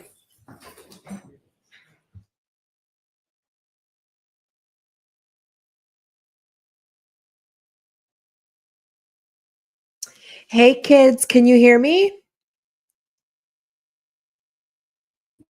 Yeah, we can hear you, Ames. Do I sound better than I did the other night? You sound amazing. Oh my God, thank the Lord. Oh my God, I sounded like I was far away under the water the other night, guys. I'm sorry. I had no idea. You're fine. I'm just finishing a phone call. I'll be right back. Yeah. So who else wants to come up and talk Katie McLaughlin? Because that chick is a hot mess. Oh my God. First of all, having a professional witness, she's a paramedic, like she should be able to go on the stand and be professional. She was not professional whatsoever. She looked like she was nodding out. And the fact that Hank had her admit her relationship with Caitlin Albert before AJ got up there, I thought was pretty par for the course with him getting in front of it. But AJ absolutely roasted her. You're not going to tell me that she doesn't know Caitlin Albert from a hole in the wall when she literally lived with her best friend in college. Fuck out of here with that. I know I shouldn't swear, but I'm just going to say it because I get out of here with that. I don't believe that whatsoever. Like whatsoever.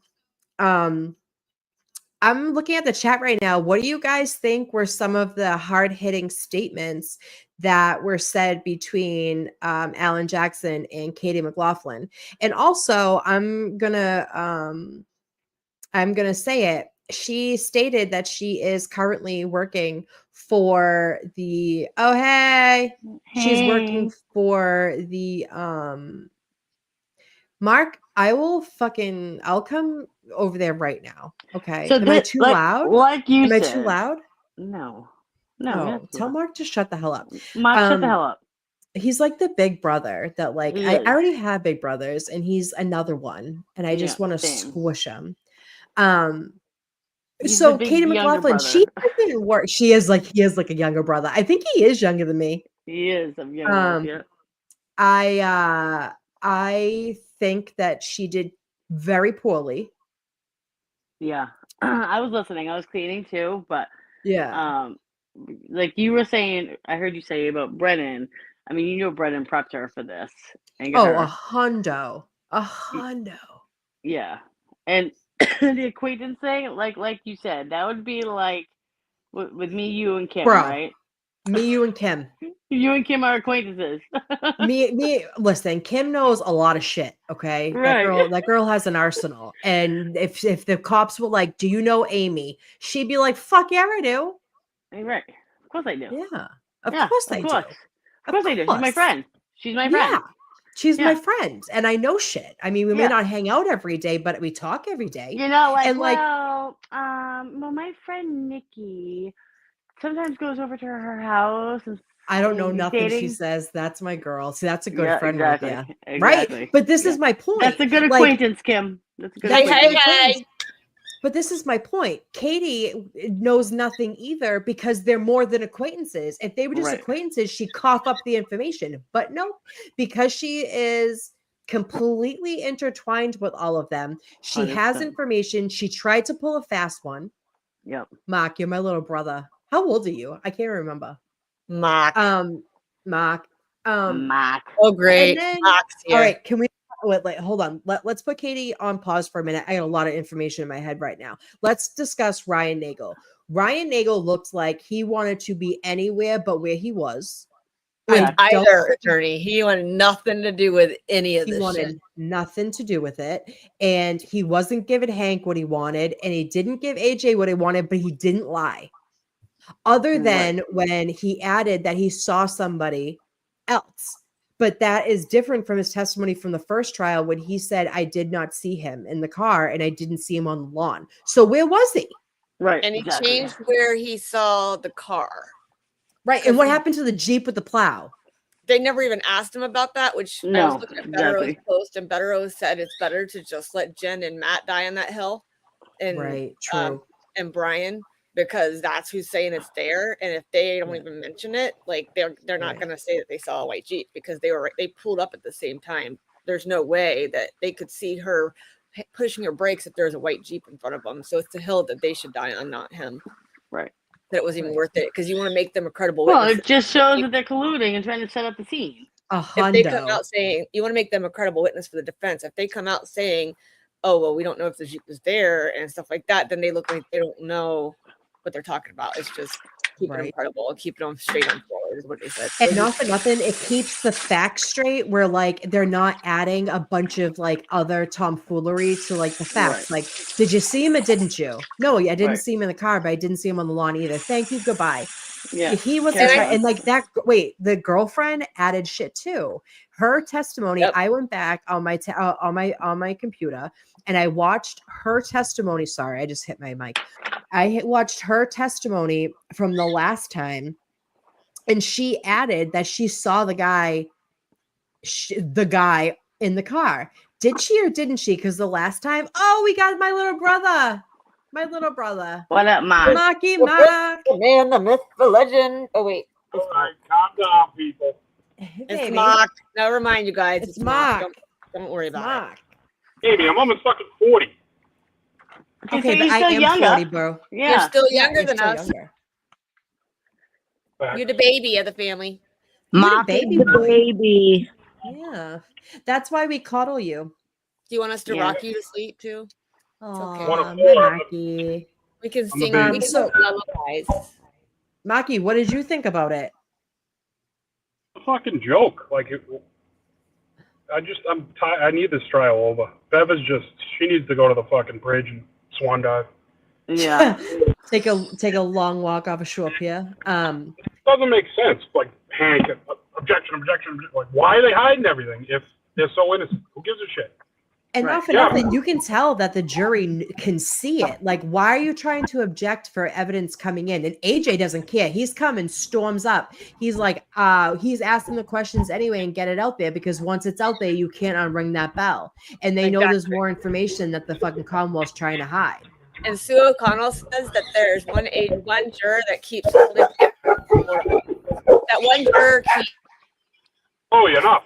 Sorry, Connor walked in. Dogs went crazy. It's okay. There's one juror that keeps like holding her hand over her mouth, like she's in shock, and she did it this time during Jackson's class, and she also did it during Jim Cave, and she did it during Carrie. Right. And she's not like there's like 5 huge. How much you want to make a bet that she's going to be an alternate? I'd put money on that today that she's going to remarkably become an alternate. Yeah, Tanya, she works my nerves. Absolutely. I would make, if I was the defense, I would make sure I watch them put those balls in. I want to see the numbers, and then you can fucking spin it. Lucas Knight, get your butt up to this panel right now. I know. Lucas is hiding today. What the heck? He is. Of all days, Lucas. I know you got thoughts. Kelly, how do you know about the jurors? Sue O'Connell is in the courtroom, so I've been watching her post to see, because she's like, I'm not a journalist, I'm a commentator, so I'm just going to tell you what I see and kind of give you actions of the jurors. Thank you. I've been kind of watching those just to see like what she says, although I also only listen to Sue O'Connell with a short rope. Like, I don't listen to what she says as much. Like, I'll listen to her just because I want to know what jurors are acting, but because she's the only one saying it. Oh, bye, Mark. Bye, Mark. Bye, little brother. Bye. Yeah. And this is the thing too. I love how Alan Jackson got her to admit that she's the one that told Flamati and that geeky guy that she's the one that said it. He said that he heard it with his own ears, and she's like, "No, I went in and told him." Like, this is how telephone works. Yeah, exactly. On my end, it wasn't. That's exactly right. Is yeah, when you keep trying to spread it and it starts to get a little. That's what happens. Oh, and Hank thought he was getting ahead of it. Hank was like, "Oh, we're gonna throw this." Stepped in it today, man. He stepped. He is not looking good. Because you had a lot of background noise, Mark. Yeah, no, I muted because you had a lot of background noise, but I kept like you had all the unmuting windows open driving through the tunnel. Yeah. Right? Smarten up, kid. Right? Jesus, Mark. What are we gonna do with you? Oh, Nikki, I'm sorry. I have to forget bail for you this week. It has to go to Blue. I'll take one for the team for Blue. Blue said she'll take that L. And she needed bail money. And I don't have any other bail money except for you guys, so I have to take one from you guys to help her. Right. That's all right. Just letting you know. Blue's hysterical. Can I just say that, like, this is the best people, and it's so funny, and you guys are freaking hilarious. Even if I'm not in the chat, I'm reading it, and you guys kill it. Like, it's so funny. Yeah, exactly what Lucas said. That Flamani and that both said that they heard her say it, Karen, and now it's that Katie McLaughlin is the one that said it. The one that's acquaintances with the Alberts. And wait, hold on. She's trying to say she's never talked to Kevin Albert. Bro, she works in the same building. Correct. Like, you're trying to tell me she's never had a run-in with Kevin Albert? Bullshit. I will tell you right now that as my son's father is a firefighter medic. Yeah. My dad, they all party together. Yep. So they were always, my dad knew all the cookouts, time. they're all there. Yeah. It's all one big family. Mm-hmm. Yep. Absolutely. And they're in the same building. And if anything that she has to say that, oh, well, I'm at a different building, they have 2 stations of firefighters in Canton I know of. And the second one, they actually alternate.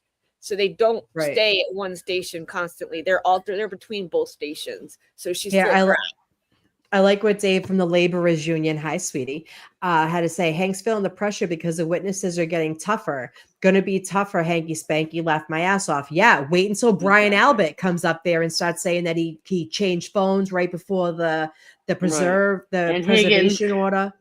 And Higgins going to the military base to get rid of his SIM card. Cutting through. Listen, this doesn't make you a murderer, but this makes you extra suspect and Karen Reed. You guys not remember guilty. Suspicious? Don't be suspicious. Do you remember when Don't Turtle be Boy suspicious. tried to go Don't through the be military suspicious. base, and he's like at the base, he's like, I just wanted to go get rid of a SIM card and throw my cell phone away, and the guy's like, what? Our beautiful dog mom says, when's the last time she worked? As far as I know, from my sources, Isn't she beautiful? she has She is. not worked. She's gorgeous. She has not worked since she testified in the first trial for mental health reasons. This is Carrie Roberts all over again. Lucas, preach, honey, preach. Yup. Yeah. Natalie, stop pretending you have a job and come play with us. Okay? Like It's this is hard, your- man. People are being needy. Who do we think's up next, huh? Who do you think's up next?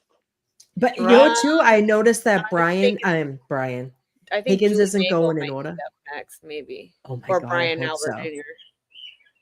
The way Brian Albert Jr. is the best witness. He's like, get me the fuck out of here. Baby Brian. Or it's Seraph. So the way it seems like that He's Hank's like, going. I didn't this- look at the window because I get anxiety. So what I think is happening. Right. This is my order and this is my view. I think that Hank is pulling up people ahead of other people to get ahead of Get in what front of the they lies. said. So like they're like, okay, we're gonna pull the cell phone guy up and then put Jen McCabe up. So Exactly, the yeah, cell that's phone what guy it- says 227 didn't happen. She says, oh, I didn't do that. And then, so each time she pulls someone else up, it's ahead of somebody else that's going to negate what that person said or to verify what that person said. So I he's was trying- reading something that said that Hank, you know how like last time Lally went in like chronological order, like I'm going to bring all the firefighters, I'm going to bring all the cops, I'm going to bring all the Alberts, I'm going to bring all that. So he did that, and it was Hank is doing the total opposite and defending the Commonwealth by bringing people up to confuse, to quaff their narrative of that there's the third party culprit. But what he's doing is making it worse because Right. he's bringing the cell phone guy after Jen McCabe, and it's just making her look like a bigger POS. You know what I'm saying? It is. And honestly, And then like, you bring this chick. I think Hank bit off more than he could chew. He thought he was going to be big and bad, and he came after Arca. And when he got that slapped right back down because he knew it was going nowhere, I think then Jennifer McCabe got screwed because the defense they ain't coming out soft. They're coming out swinging when they come out. Yeah. And AJ ain't messing around this time. AJ And was you know what, not too? I letting love how that he's talking victory over go. Bev. He's like, you're not going to interrupt me. I'm getting this question Right. out, and I'm going to show them that you're blocking this information. And you Right, know but what? Because Hank Brennan's gonna do that with our Yep. people. So Hank was fighting those people with the perjury. he's- And that sidebar took a long time. Yeah. Well, and the thing is too is AJ is like getting up there and he's like, no, you're not doing this. And he has won some of those sidebars, you can tell. And I hate that like Bev does not have to prove what her sustainments are, right? So she just says sustained. She don't got to prove why she sustained it. Do you, any of you guys know? And like No. Brennan's trying to do speaking objections and she's cutting them off. Yeah. Do you hear that? Oh, But I'm okay, glad guys. she is. I gotta because- go. I love All right. you. Love you. Okay. I'm glad she is though, because I feel like it's making it an even playing field in a little bit of a way. I mean, it's never going to be an even playing field, but you know what I mean? Right. In a Right. little bit of a ways. Yeah.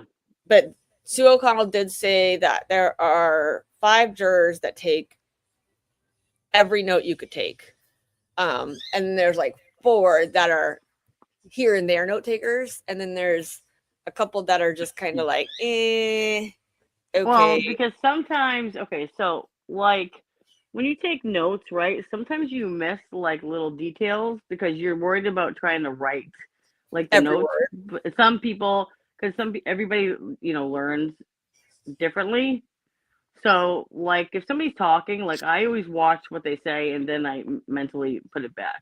I do write notes, but when you write notes, because like sometimes you can not overhear or misunderstand or not hear somebody say something. Yeah.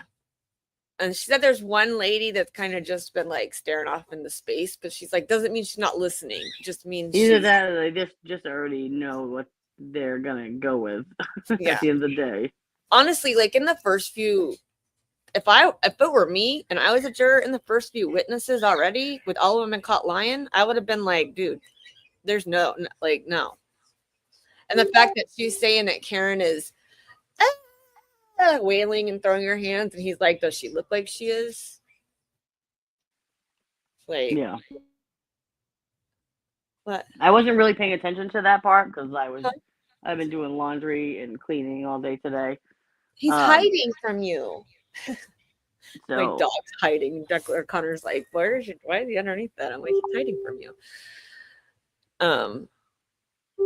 Yeah, I think that it's gonna be interesting. I will be interested to see who's next, though. I mean, I don't know. Honestly, I think that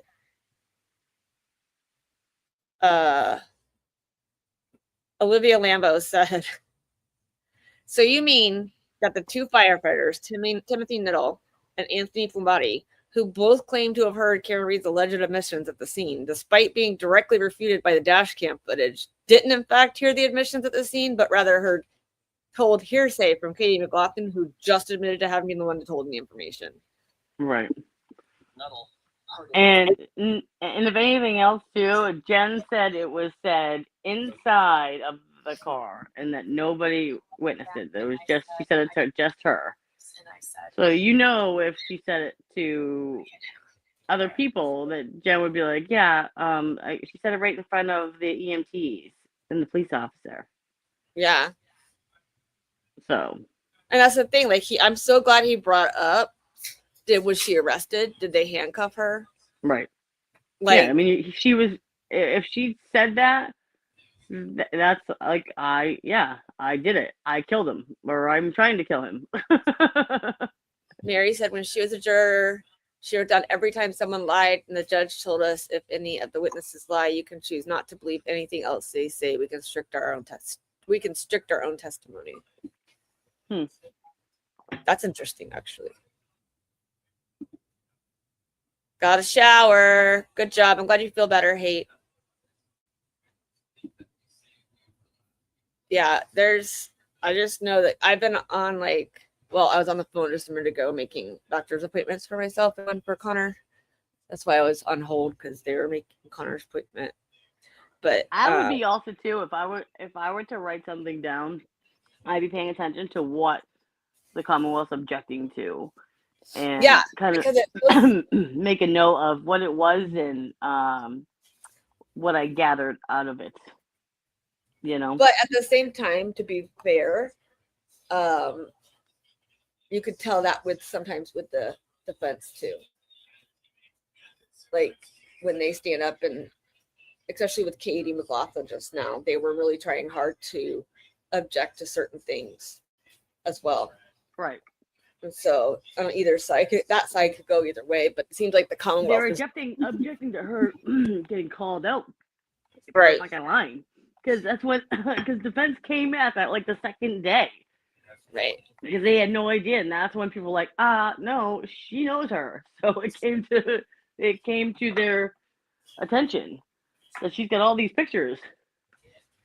Well, and Nan said, I get it. The defense is not given wide latitude to question McLaughlin's relationship with Caitlin Albert, even though it's fair game for impeachment, but Hank can ask anything he wants to explain it away on redirect without uttering a word. Yeah, of course. So he's fucking corrupt. That's why. And I called that notes thing. I called it. I was like, look at her taking notes. You can see her taking notes. Yeah, exactly. A notebook. I had a page for witness, so I wrote, when a witness is credible, you have to take short notes because everything's so fast. I believe that, Mary. I'm trying to see if anybody has an idea of who's next. Maybe Anthony Plumbotti. That's what I think. Oh shit! Sorry, hold on. But she just said that she just basically killed his testimony. Oh my God. These people, Jagged Bostonian, Jules, whatever. She just made a picture of Katie McLaughlin wearing a Supergirl costume on X. Like, these people, how people think these are good people? Right. And yeah, the other thing, Ryan Nagel said that they were there from 12:30 to 12:35, and he just knocked the Commonwealth's whole theory out by his testimony. Right. Exactly. And Yeah. if it happened at 12:31 in a couple seconds, they would have seen it. I mean, that's okay. They're probably gonna say like that Karen's phone was, having an issue, kind of like Jen McCabe's was, and kind of like how Higgins was, and Albert was, and Nicole's was. Right. It was just a night of effed up data from Apple. Now, did you watch last night? Anybody watch Larry? Last night with Papa Tragos? I did not. I saw it. I was gonna watch it, but I've been Love me some Papa Tragos. trying to get sucked in. Believe it or not, Papa Tragos is pretty much on what we all think. Well, yeah. And it's right there. I'm just gonna leave it right there for everybody. He's pretty much on this exactly what we all believe. I've seen him. It's hard not to. It's okay, anybody with a brain, okay, that can see and make sense of common sense sees the true picture. That's why I'm hoping this new jury is smarter than the last one. Yeah, that's the thing. Like, you never know with this jury, and it's like. That's why I was curious the other day, like what their ages were. You know I what know mean? there was one that's like 20 years old. Okay, that doesn't help me. But I'm just talking young, like compared to what like last year was at all older. So I feel like you said, I feel like this time around they've gotten a younger crowd or more young ones, but I also know that this is not the same either, like as they're not just all like, they have different ethnicities, you know what I mean? So that's a good thing as well. Lucas, you don't want to come up, bud? Lucas, why is he being mean to us? I have to kind of do some cleaning. You I want to tag me out, Lucas? have to eat too, so if somebody else wants to come up and hang out for a little bit, WTF. I love you, Lucas. Do you want to put the thing in chat? See who wants to come up. I could put it up. Whoever wants to come up, I'll let you guys up. You guys can chat back and forth because my son's here. I need to go see him before he leaves real quick. Only because I got appointments tomorrow. I got a dentist appointment in the morning, so I'm trying to get shit done today. I have an appointment tomorrow morning, but it's online, or it's a virtual appointment, so I don't have to leave. I'll still be here watching.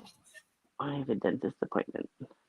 So, but we can also put it on pause and just let the court stream run if everybody wants to. Is there anything we can play?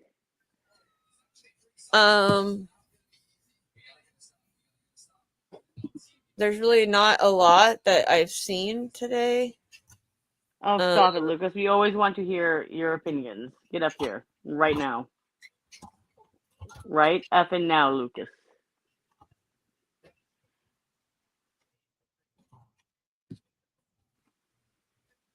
I don't know.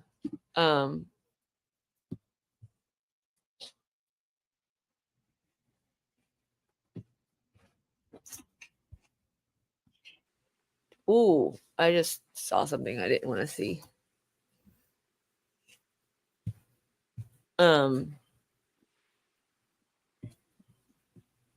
Let's see what else is up there.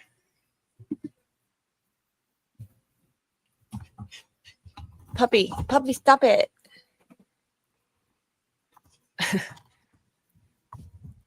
Oh, I do know Sue O'Connell actually said something about that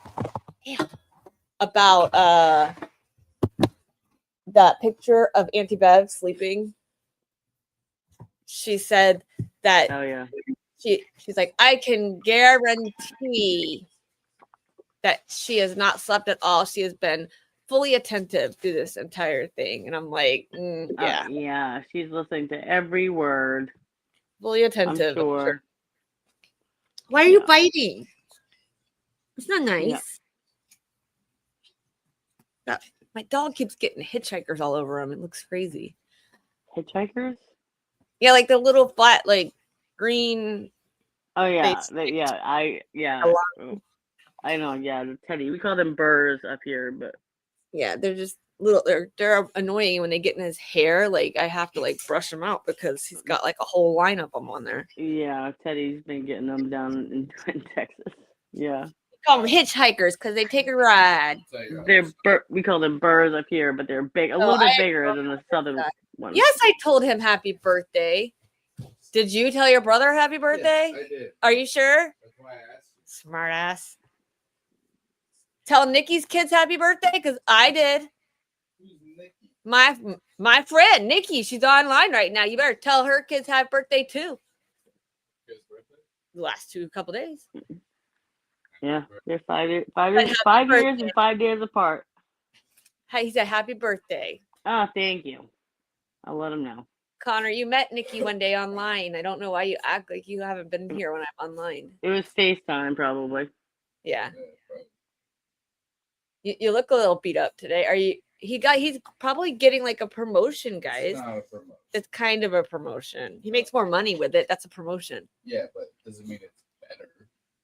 He's moving from irrigation because he works for Massey, which is like a big company, $1 million company down here. I would consider that being promoted to He's better. moving from irrigation to lawn maintenance, and he makes more money. So that's a promotion. In a sense. In Yes. a All right, that's unnecessary. In a sense, yes, but I don't know if I'm gonna hate it anymore or not. Well, it'll be better in the winter when you're not cold. Yes. So. I don't know. Oh, Amy. Yeah, I have on my right side. I had an implant put in, and Bye, baby. I love you. Finished getting it done because my face looked like I was hit by a bat for about a month and a half. So I never went back after. I had to have bone grafts and everything. I thought I got botched, which I still think I did. And yeah, so I even and just the tooth, the replacement tooth, or whatever they put into the implant. Like they screw into it. It's ridiculous money. Ridiculous. I'm just going to get a cleaning tomorrow and hope that my teeth are still cat-free. Hey, Lucas, sausage rolls. What was that one guy? Yeah, let's find out How Dare You, the remix version. The version. That guy that sang it. Who sang that song? It was about sausage girl. rolls. Huh? Oh, what were you talking about? It's a guy that's on like YouTube, TikTok, whatever, on Shorts, Facebook, and stuff like that. Like Lad Bible or something like that. Him and his wife, and they made a song about sausage rolls, and it like made like #1 over there in the UK. And that's all I ever heard. But I don't even know what a sausage roll really is. So I wanted Lucas to tell us. I'm lost. He said he's making sausage rolls for lunch. Oh, okay. All right. And I was like, sausage rolls? Amy's having barbecue pizza. Got Jay having coffee and a coffee roll. And baked potatoes. Kimmy. And then Natalie said it's Teacher Appreciation Week and she's got nachos and lemonade. My kid just stole food from the house.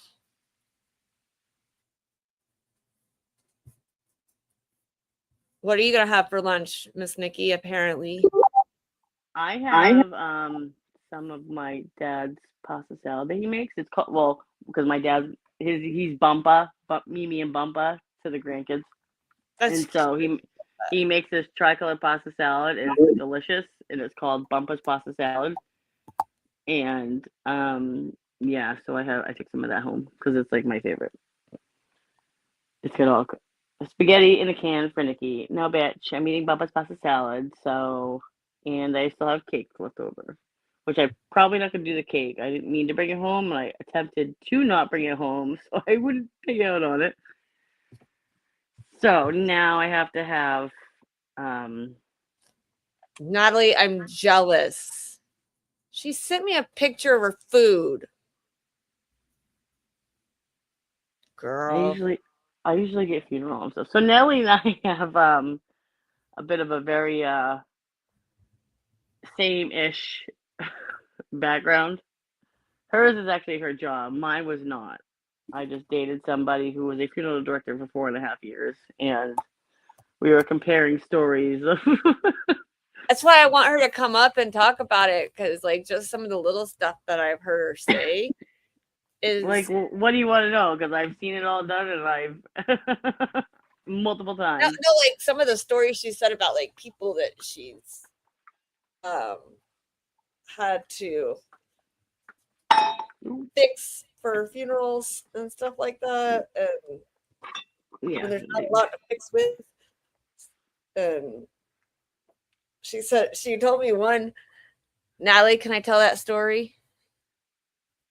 I don't want to tell your story without your about the picture. I don't know if she can hear me or not. Natalie. I don't want to tell it. So, needless to say, I have seen it all, and kind of makes me realize. I mean, I know once you're gone, you're gone. Like, I get it. Yeah. But yeah, I just have seen what it is that they got to do in order to prep a body and embalm them. There's no trigger warning to the story. It's actually funny, but Natalie Oh. told me about. But I don't want to say anything without her permission. Yeah.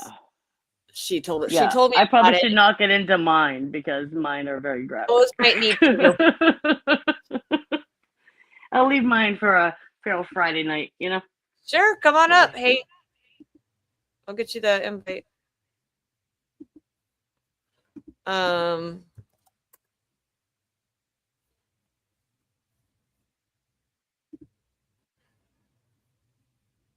Playing with the cat? Wow. Now I've never that heard of a guy getting his tooth knocked out by playing with puss, you know? that's almost as talented. That's a It's in the first. chat. Hey, it's almost as talented as my cat's blocking you, and Amy or Nikki blocking people with her butt. So No, it was in my hoodie pocket, and I was trying to carry laundry in. In her The hoodie wash and dry we have sucks. My problem was I had a cat facing each other. You got to put the link in for Kate. I did. It's in the chat.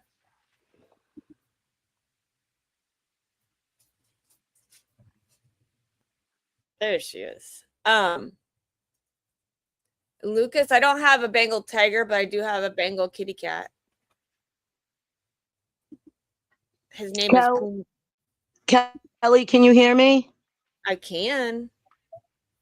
Okay, I know I don't have headphones on, and I'm sorry, but I don't want to say any names, but I don't know which other way to put Buxton for 1,000 minutes, and I broke my glasses with my fat behind this morning. However, is Natalie in Blue Eyes still in chat? Do you know? I do not know. Okay. I was looking for them.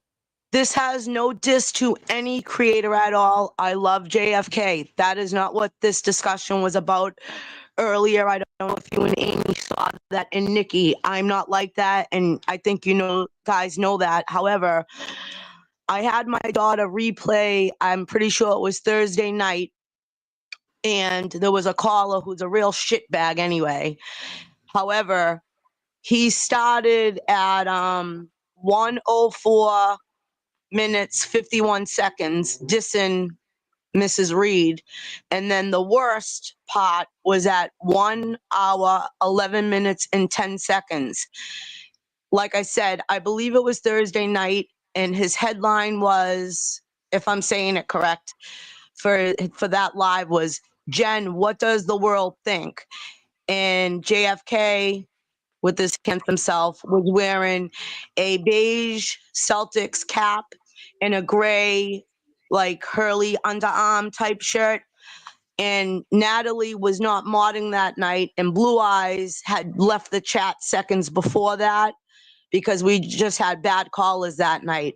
So I don't know if anyone else wants to go back and listen to that. I'm not going to repeat what was said because I can't even fathom somebody even thinking it, let alone saying it. Again, not dissing anybody, not putting any creator or caller out there, but this caller should have been blocked in my opinion. However, Natalie was not modding that night, but she got some shit last night from people in the chat and she kind of got dissed, but okay. Yeah, it was not. I agree, Lucas. No, I know, Lucas. I just didn't want to. I don't want to Correct. bring it up. No, and I wasn't trying to. I just didn't know what other way to get the time back to Blue Eyes or Natalie. But anyone who watches that channel obviously knew what was going on, but they didn't understand because one wasn't in chat and one had just left. Yeah, But let's not discuss other channels though, thank because you. I'm Yeah. here for all of them, and I don't want Okay. anyone to think that we're Yeah. talking bad about I'm so anybody. sorry. I No, I you're will fine. never ever. I just didn't want to interrupt you talking, but I was just. No, you I can- know.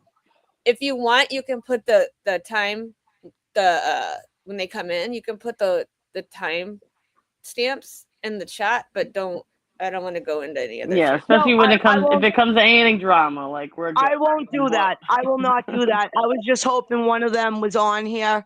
I will never say anything again, and I meant no mens rea with that. Nothing nefarious. LOL. Nefarious. But yeah. Nefarious. Nothing nefarious. Yeah. Why would you I say love nefarious? everybody, and those who I don't have love for any longer, I would never put them out there. This had no diss on anyone at all. I love JFK to the bottom of my heart. But and you know, so I wasn't dissing anybody, especially on this platform, because I love you guys, and everybody knows that you guys are incredible. So We know thank we you. love you, hate. them. We know you love us. Amy just said it too. Yeah. We have no issues. We just don't want to bring in. No drama. All right, I love you. I'm gonna click off you guys. Bye. All right, love you too. Yeah, we keep this place safe. This is a safe. Yeah. This is like Planet Fitness. This is judgment free zone, and We're gender free. We're yeah. Yeah. Yeah, We're we just we're just love each other and have fun. This is our kumbaya place. You know, we all just get along. Don't sing, Kelly. Please don't sing. I was going whoo, like our kumbaya song. Just with our hands in our lap, like we're meditating. I do have a 5-minute microdots video. Perfect. We can play. And then I'll watch chat. I'll watch the other one in my. Good. I'm gonna get back to vacuuming. All right. I love you. I'm gonna play this for right now. Love you. Bye. All right, guys. So we'll replay this real quick. I'm gonna watch YouTube on the other one. At the door, Karen got out. Miss Roberts looked at me and said something like, "She's crazy," or "She's batshit crazy," something like that. Carrie looks at me and said something, like, "She's batshit crazy." Then and Miss Roberts went over and she was removing the snow from his face. It wasn't until I got very close over to them that I saw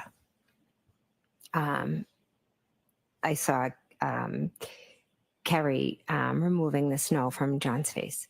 She straddles John and she lifts up his shirt, and then she lifted up her shirt and went to lay on him. Karen had straddled him and had lifted her shirt and his shirt and was laying on him, and Carrie was screaming at her to get off of him.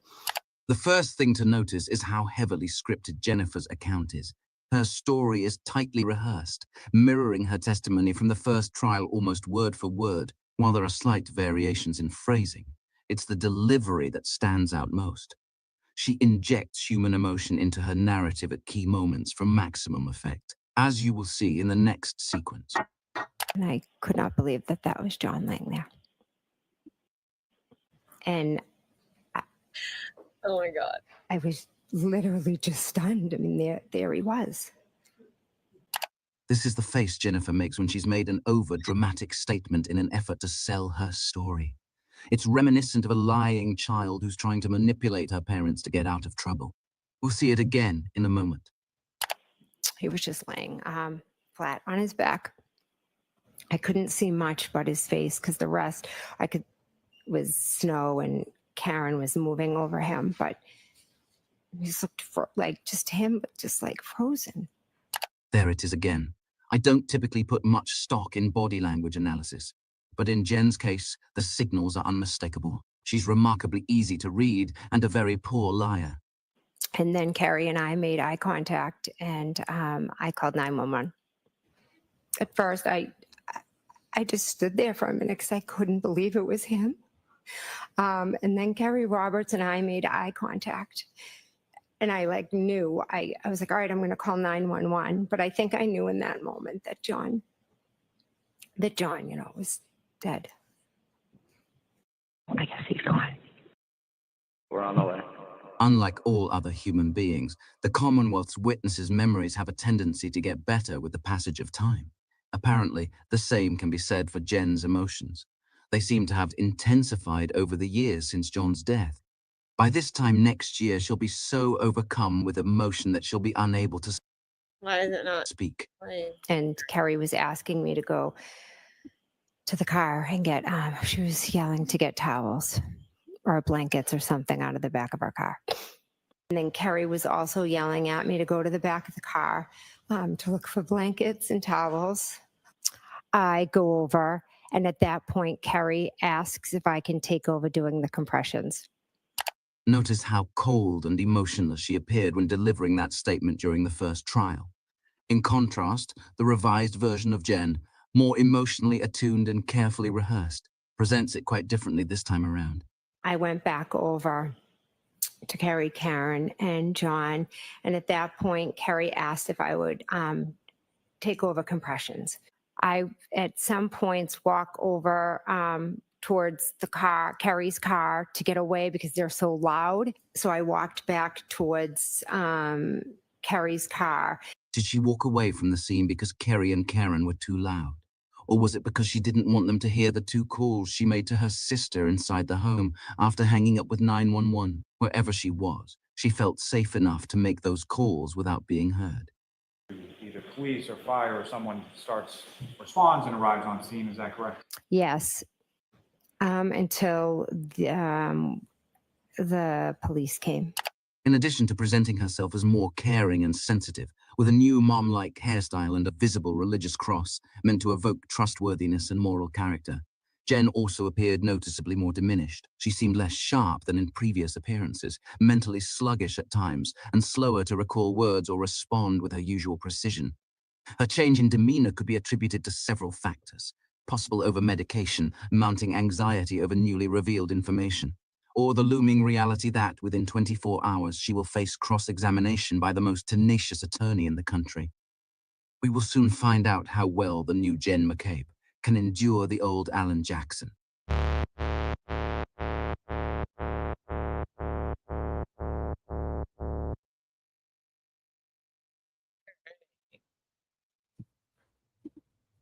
Anybody else notice? Jen knows that word for word. Like word for word. And there's one time I saw a video, I gotta find it. I don't know where it is, but there is a video out there that shows Jen's testimony last year, according to Matt's testimony last year. Hey, Wayne. And they are to the T exact same words. Exactly. So it's quite interesting.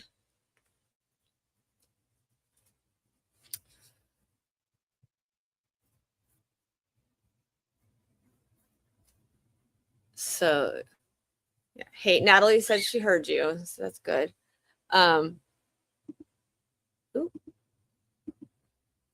How did she, or did she not actually?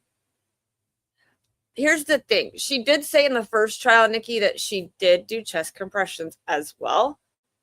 No. But I don't believe she did. I think she was too busy calling her sister to say nobody was coming outside. But they did say it in both trials, so I can't say no. Hello, wherever you are. Hello, can you hear me? I can. You sound amazing. Can you sing me a song? Yeah, I can come on for a few minutes. I have a little break. I was thinking about it. So when McCabe knew her testimony word for word, it's because Brennan is showing them their testimony from the previous time and correcting it. If you noticed, Katie McLaughlin, go back, she said that Hank showed her testimony from the first time. Oh, bye guys.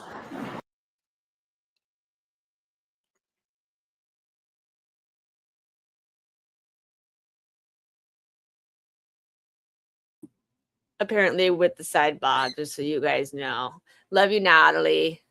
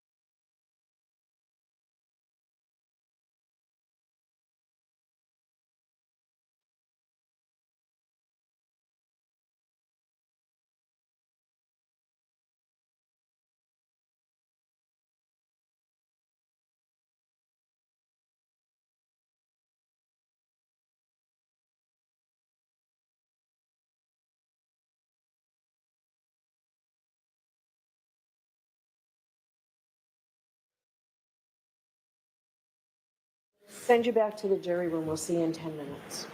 All rise, please. Jurors, close your notebooks, follow me.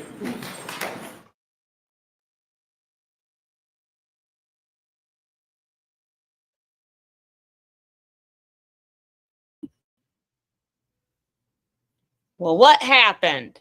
Who did it? Somebody in the courtroom? Well, what happened? Who did? I heard myself again. Lucas, what did you do?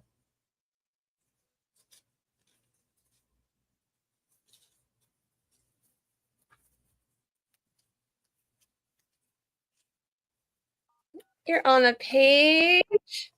Sure. Oh, wait for it, guys. We've been waiting for this all day. Lucas! Are you there? Are you just making me look funny?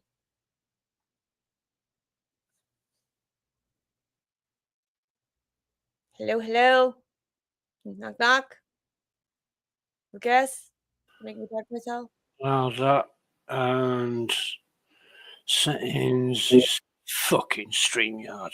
Jesus, why do you? Lucas, I can hear you. Am I live? Oh, Yeah, I can hear you now. Word, I had to come no, up StreamYard is great. in the UK. He literally says, I don't hear anything Lucas says until he says, fucking stream. Can you guys hear me? Yes. Can you guys hear me? Yes. Can you hear me? Can nobody hear me? What's up? Am I here? Lucas? Amy, Lucas.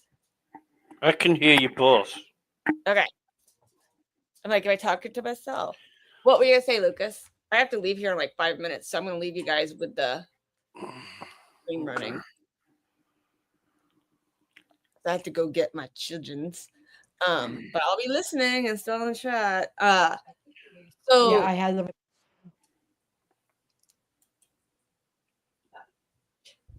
had the wrong earbuds in, kids. Sorry. There was a delay. Lucas, I'm so happy to hear your voice, honey. What are you thinking about all this shit? What do you guys think just happened? I don't give a fuck about what happened. Oscar Piastri, right? Oscar Piastri won the Formula One race in Miami. What a bastard. Do you know how he won?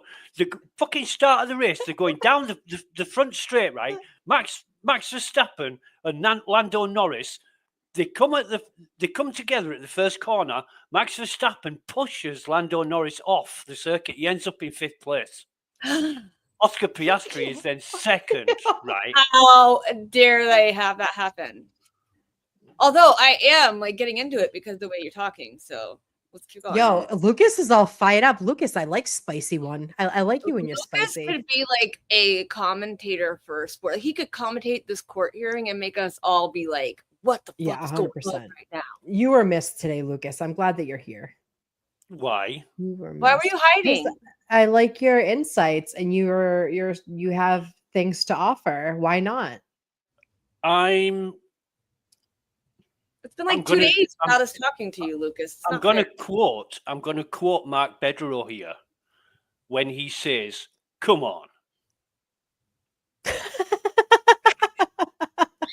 Where are we going? Let's go. Come on. Right? Come on. That is, you know, I've been missing for 2 days. I know. And we noticed. Trust us. I was having withdrawals because, like, when you text, I can literally hear your accent, and all of a sudden you went silent, and I was like, "Oh my god, is he all right?"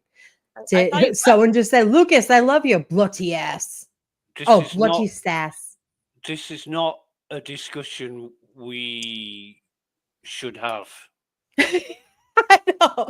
So I asked you what you thought about what was going on. I was all weekend. I had a picture of Nikki on the ceiling of my bedroom, and I spent the whole fucking weekend Nikki did it. Nikki again. whacking off to that picture. I mean, I don't blame you. I get I mean, it. she's hot. Yeah, no, Nikki's a dime piece. Yeah, I love Nikki's. What do you? Nikki's soul makes me happy. what do you guys call it in the USA? A smoke show? Is that correct? A smoke show. Yep, that's Yeah. right. Oh yeah. She sure is, and her personality is even bigger and like brighter. Well, It's amazing. I'm completely lying because I've got more respect for Nikki than to put a fucking picture on my bedroom wall and whack off to it all weekend. I knew you were joking. I thought we weren't talking about this. I thought we were talking about the You said triangle. fucking Lucas. What do I think? It's not anything more than what I expected. Although I must admit, I didn't expect Katie McLaughlin to show up. To be honest, She showed up and she had a little sass to her. Jay in the chat earlier. No, it wasn't Jay. Was it Jay? Anyway, somebody said she had a panic attack. Right. And I actually thought, yes, I can believe that. Even though it's a complete joke, I can believe that. And then I agree. I said it wouldn't surprise me if she wasn't a witness. They did call her. They called her name, and then that's when something happened. And Beth Sarah said- Levison came on. Yeah. Beth said, "Let's take a break," and then when we came back, Sarah.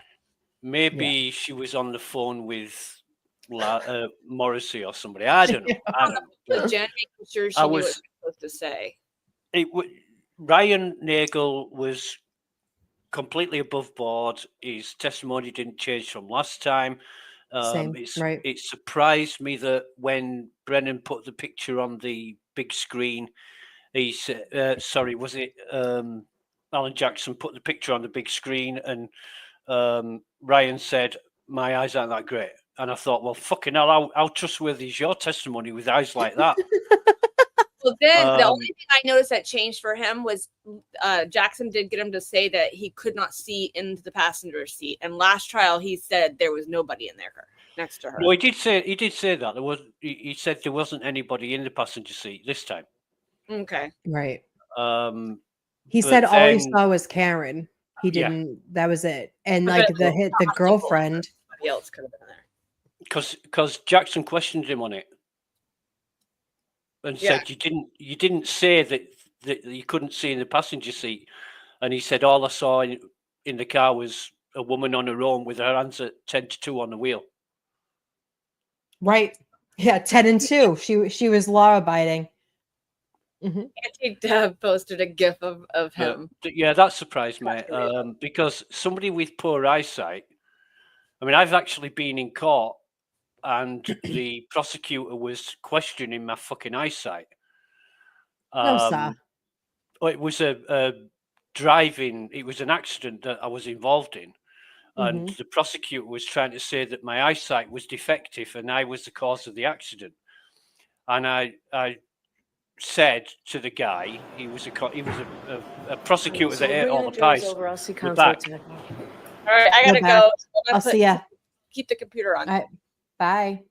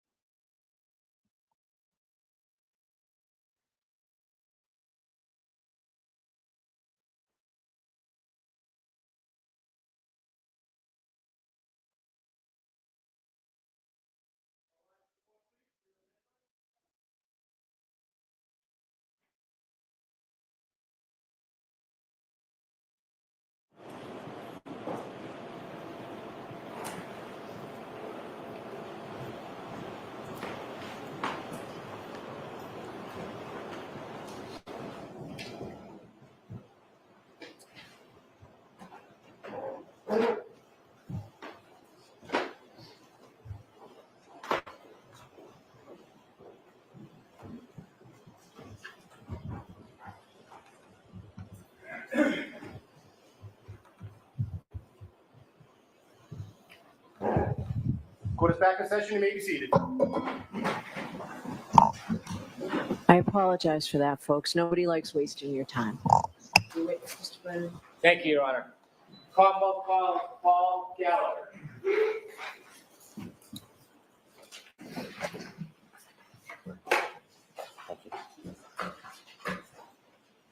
Follow me, please.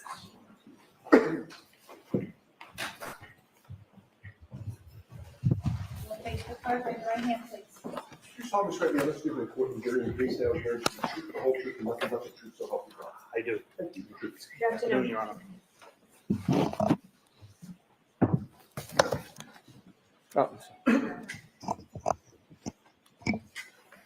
All right, Mr. Brennan, whenever you're ready.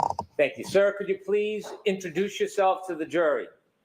Yes, my name is Paul Gallagher. For the court reporter, would you mind spelling your last name? Gallagher. Mr. Gallagher, do you presently work? As a police officer, I'm retired. When did you retire? August 31st, 2024. When you retired, what department were you working for? Canton Police Department. How many years had you worked for the Canton Police Department upon your retirement? I was credited with 32 years, 8 months of service. Did you have a particular rank when you retired? Yes, I was a lieutenant. I want to go back to the beginning of your law enforcement career and share your background with the jury. When did you begin your career in law enforcement? I became a permanent intermittent police officer in Canton in 1992. What a permanent intermittent police officer is, it's basically a part-time police officer. You're required to attend a 16-week part-time academy. Your duties include regular patrol duties that a regular police officer would do, but you're only utilized during special events, short staffing, and you're allowed to work paid traffic details. Did that status change at some point? It did in 1994. 1994, were you a patrolman? Yes, and that required me to attend a full-time 18-week police academy. In addition to the police academy, did you continue your training over the years? Yes, I did. Can you share with the jury some of the training that you would attend over the years? Oh, sure. So I did constitutional law.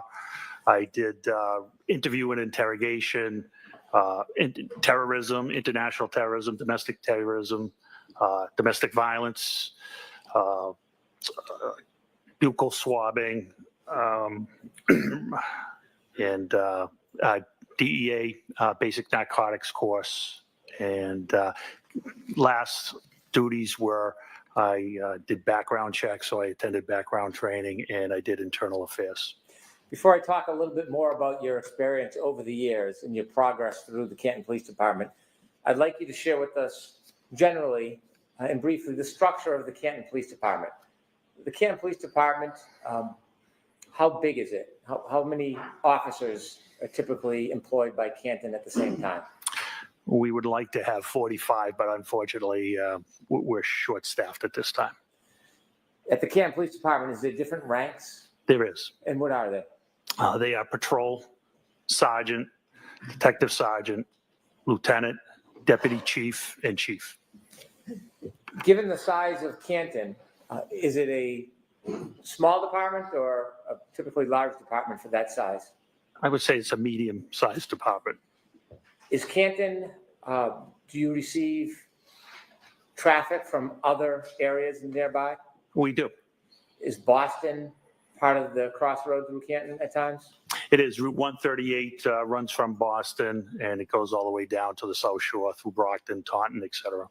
Other cities or towns nearby that bring traffic through Canton as far as law enforcement is concerned? They do, and other states. 95 runs through Canton as well and brings up traffic from Rhode Island. For a relatively small town, is Canton a busy police department given all the crossroads and intersections? It can be very busy at times. You mentioned in Canton that there are different ranks. You started as a patrol officer. Yes. Did that change at some point? It did. When? July of 2001, I became a detective. Did you have any particular or special training to become a detective? I started attending how to dust for fingerprints. My focus was narcotics. I had several narcotics classes. Did you engage in those type of investigations on behalf of Canton? I did. Did you work with other agencies? I did in 2005. I started working with the Drug Enforcement Administration in 2006. I was assigned as a task force officer for the DEA, initially out of Worcester Tactical Diversion Squad, which their mission goal was to eradicate OxyContin and oxycodone distribution at that time. It was during our oxycodone phase. In 2008, I was moved to Boston Division, and there we focused on all narcotics, not just oxycodone, heroin, cocaine, etc. How many years did you spend as a detective before you received your next promotion? Approximately 15 years. What happened next in your career as far as progress? I took the sergeant's exam, and I became a sergeant. In order to become a sergeant, do you have to pass an exam? An exam and an assessment, yes. Is that enough to become a sergeant, or is there another process you have to go through? That's where they rank you after the exam and the assessment. What year did you say you became a sergeant? I became a sergeant in 2017. Was that your first supervisory position? Not actually. I also worked as an officer in charge, which you're not technically a sergeant, but when there's no sergeant to fill the shift, they'll use experienced officers to work as a sergeant, and you receive sergeant's pay. How long did you work as a sergeant for at the Canton Police Department? I worked as a sergeant for 1 year till 2018, and I was promoted to detective sergeant. As a sergeant, did your duties change or expand from that of detective? I was still assigned to the Drug Enforcement Administration at that time. And you just shared a year later you were promoted to lieutenant. Did you have to take and pass an exam for that? That was detective sergeant, and I did not have to pass a test for that. Did your duties and responsibilities expand when you became lieutenant? Yes, I was brought out of the DEA to work in Canton specifically. Were there other lieutenants on the Canton Police Department when you worked as a lieutenant? I became a lieutenant in 2021. At the time, there was 3 other lieutenants. Were there any other officers above lieutenant at that point? There was a deputy chief and a chief. In 2022, January, were you a lieutenant? I was. Your duties and responsibilities, do they include actually going to scenes, or was it purely supervisory? It was supervisory, but we were expected to respond to scenes. What do you mean by that? Our chief expected a supervisor on scene at all times, at all scenes. Even if there was a ranking supervisor like a sergeant, were you still as a lieutenant expected to go to scenes? Oh, yes. Did you do that often? Yes. I want you to take us to January 29th, 2022. Were you working the overnight shift from January 28th, 2022 into January 29th, 2022? I was the outgoing lieutenant. I did not work into the 29th. I was the last lieutenant to work on the 28th. In the early morning hours around 6 a.m., were you on shift or off shift? I was off shift. Were you planning on working that morning? I was planning on working later that day, yes. Do you remember what the weather was like that early morning? Yes, there was a nor'easter, which was snow, wind. Did anything interrupt your plan of working later that day? Yes. Tell us what happened. Shortly after 6 a.m., I received a call from Sergeant Sean Good of the Canton Police Department.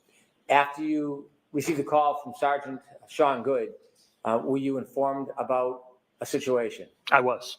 Were you told any basic details of where and what? Yes. Without sharing the actual conversation, where was this situation taking place? I misunderstood the situation. I thought it was on Meadows Ave in Canton. I later found out through dispatch that it was actually Fairview Road.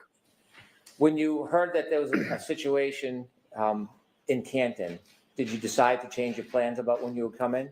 Yes, I responded. Why did you respond? That's the expectation our chief had for us. When you go into work, do you use a police cruiser or do you use your personal vehicle? On this particular day, I used a personal vehicle because of the weather.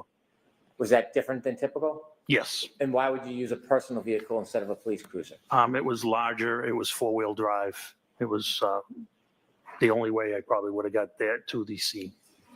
After you received the call about a situation, tell us what you did. I loaded up the car with a tent, and I drove to the Canton Police Department, and I got some winter gear from the office, and I got on the radio and advised Sergeant Sean Good, who was at the scene on Fairview, that all officers were held to further notice. What does that mean? They weren't going to be going home at their end of the shift until they were relieved by another supervisor. Why did you take a tent with you? Because of the snow. The way the call was described to me was a person possibly not breathing. And if it was an unattended death, I wanted to be able to cover the person. Why? Respect. That tent was a tent from your home, a personal tent? It was. It was an 8x8 pop-up tent. You went to the Canton Police Department first before you went to the scene? I did. Why did you go to the Canton Police Department first? I had some winter gear there, including a reflective jacket that I thought would be helpful, given it was dark out. Visibility was very bad. When you got to the Canton Police Department, did you learn anything from any of your colleagues while at the police department? The only one colleague at the police department at that time was Officer Kelly Dever. Okay. After you got your gear at the Canton Police Department, did you head towards Fairview? I did. Other than the general description that you had heard, did you know anything about what was going on there? Just that a gentleman was found unconscious in the snow, possibly not breathing. You mentioned the term unintended death. What does that mean? An unattended death is a death where someone dies alone, and you don't know the reason. It doesn't mean there's foul play. In fact, 99% of the time, it's natural causes. Is there a process for the Canton Police Department when they learn of any death, unintended or not? Is there a process you need to follow? Yes, there is. And what is that process? That's to call the Norfolk County DA's office, their CPAC unit, Crime Prevention and Control. They have jurisdictions over deaths and unattended deaths. You mentioned a CPAC unit. What type of officers or law enforcement is the CPAC unit? It's manned by the Massachusetts State Police. Are you required by statute to contact CPAC or the Massachusetts State Police, even if it's an unintended death? Yes. Did you follow that process? Sergeant Lank followed that process. Is that one of the officers who worked under you? Yes, that is correct. Did you know if Sergeant Lank was at the scene when you were leaving Canton, or did you learn at some point when you got there whether Sergeant Lank was at Fairview? When I got there, I saw the black Toyota Tundra, which is operated by our detectives there, and then I saw him. When Canton Police Department first contacted the Massachusetts State Police or the CPAC unit about the information, do you have an understanding whether or not the Massachusetts State Police were going to respond or not? They were not responding. So when you got to Fairview Road, were there any other law enforcement officers other than Canton police officers? No, there was not. When you appeared at Fairview Road or arrived, were you the superior officer on the scene? I was highest ranking officer. As you're pulling up to Fairview that morning, what's the first thing you see when you get there? As I pull up, I see the last of the fire apparatus pulling away. I get out of the vehicle. The first one I encountered was Sergeant Sean Good, who was the shift supervisor. Did you see any other of your officers there? I did. I saw Lieutenant Lank further down, and further down, I saw two other cruisers, which ended up being Officer Mulaney and Officer Sarif. Did any of the cruisers or vehicles have lights on? They did. Did you hear any sirens? No, there wouldn't be any sirens. Why wouldn't there be? Sirens are used to move traffic. There was no traffic. It was a blizzard. There were no cars on the road. You might see an occasional plow. Did you ever learn the general area where the person was found? Yes. At that time, did you know who the person was? I did. I knew him by name, yes. Did someone inform you of who the person was? Sergeant Sean Good did, yes. Okay. And who was the person that you learned was on the ground? John O'Keefe. Had you known John O'Keefe? I knew of John O'Keefe. I had never met John O'Keefe. When you first arrived at Fairview, was Mr. O'Keefe still on the ground? He was not. Was he at the scene? He was not. So when you got to the scene at Fairview, Mr. O'Keefe was already gone? Yes, he had been transported to the hospital. So did you ever firsthand see exactly where Mr. O'Keefe was lying when he was found? I did not. Did anybody point out to you the general area? Yes. Did you have a chance at that point to, well, obviously you didn't have a chance to examine or look at Mr. O'Keefe. Did you have a chance to look in the general area where you were told he was found? I did. Tell us a little bit more about the weather now that you're standing outside Fairview Road. What's the visibility like? What's the temperature like? What are the conditions like? So it was terrible. It was blizzard-like. The wind would blow in your face. It would change directions. The snow was an icy snow. In the wind, you had to actually talk loud to be heard. Somebody right next to you, and it was your typical New England blizzard, basically. At this point, did you have any position as you assessed the area, whether this was a criminal investigation? When we had no crime at that time. When you were there, were you looking for anything? Yes, I was examining the scene. Okay. At that point, did you have any reason to start a criminal investigation? Not at that time, no. When you learned that Mr. O'Keefe was found outside, did you go look at the particular area? Yes. Can you describe the area that was shown to you where Mr. O'Keefe was found? Sure. It was on the left side of the property of 34 Fairview. You could see where first responders and witnesses and police officers had walked up to the area. It was by a flagpole on the property line of number 32 Fairview. What was the lighting condition at that point in that area? It was dark. It was sun was coming up, but due to the weather and the cloud cover and the snow, its visibility still was not great. Were the law enforcement vehicles providing any light for the area? No. How about the house? Was there any bright lights coming out of the house illuminating that area? I didn't see any lights, window lights on. There may have been an exterior, the door light at one or two houses. In addition to the law enforcement officers that were there, did you see any civilians when you got there? No, there were no civilians there. While you were outside looking at the area, did any civilians ever come out? No, not at all. Any civilians ever come out of 34 Fairview? No. How about next door, 32 Fairview? Did you ever see any civilians come out of that address? Nobody ever came out of the house. Across the street, is there homes across the street from 34 Fairview? There is. Did you see anybody come out of either one of those houses? Did not see anybody come out of those houses. When you were outside and you were shown the area where you were told Mr. O'Keefe was found, did you try to do anything regarding that area to identify the area itself? I'm sorry, can you ask that again? Yes. The area where you were told Mr. O'Keefe was found, did you try to do anything around that area to identify the area? Well, it was marked out with crime scene tape at that time. And what I saw was pink blood, and it was in a circular pattern. Was the crime scene tape holding up at all? No, it was not. It was blowing wildly in the wind. And at one point, it was actually blowing in. It was triangular, and it was actually blowing into the crime scene. Was the tape helping at all? No, it was not. Was there any use putting a tent up at that point? No, there wasn't, not due to the high winds. Did you learn whether any of the officers had, at any point before you got there, gone into Fairview Road? Yes. Who did you learn went into Fairview Road? Both Sergeant Good and Detective Sergeant Lake went into Fairview Road. Did you know how long they were inside for? Oh, did you know that? I did not. At that point, did you go and speak to anybody in any of the nearby homes? I did not. When you were at this scene and you saw what was happening in the weather, did you make a decision to do anything? Yes. What did you decide you were going to do?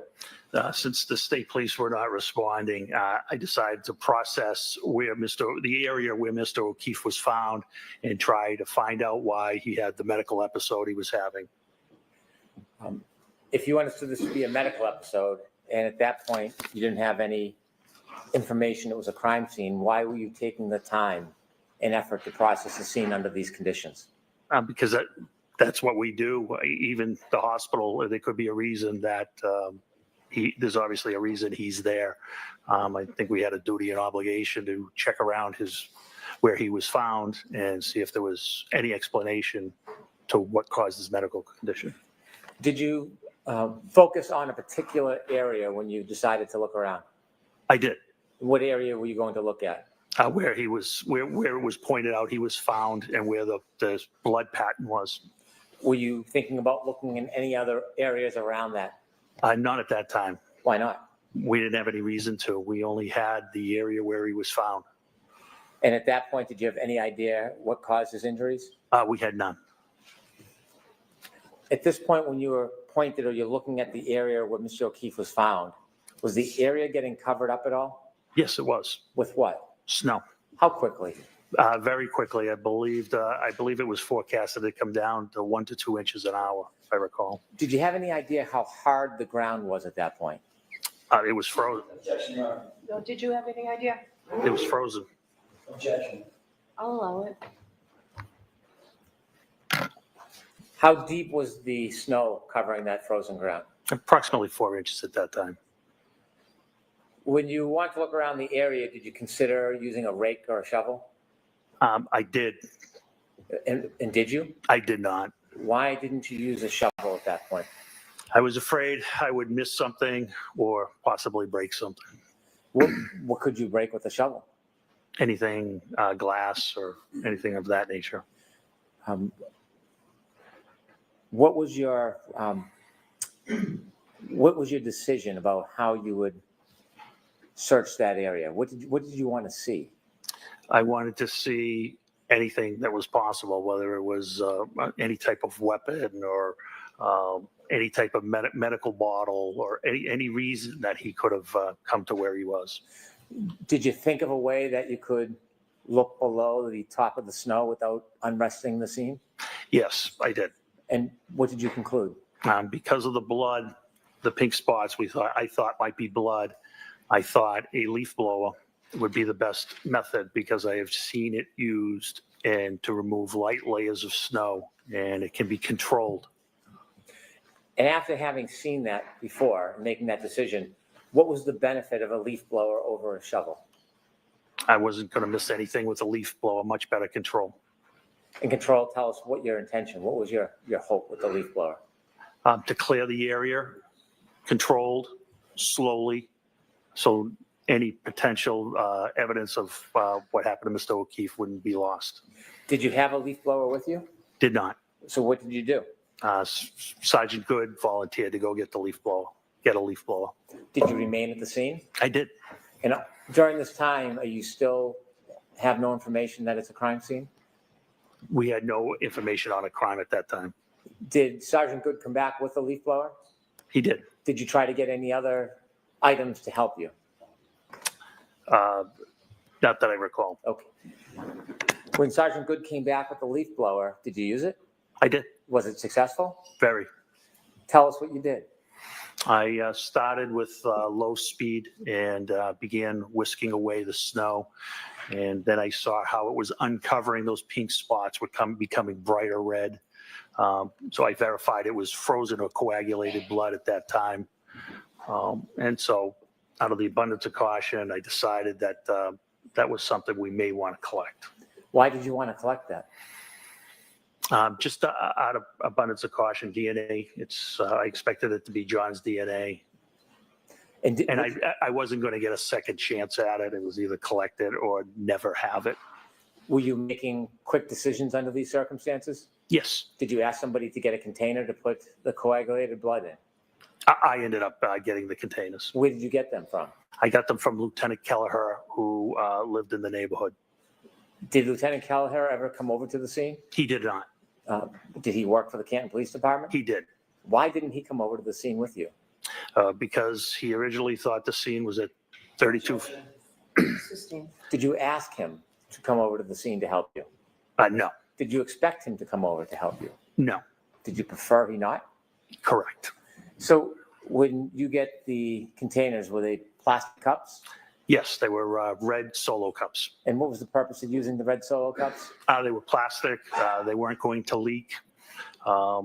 They weren't going to get soggy. They were large. I needed a small sample.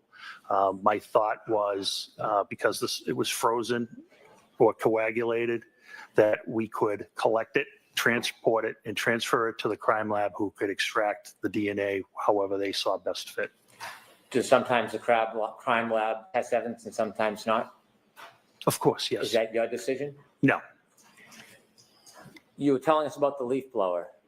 Does it serve to excavate the area? It did. Did you begin that process? I did. And when you did that, did you try to memorialize it? Yes, I did. How did you do that? I had Sergeant Good videotape it.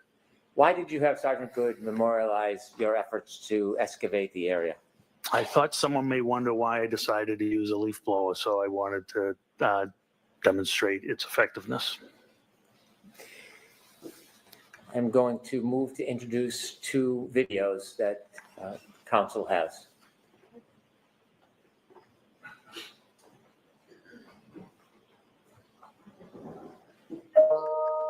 So there's no objection to these videos, right?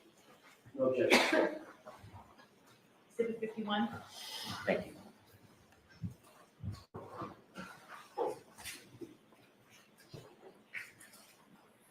With the court's permission, can I show the jury the videos? Yes. Ms. Gilman, can we show number one, please?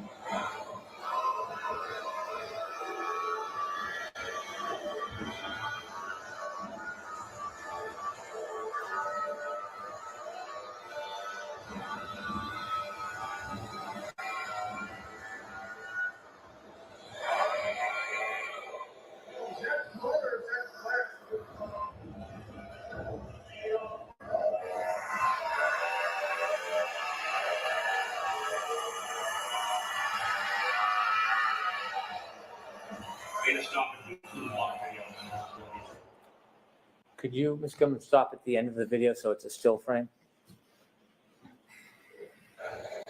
That's good right there.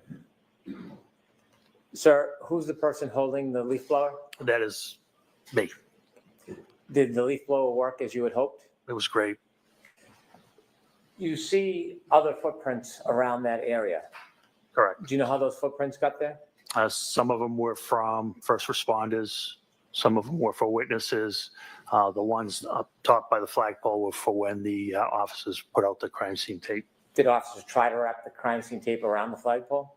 They did wrap it around the flagpole, yes. I see. And from that vantage point, could you see the side and front yard? Yes. Did the side yard have any footprints or evidence that anything was dragged through the side yard? No, not at all. How about the front yard? Did the front yard have any evidence that anybody had walked across it or dragged anything across it?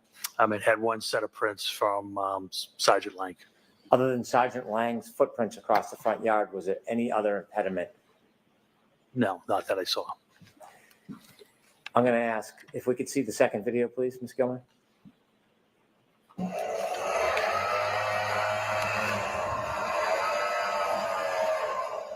Could you stop there, please?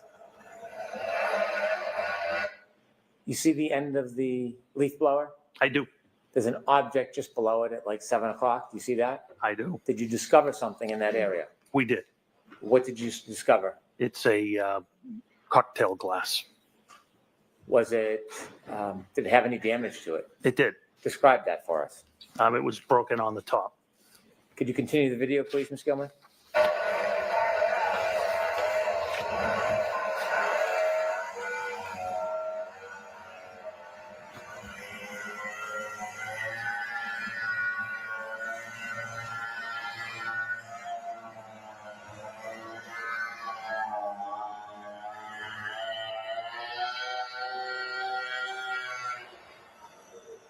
Stop, please.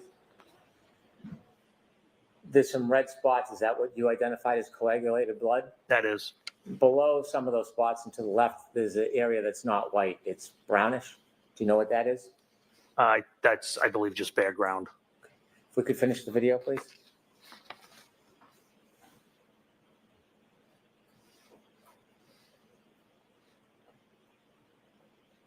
Okay. Thank you. Could have the lights on, please. Did you or any officer at your direction obtain and preserve that broken cocktail glass? Yes. May I approach, Your Honor? Yes.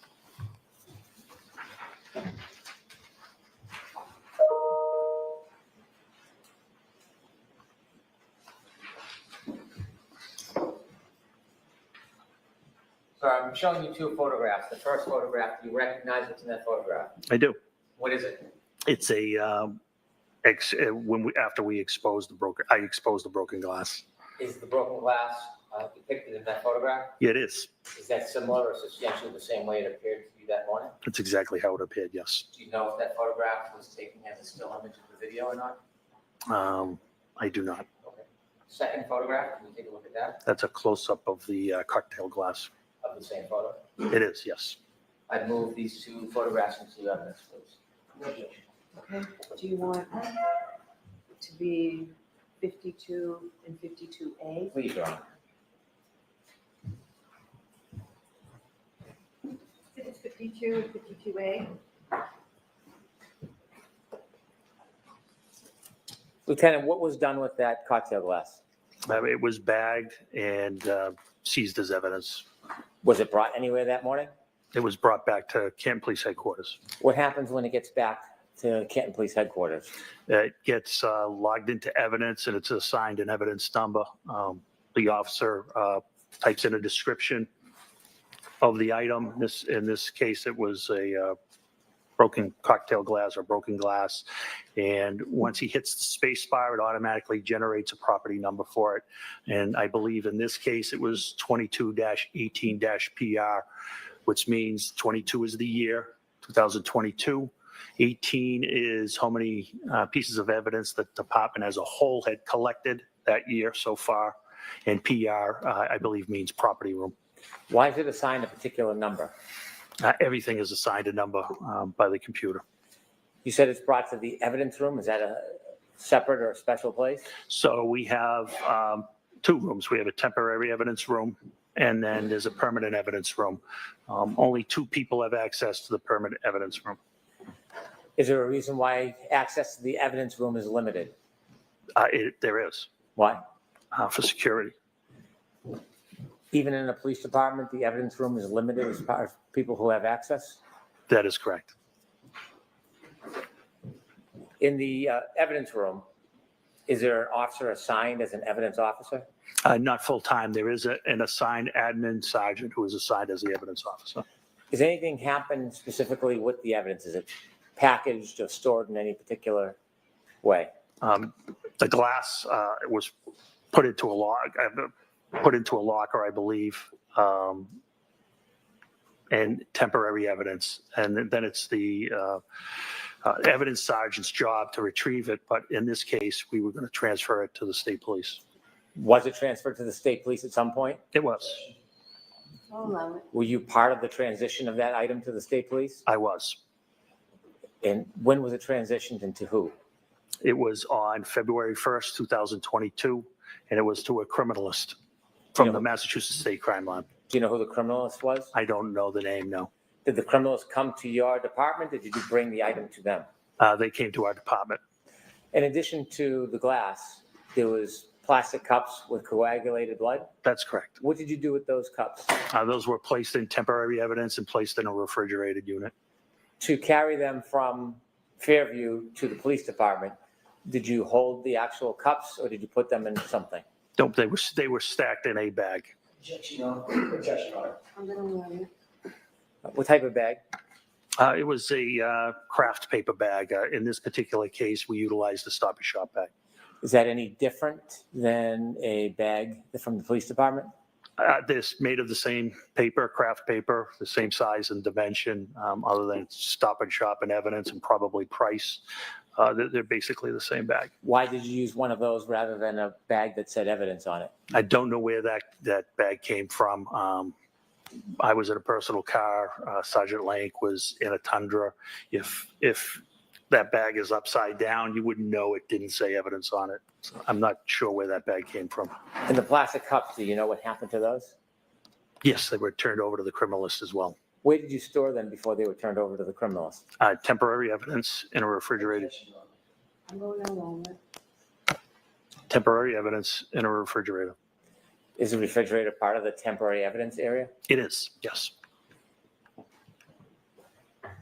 Did you bring that piece of evidence, the broken glass, with you today? Yes. With the court's permission, I'd like to approach the witness. Okay.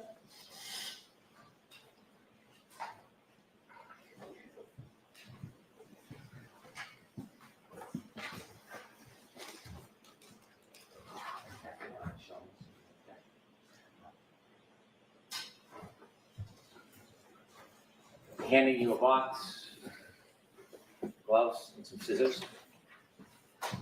Let me ask you about that box. It has red tape on it. Why? It's a secure and transfer of custody. I'm going along. Okay.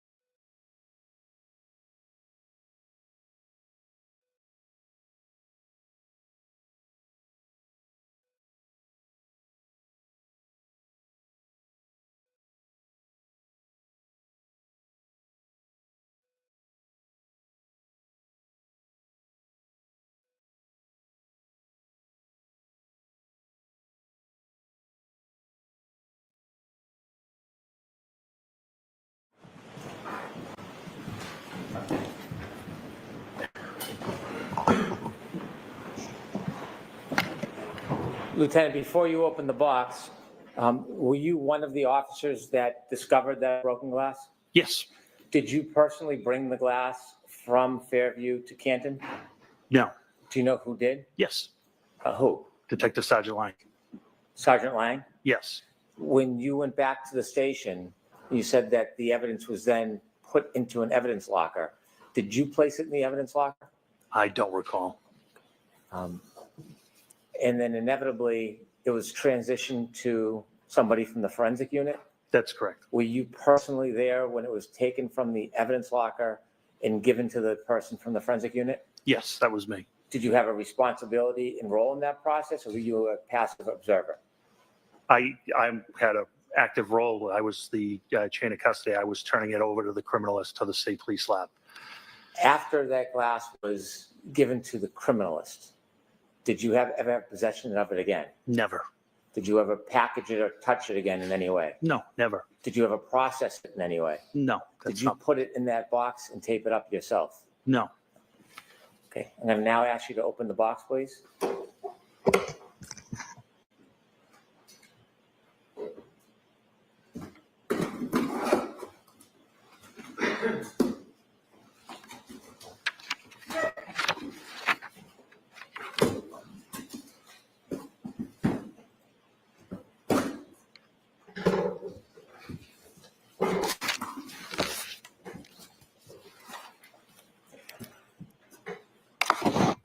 Is there an item in that bag?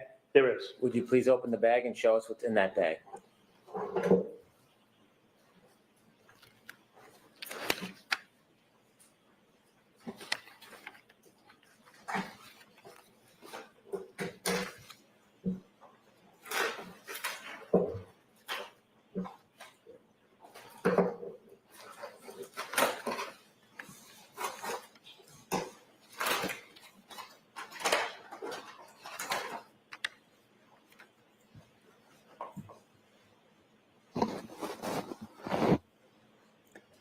Thank you. If you could put it back in the bag and the bag back in the box, please.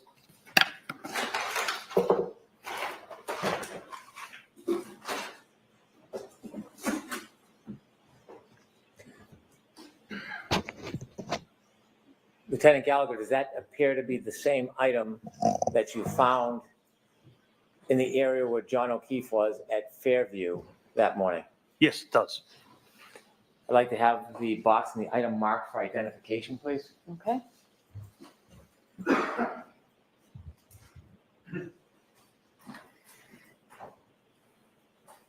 Q for ID. Thank you.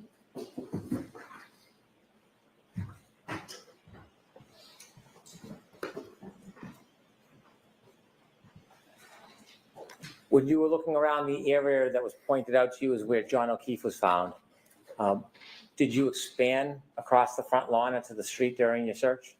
No, we didn't, with the exception of uncovering the 6-foot asphalt berm. Did you say 6 foot or is it? Excuse me, 6-inch. What's a berm? It's it's basically a curbing, but it's made of asphalt. It's curved. You probably have seen it. It's asphalt. It's curved. It separates the street from property line. Why did you clear that piece? Wanted to see. We were trying to find out why John was having a medical issue, and we didn't know if he could have tripped over a curbing or what turned out to be an asphalt berm and possibly hit his head. After you made efforts to look in that area, did you return to the Canton Police Department? I did. About what time? It was shortly after 8 a.m. After you returned to the Canton Police Department, did you receive any information or have a reason to return back to Fairview? Yes. About what time? A little after 9 o'clock. Why did you go back to Fairview after 9 o'clock? Sergeant Lank got a phone call that Jen McCabe had more information. And where did you understand Mrs. McCabe was? At 34 Fairview. Did you go back to 34 Fairview? I did. Did you go with anybody? I went with Sergeant Lank. Did you travel together or separate? Together. When you got back to 34 Fairview, outside, what did you do? We parked in the driveway. We walked up, and next to the garage, there's a side door. I don't know if we rang the bell or not, but Brian Albert, the homeowner, answered the door. As you walked up to the door, did you have a chance to look around at the doors in the area in front of that side door? Yes. Did you see anything out of place? No. You've been a police officer at that point for a long time. Yes. Do you receive any training in observing areas of people? Always. What type of training? What are you told to look for when you're speaking to people? I've been BOSAR trained, which is behavioral observation, suspicious activity training, and you look for clues when you're speaking to people. Whether they cross their legs, cross their arms, is certain behavioral characteristics. At this point, did you have any understanding that this would later be a crime scene? I did. Yes. What happened? How did you come to that conclusion? Oh, no, not at that time. Oh, not at that time. No. Okay. Not at that time. When you went into the house, what part of the house did you go into? I went into the room. It's adjacent to the kitchen, and I stood there with Brian Albert. Can you describe what kind of room that would be? Yeah, it was just a typical family room type room. It was not large. It was between the garage and the kitchen. You met with Brian Albert? Brian Albert answered the door and let us into the house. Did you understand what his relationship was to that house? He was the homeowner. Did Sergeant Lank walk in with you? He did. Did he stay in that living area? No, he went to the kitchen area and sat down with Jen McCabe. Could you see the kitchen area from where you were? I could see a portion of the kitchen area. Did you see anybody else in the kitchen area with Mrs. McCabe and Sergeant Lank? There were people in the kitchen area. There was nobody with Sergeant Lank or Miss McCabe. Could you hear their conversation? No. Were you trying to listen? No. Were you speaking to Mr. Albert?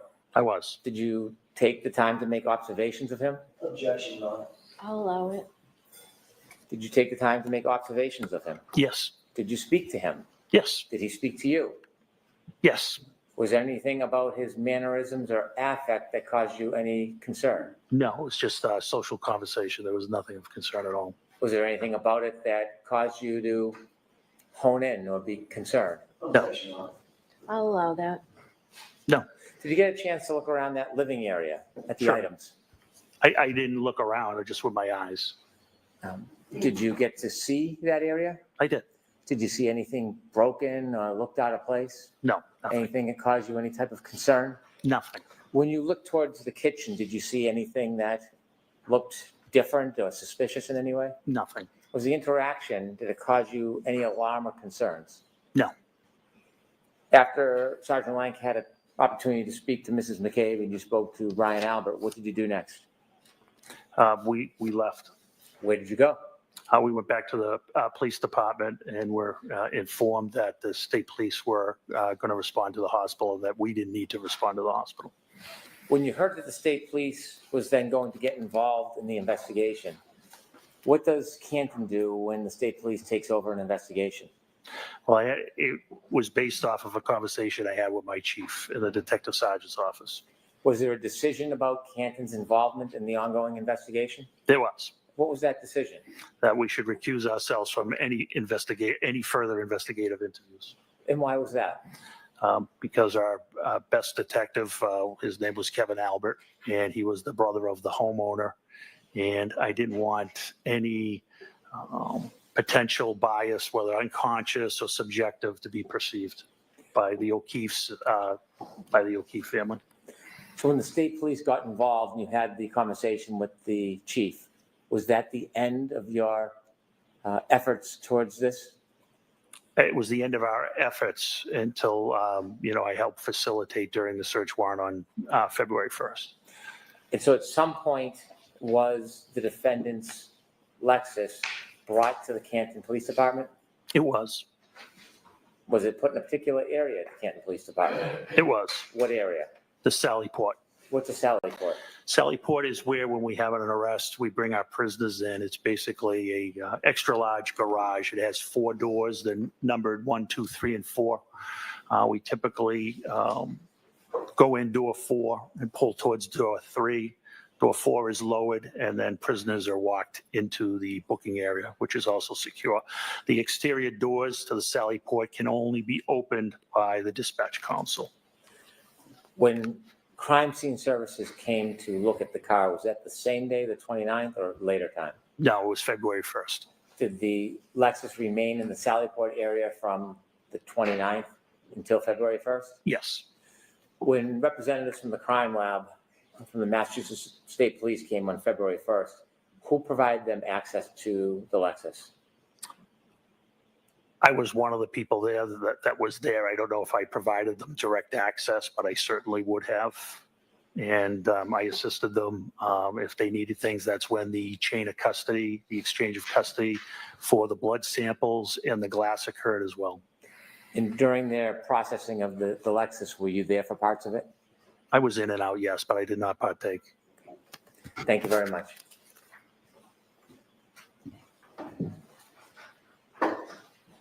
Yeah. Please.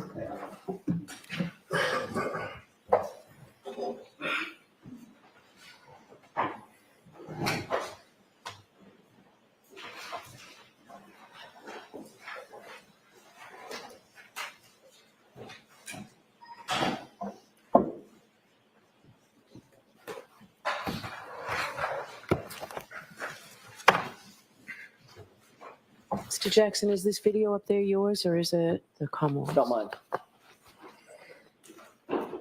Or is it?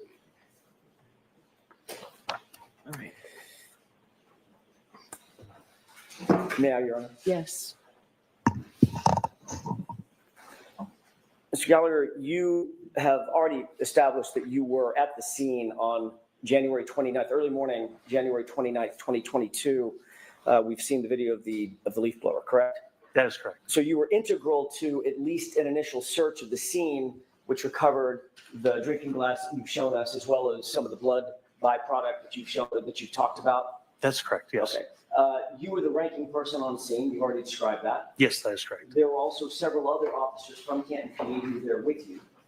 Yes, there was 4 other officers, yes. Can you just name those other officers? Yeah, Detective Sergeant Lank, Lank, Detective Sergeant Good, Goode, Officer Mullaney, Mullaney, and Officer Saraf, Saraf. Okay.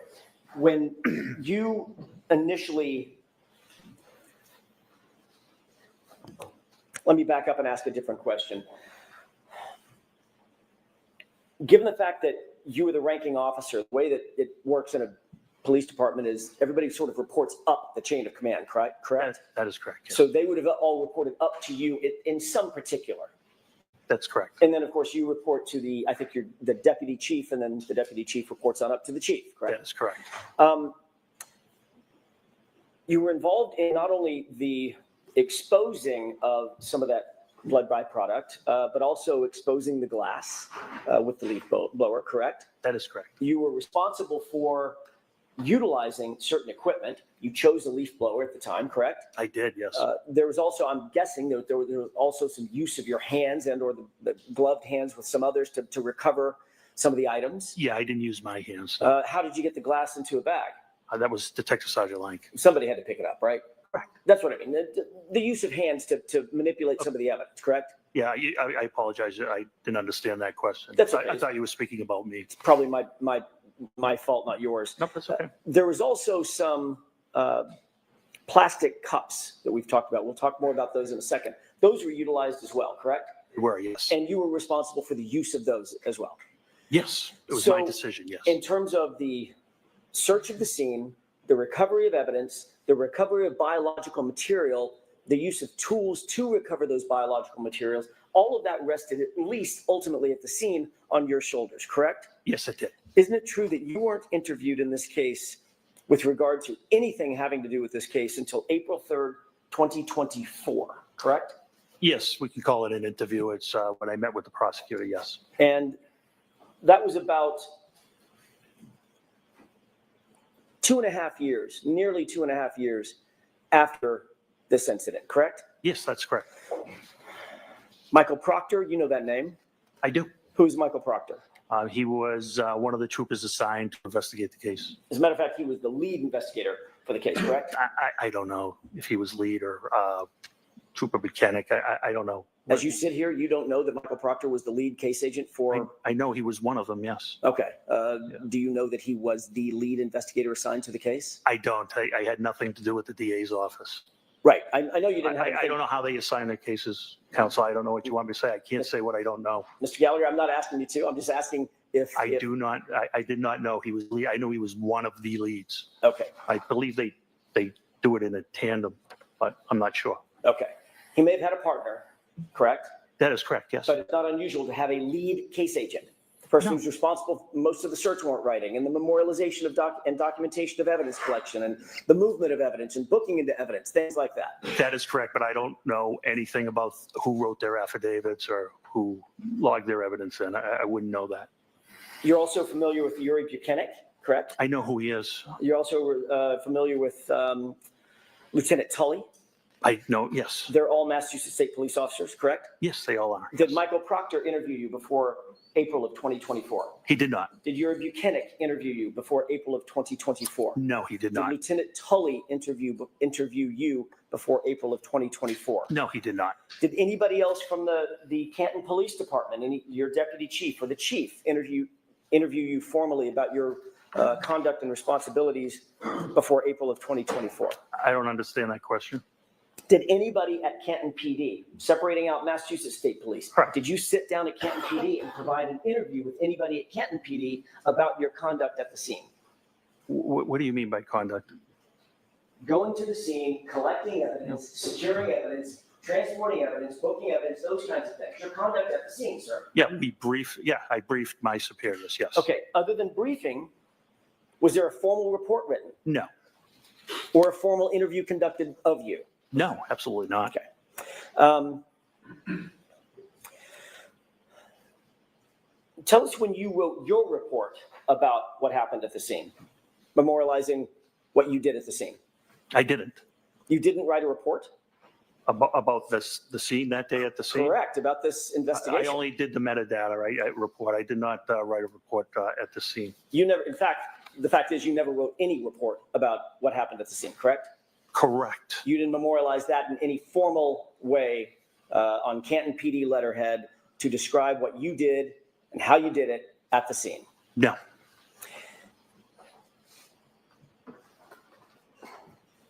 Normally, when you report to a scene as a first responder, you would be expected to write a report about that, whatever that conduct is. I'm not the supervisor, no. What if you're the ranking person at a scene that ultimately turns into a homicide scene? Well, we don't know it's a homicide scene at this time. We don't even know there's a crime committed at this time.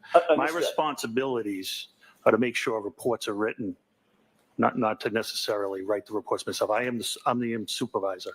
It's my job to make sure reports are written, evidence is logged, those types of things. Under ordinary circumstances, you would respond to a scene as a supervisor, and you would oversee what other people are doing. That's correct. Can I finish? Sure. I don't want to talk over each other. I apologize. You would want a supervisor oversee what your subordinate officers, whatever he or she might be doing or they might be doing. You're going to oversee that. But they're the ones actually conducting the investigation or picking up evidence or doing the interviews, writing those things about it. Correct. Detective Sergeant Lake's investigation, yes. So in that circumstance, you wouldn't be expected to write a report because all of that conduct is memorialized by others subordinate to the supervisor, correct? Correct. But in this case, right, the opposite happened. You were the one that was in the video utilizing the leaf blower, correct? That's correct. You were the one that actually exposed the drinking glass, correct? Correct, yes. You noted the drinking glass and actually called somebody else over to take a look at it, correct? That's correct. You directed someone, Sergeant Lang, to pick up the drinking glass and recover it as a potential piece of evidence, correct? That is correct. You noted the blood or the coagulation of blood in and around that area, correct? That is correct. You noted where you believe the drinking glass was, in other words, what location, if there were grid coordinates, where it would be, correct? Correct. And you instructed others to transport that important evidence back to Canton PD to have it booked, correct? That is correct. You also secured the plastic containers in which to recover the blood. That is right? correct. You also directed someone to get a bag to put the plastic containers in and ultimately transport it, correct? That is correct. So you would agree with me, Mr. Gallagher, that in this circumstance, you were the centerpiece of the recovery of evidence and the investigation as it was at that time in that limited context. You were the centerpiece of what was happening at the scene, correct? And I made sure it was documented by Detective Sergeant Lang. But you didn't find it important enough to write a report yourself. I think that's poor misrepresentation. There's a person fighting for their life. It was very important. When you were there at the scene at, what time was it, by the way? I got there shortly after 7. Okay, you knew that that person who was fighting for his life had already been transported and was in good care, as best care we can provide at Good Samaritan Hospital, correct? That is correct. So certainly you're not excusing away the idea that you didn't memorialize your conduct because you were too busy fighting for someone's life. That's not what you're saying. No, it definitely is not what I'm saying.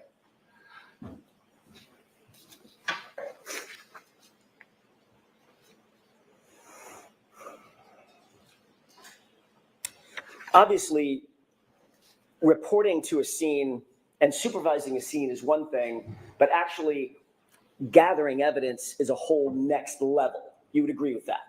Sure. Because, just to put a fine point on it, responding to a scene as a supervisor, you want to make sure everybody's doing their duty, but the officer or officers who, for instance, uncover, let's say it's a knife or a gun or some weapon or something like that, actually documenting and picking up that evidence and handling it in an appropriate way, that is all highly, highly technical. It's very important to get it right and memorialize it all, correct? That is correct. That's why you're highly trained to memorialize and report everything that you do in that regard in a report that can later be used forensically, in other words, in a courtroom setting, to recreate as best you can with as much detail as you can exactly what you did and how you did it and where it was done, correct? Sure. Yes.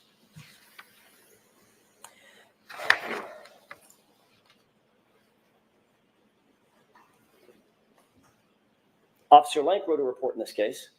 Sure. Did Officer Mullaney? I believe he did, yes. Did Officer Seraph? Yes. Officer Good? Sergeant Good? Yes. But you did not? I did not.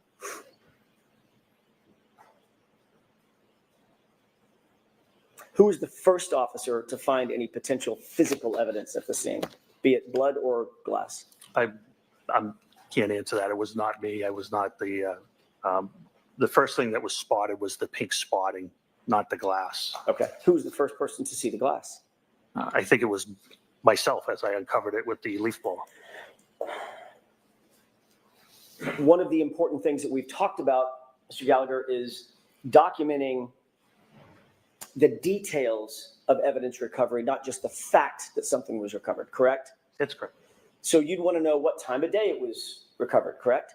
Sure. You'd want to know who was there and who was around when it was recovered, correct? Yes. You'd want to know what the item is, the condition of the item, right? Yes. You'd also want to know exactly where it's recovered, correct?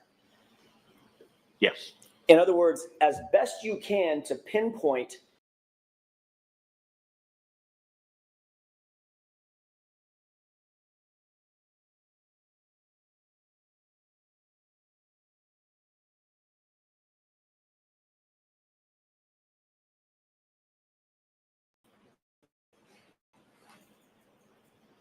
Did you diagram or draw a diagram back at Canton PD or I did out not. at the scene?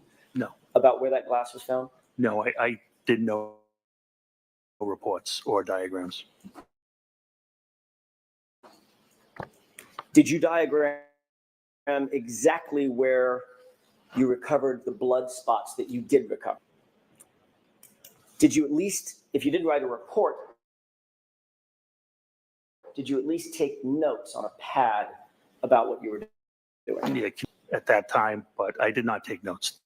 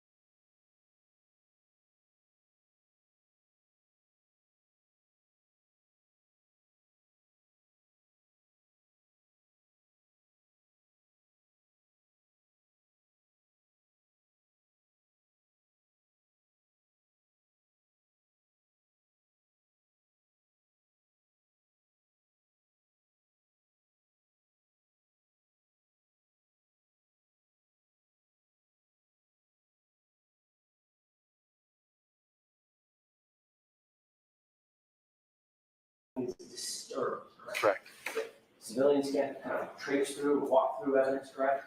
That's correct. You've heard the phrase forensically, evidence in, evidence out. Someone traipses through a crime scene, you bring evidence with you, and you take it back out. It's on your shoes or on your feet or your breath or your saliva, whatever it might be. Very familiar with that, yes. Preserving the scene is best efforts, it's best practices to make sure that nothing's moved, touched, messed with in any way, correct? That's correct, and that's what was done here. What did you do? That's my question. What did you do to preserve that scene? So there was nobody, there were no civilians ever to trample through. Were rescue efforts made on Mr. O'Keefe? Yes, that's priority. So rescue workers do go into any type of scene. Medical life-saving measures come first. Once all apparatus was off scene, the original officers put out crime scene tape to mark an area. And later, it was documented, it was photographed, and evidence was collected. And it was searched by you, at least initially with the leaf blower. Correct. Okay. So you were interested in the area that, by the way, I want to clear this up, make sure I'm not mistaken. You described for Mr. Brennan basically where Mr. O'Keefe's body was, correct? Yes, yes, You never saw his body in situ. You never saw his body in place. that is correct. You were told by Sergeant Lang generally where his body was, correct? Yes, and Sergeant Lank actually never saw Mr. O'Keefe either. That's my next question. Okay, Sergeant Lang, and Mr. Good, and Sergeant Good as well. right. Sergeant Lang never saw John O'Keefe actually in place, correct? That is correct. So you're receiving information from Sergeant Lang that he did not have personal knowledge of, and then you're providing that information later to crime scene investigators who are trying to establish a diagram or some sort of a chart about where that evidence was, where the drinking glass was, where his body was, correct? No, I never spoke to anybody in that manner about it. Didn't you ultimately go out to the scene along with others at Massachusetts State Police when they had a drone overhead? No, you're mistaken. I can clarify it for you if you wish. Sure. So on February 1st, after the execution of the warrant, they wanted to go down to the scene. It was Trooper Proctor and somebody from the CARS team. I'm not sure of the name. Once they got down there, I did show them where I was shown John O'Keefe was. They did want to put up a drone, but they could not do it because they were too close to Norwood Airport and because of FAA regulations. Okay. And that was the last of my involvement with that. I hope that clarifies things for you. Forget the drone. I'm interested in the first part, which was you accompanied Trooper Proctor to the scene, correct? Correct. There were other members of CARS, C-A-R-S. I think there was one crash accident reconstruction section. I have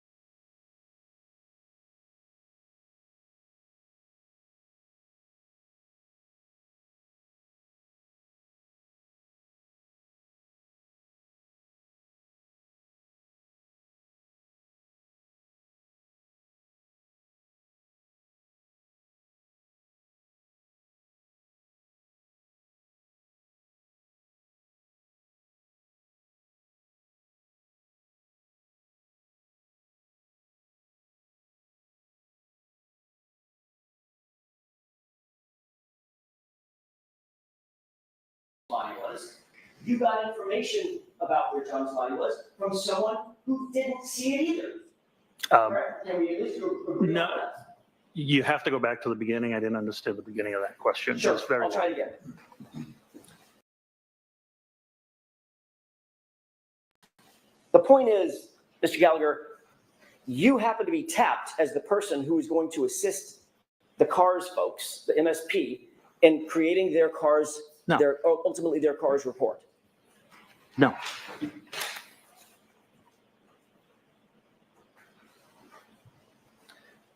Isn't it true that you accompanied Trooper Proctor and members of the CARS unit to document Fairview Road and the scene of the incident? Yeah, I thought I explained it could not be done.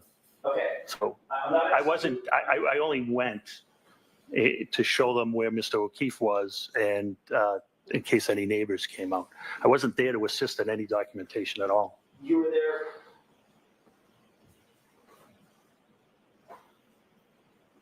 You know who Brian Tully is.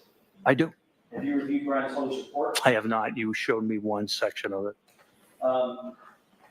Is it true that what you actually told Brian Tully is that you went with Trooper Proctor and you're already shaking your head now? I didn't finish the question. No. I got that part wrong? You accompanied Trooper Proctor? No, what's wrong is I was interviewed by Lieutenant Tully. That was a meeting I had with Prosecutor Lally. Okay. Trooper Tully was present. Trooper Tully never asked me any question. I don't recall Trooper Tully ever asking me a question, sir. So let me be a little bit more defined. So in Trooper Tully's report, where he reports what you said, you were actually talking to Adam Lally, my colleague sitting up in front. Correct. Okay. So now we've got that cleared up. Let me ask you again. Did you say in front of Trooper Tully that you accompanied Trooper Proctor and members of the CARS unit to document Fairview Road? Meaning they were documenting Fairview Road. It's not clear. The report's not clear. They were going to document Fairview Road, not me. So you just said something that I want to follow up on. Okay. The report's not clear, correct? That's correct. So that's an inaccurate report. I wouldn't call it inaccurate at all. I'm just saying you're misinterpreting the wording. I see. And I'm misinterpreting it even though I just read it directly from the report? Yeah, sometimes sentences have different meanings. Okay. Yes, you are. Okay. The reality is you did end up going to the scene, correct? I did. And you accompanied, I don't want to use a word that you'll challenge, you went with Trooper Proctor, correct? I took my cruise into 34 Fairview, yes. You were there at the same time Trooper Proctor was? Yes. And you were aware that the CARS team was there so that they could document the scene, correct? I don't know what the purpose of the drone was. I'm not familiar with that section. I thought I answered that question. I'm not familiar with what they do. But you do believe that as you sit here, you were there, we weren't. You do believe that that's the reason that they were there was to document the scene. Put up a drone. Okay. I don't know what you mean by document. I don't know if it was to photograph, I guess, which if you mean by document photograph, I guess it could, I would agree. If it means take measurements, I wouldn't know. Okay. Did you tell any of the members of the CARS team where you believed John's body was? I believe it was Trooper Proctor, but I believe he was there, yes. Trooper Proctor obviously was not there when John's body was there either, correct? That is correct, yes. So he would have gotten that information. From you. That is correct. So now that's 3 people. It's probably more, quite honestly, yeah. Well, I'm just talking about this report. Correct. CARS report. That's 3 people in line. None of them saw John's body, John O'Keefe's body, as it lay in the lawn when he was recovered. That is correct, yes. And there's no photographs Of Mr. O'Keefe. Oh, no. At the location. No, we wouldn't, nobody would photograph somebody undergoing life-saving measures. Wouldn't be appropriate. There's no video specifically. They wouldn't take video of somebody undergoing life-saving measurements. There's no body cam. We don't have body cameras. There's no dash cam that shows it. Well, dash cameras would be on the road. Mr. O'Keefe was approximately 8 to 10 feet off the road. Well, hang on a second. You're not sure where Mr. O'Keefe was because you never saw him. That's why I used a range, yes. Right. I know where the blood was. I know where the glass was. Right. You don't know if he was 7 to 9 feet off. That's correct. 4 to 12 feet off. You can't say. I could only approximately. You are correct, yes.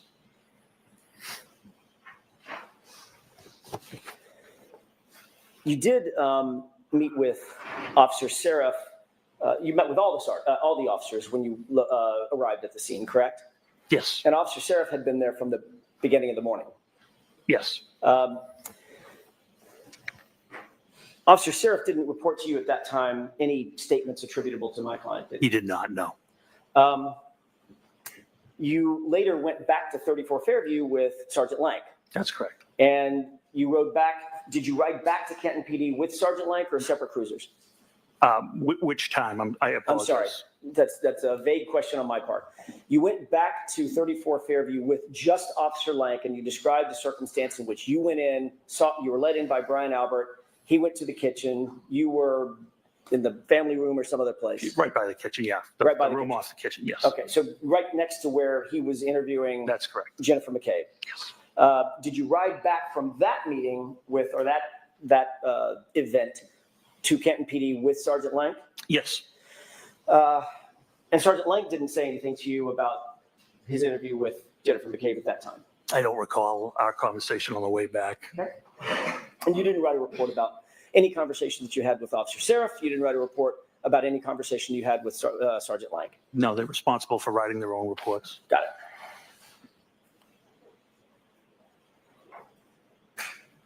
You did say that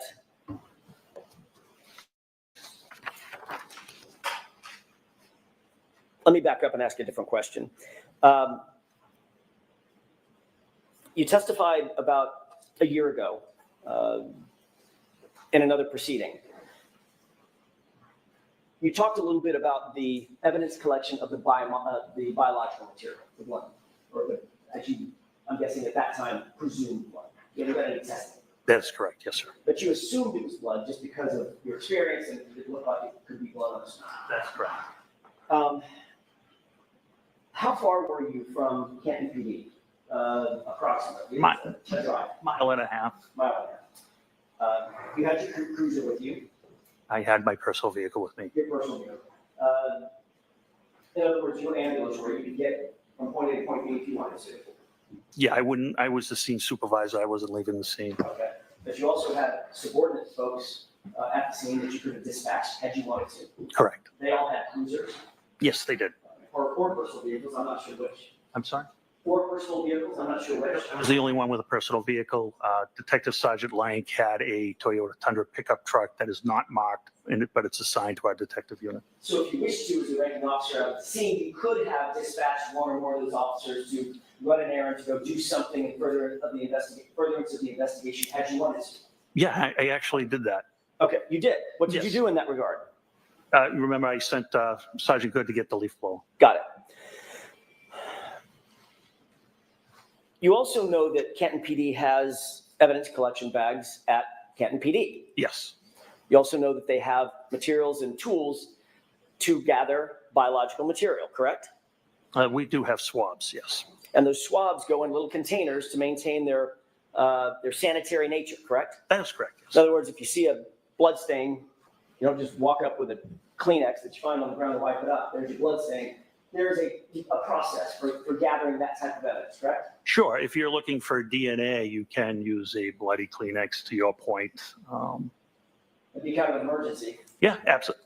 My point exactly. But if you're a mile from the Canton PD, Yeah, you could have gone back and done a swab. could have. But you didn't. Didn't want to because of the weather, because you just said because it's an emergency, and we thought it was an emergency there. I mean, the storm was coming down terribly, and I believe if we didn't collect that biological matter, we weren't going to get that biological matter. But Canton PD was a mile and a half away, 4 or 5 minutes. In a blizzard. Still, in a blizzard, it's 3 minutes in good weather, probably 4, 5, 6 minutes in a blizzard, correct? I'm not sure. So let's call it 12, 15 minutes. You certainly could have gone back. If you wanted to, you could have dispatched one of your officers to go back and get swabs and properly collect the blood material. Sure. And I believed 15 minutes would have made a difference. And what you did instead is, well, 15 minutes would have made a difference, but you asked Sergeant Good to drive to his house and get a leaf blower. Yes, and while he was doing that, we were documenting the scene with photographs. You could have documented the scene with photographs even if you went back and get a swab. What's the difference? Because we were ongoing. It was ongoing. I wasn't leaving the scene. I didn't ask you to leave the scene. I didn't ask if you were leaving the scene. Needed the other officers. We talked about scene security. I already let one officer go. I now have 3 left. We're securing that scene. So you saw pink stains in the snow, correct? That's correct. And you said, Officer Good, probably called him Sean, Sarge, go home and get a leaf blower. That is correct. Could have said, Officer Mulaney, get your butt over to Canton PD and pick up 10 swabs, correct? He wouldn't have had access to the swabs. Oh, so now one of your officers could have gotten swabs, even if the lieutenant, or ranking lieutenant, had dispatched him to go get a swab. Because he doesn't have access to the BCI, the Office of BCI, where our stuff is kept. Could you have made a phone call? No, nobody there would have had access at that time. It was only Officer Dever on the desk. So you're the only person that could have gotten those swabs? Sergeant Lang could have gotten them as well. So Sergeant Lang could have too? Sure. But you didn't say that? No, definitely didn't. Okay. What you did do, however, is you went to the neighbor's house. That would be Tom Keller, right?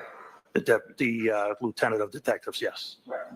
And Lieutenant Keller gave you red Solo cups. Yes. I asked for plastic or glass containers. He had Solo cups, and I utilized them. The same kind of Solo cups that we all see at backyard barbecues. Yep, they hold liquid terrifically. They're also not sealed, correct? They are not. They're also not used normally. I mean, they were here. They're not normally used for evidence collection, correct? Oh, absolutely not.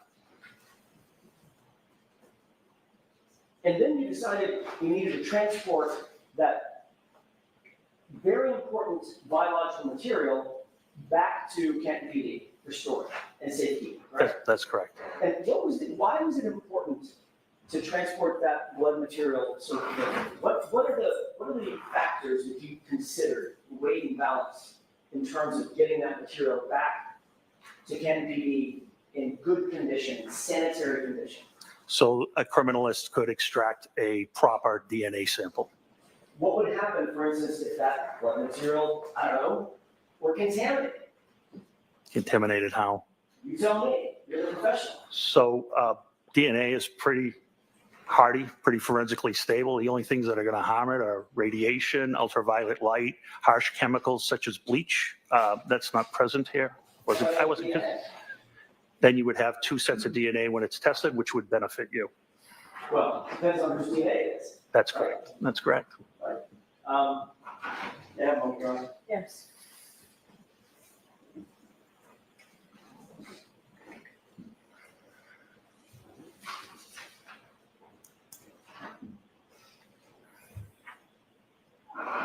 While you were, I'm going to stay on this for a second.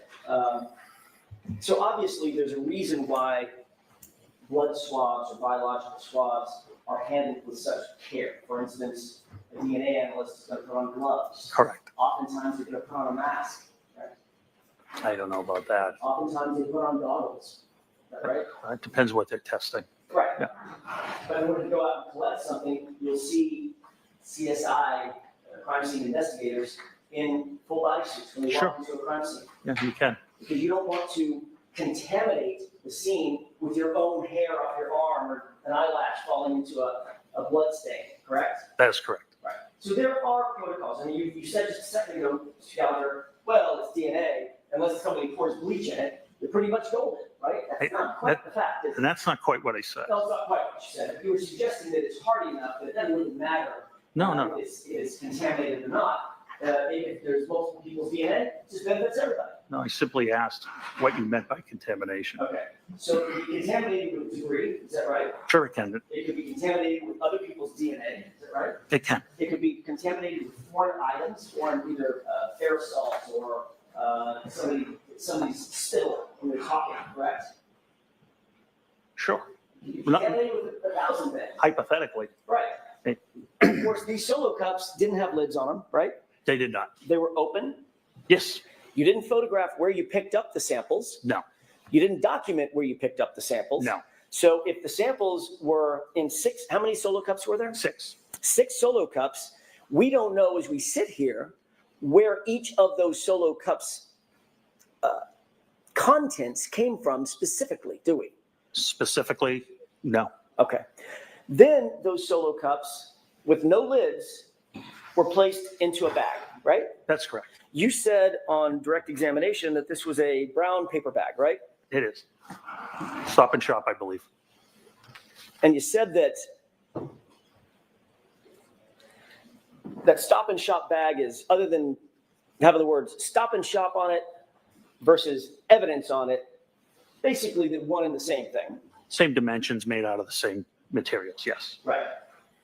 But with an evidence bag, you know exactly where it came from and who's handling it. Not necessarily. Comes from a manufacturer whose job it is to secure those bags so that they are not mishandled, so they can have some sort of bona fides that they're clean and ready to accept evidence. In, say, for instance, I don't know, the investigation of a homicide of a police officer.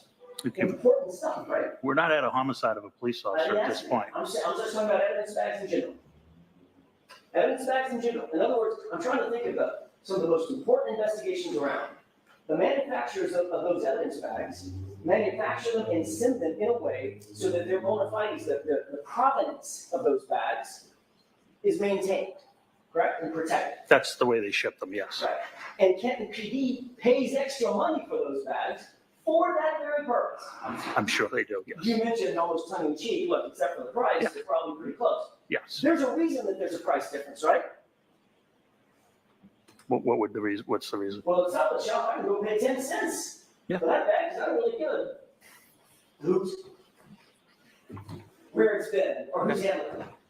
Right? It's got my milk and my eggs in it. Really don't care. Yeah, I don't know how they price it, because of how they package it. I don't have any knowledge of that. The other one that mentioned, the price. Oh, no. Yeah, I agree with you on that. I'm sorry, we're speaking over each other. Okay. I apologize. I'm sorry, Mr. Gallagher, you gotta wait. Yep. There's a reason. My point is, there's a reason, right? Yes. That evidence bags are more expensive because there is a way they're manufactured and they're taken care of, and Canton PD is willing to pay that extra price, like every other law enforcement agency, because of that. Correct? All right. So they're not quite the same, are they? No.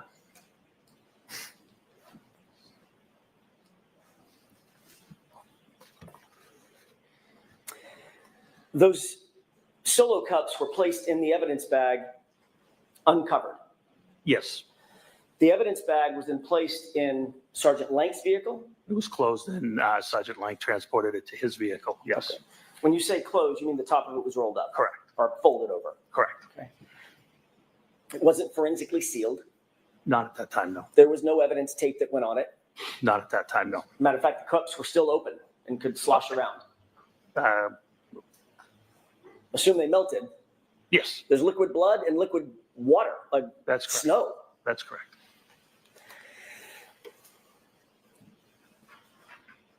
And you indicated that those were, at least you believe, those were placed in an evidence locker, temporary evidence locker, correct? No, the blood samples were put in a refrigerated unit. My mistake. I thought the refrigerator was the temporary storage locker. It's different? Yes, lockers are not refrigerated. That's where the glass would go into a locker. Okay. This was placed into an evidence refrigerator. That's correct. That was to maintain the integrity of the sample, the biological sample inside the cups, correct? That's correct. You have an evidence log of that. I don't, no. You've never seen an evidence log indicating that those were actually put into a refrigerated evidence locker. I removed them myself, so I know they were in the refrigerator unit. When did you remove them? On February 1st. Right. We're talking about January 29th. They were taken to Canton PD by Officer Lang, Sergeant Lang, on January 29th. I'm just asking, well, let me ask a foundational question. Does Canton PD maintain something called evidence logs? I don't know the answer to that. I'm not the evidence officer.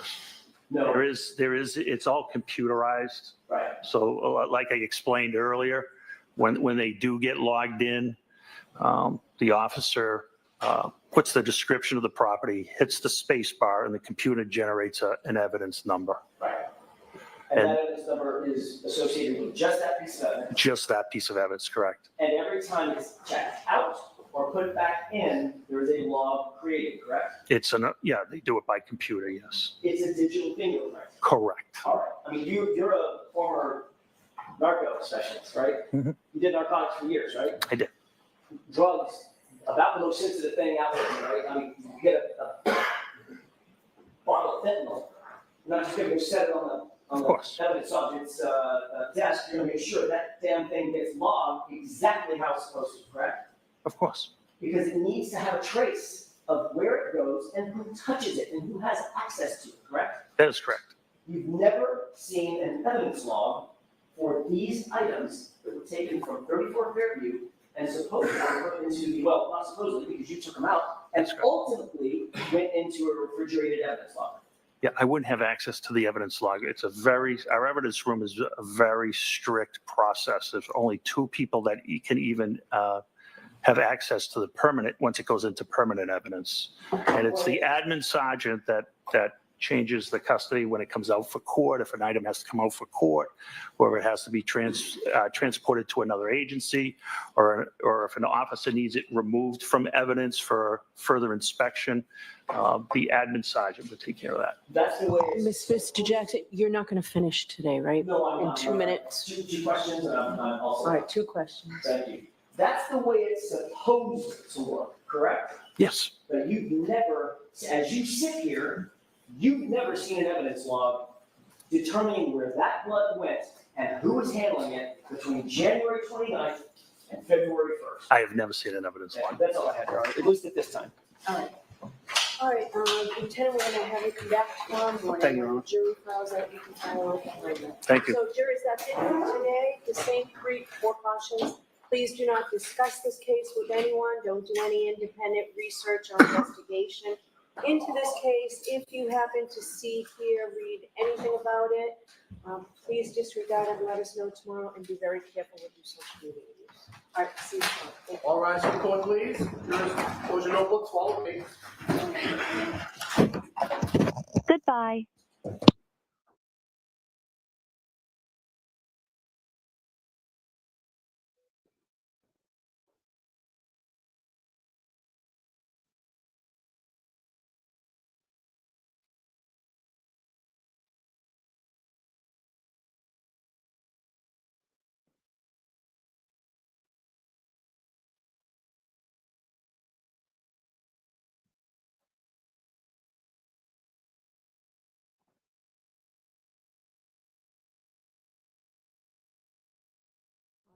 You don't need me for anything, right?